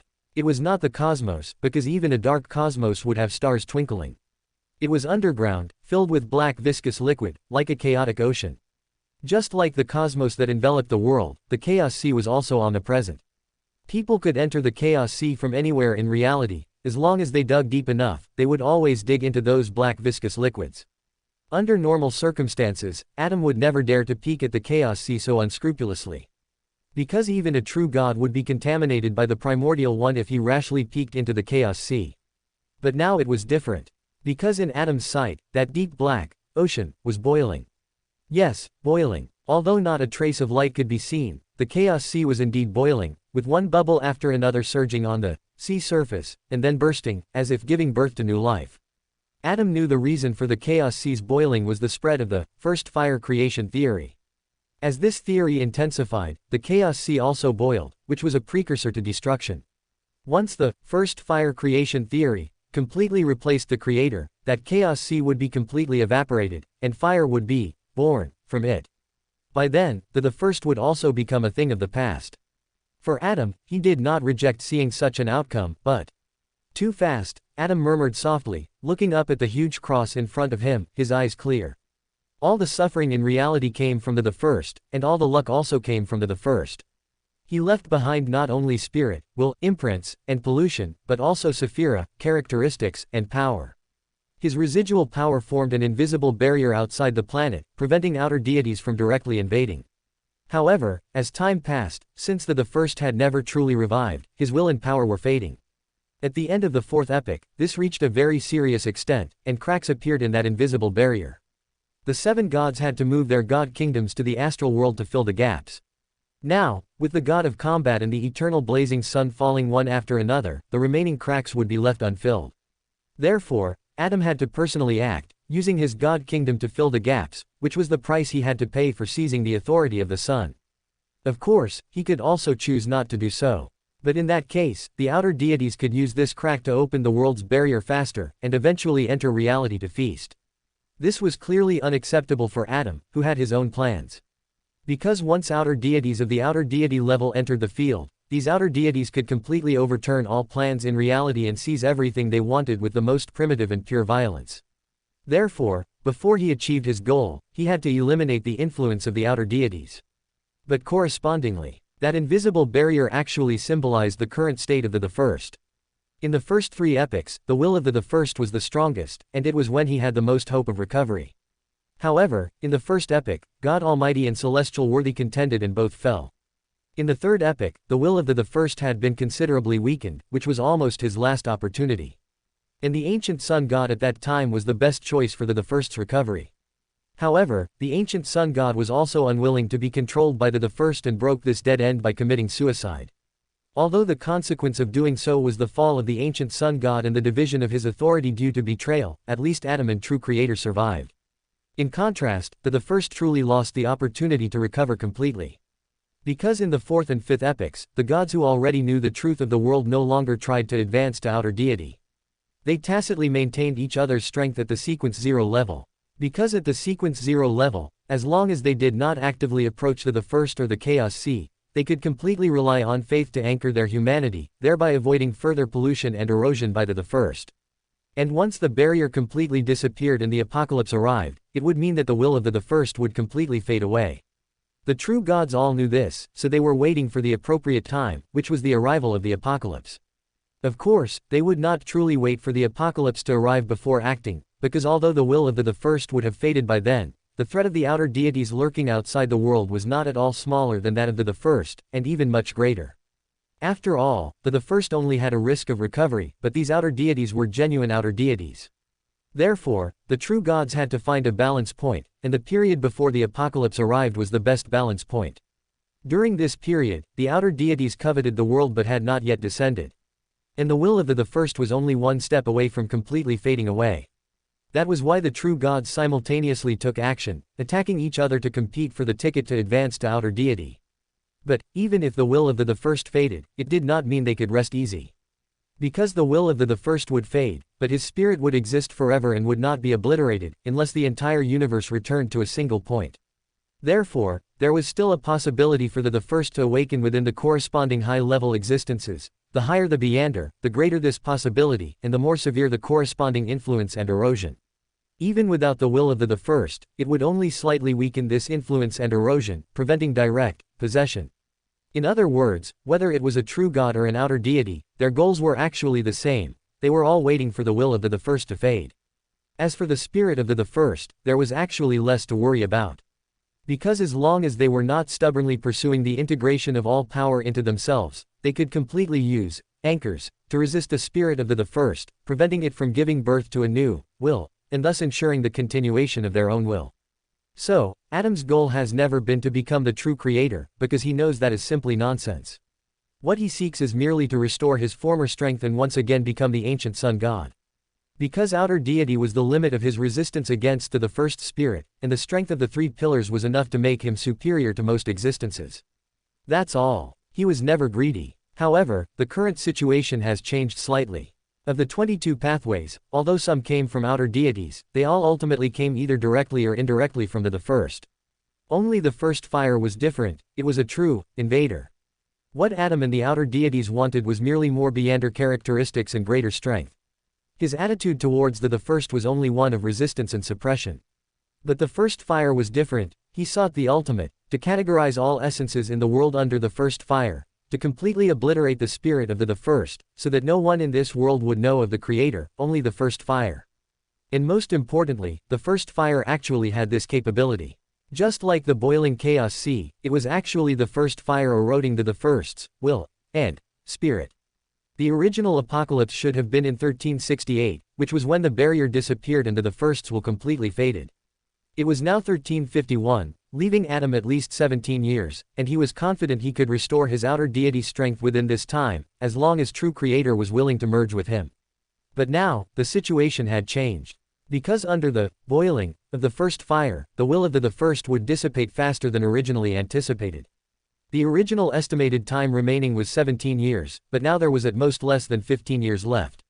Moreover, the boiling process was continuous, and the First's will would continue to fade. And according to the current progress of the first fire, the time left for him was less than 3 years, or even shorter. For the outer deities, this was undoubtedly a carnival. Although a decade or so was just a blink of an eye for an outer deity, they wouldn't mind starting dinner a bit earlier. And for Adam and other true gods, this was actually a mixed bag of news. The worry, of course, was that the outer deities would descend faster than expected. The joy, however, was that along with the will of the First, the spirit of the First was also being eroded, which would make their advancement easier. For example, the Evernight goddess, who had already obtained the uniqueness of death and god of combat, was destined to advance to outer deity. 3 years would be enough for her to complete the digestion, and with Ember's help, the river of eternal darkness would not be an obstacle. She could completely advance to outer deity before the apocalypse arrived. For Adam, the same logic applied. But the problem was, unlike the Evernight goddess who had already gathered all the conditions, Adam was currently only a dual pathway true god. He still lacked 3 pathways. He needed to persuade true creator to voluntarily merge with him, and also snatch the uniqueness of the god of knowledge and wisdom and the lord of storms from under the tiger's nose. And even if he did all that, he would still need to consider the consequences of a full-scale conflict. Fool, Door, White Tower, Evernight, Death, Twilight Giant, Mother, Moon, Black Emperor. Among the 22 pathways, the Fool's side possessed a complete 9 pathways, 4 true gods, and 1 king of angels. Adam, on his side, also had 8 pathways: Visionary, Sun, Error, Demoness, Red Priest, Abyss, Hermit, and Paragon, with 4 true gods and 2 king of angels. Although the Hanged Man was one with him, he might not openly stand on his side. Although the Tyrant stood on his opposite side, he would also have scruples about Evernight, and he would likely still naively want to remain neutral. And even if the other party joined the Fool's side, the Hanged Man would certainly take action, canceling each other out and not being considered. As for the Wheel of Fortune and Chained, these 2 or 3 pathways were incomplete and could not influence the overall situation. The only one left was the Seer pathway. The uniqueness of the Justiciar pathway was in the Church of the God of War, and now it had probably fallen into Loan territory, eventually perhaps ending up in Rosal's hands. In other words, the apparent situation was still unfavorable to him. But this was not necessarily a bad thing. Adam suddenly looked up, as if sensing something. Bang! The next moment, the originally stable void suddenly erupted in a turbulent flow, sweeping across the entire astral world like a monstrous wave. And at the same time, everyone in the astral world sensed a massive and terrifying flood of information, washing over every corner of the astral world, every god kingdom standing within it. That was the hidden sage. He was seeking to advance. A faint glimmer of light passed through the stained glass window high above, illuminating the massive cross and Adam below. A majestic will permeated the church. He seemed to be asking Adam if his promise from back then still stood. Adam did not answer, merely calmly retracting his gaze. He didn't even move a single step, but he had already disappeared from the Church of Bones, appearing somewhere in the astral world. A massive flood of information completely enveloped an area, forming an unbreakable defense line to prevent the advancing hidden sage from being affected by the outside. And beyond that defense line, a faint glimmer of light swarmed from all directions, rapidly analyzing and disintegrating the defense line constructed by the information flood. But the hidden sage, who was about to become a god, was not afraid of the Lord of Steam at all. Although the Lord of Steam's decomposition was fast, his information flood was endless. And just as the 2 sides were in a stalemate, a shadow suddenly darted into that defense line. The information flood should have blocked him, but it, mistakenly, identified him as part of the defense line, allowing him to smoothly pass through and appear before the advancing hidden sage. It was a young man with slightly curly black hair, a broad forehead, thin cheeks, deep black eyes, and a monocle. He was Aemon. Aemon, the blasphemer. Aemon gave the hidden sage a brilliant smile, then directly burrowed into the hidden sage's body, merging with him. Under normal circumstances, an angel at the hermit level was very difficult to deal with. Because they could transform themselves into pure information streams, most pathways were helpless against them. But Error was different. He was best at finding loopholes, making these pure information streams consider him as one of their own. Adam watched everything before him with indifference. He neither helped the Lord of Steam nor helped the hidden sage consolidate his defense line. A true god was powerful, yet not powerful enough to bring sufficient benefits to his faction. But his existence could make another true god, or even an outer deity. The massive undying great serpent glided through the void, silently approaching the hidden sage, and suddenly opened its gaping maw. Adam watched all this with indifference, calmly stating, "This is a necessary sacrifice." He seemed to be talking to himself, and also as if speaking to someone unseen. For more thrilling fanfiction stories like this, check out my channel Fanfic Audiobook. Dive into epic adventures, mysterious realms, and legendary journeys brought to life through immersive storytelling. Don't forget to like, share, and subscribe for more amazing audiobooks.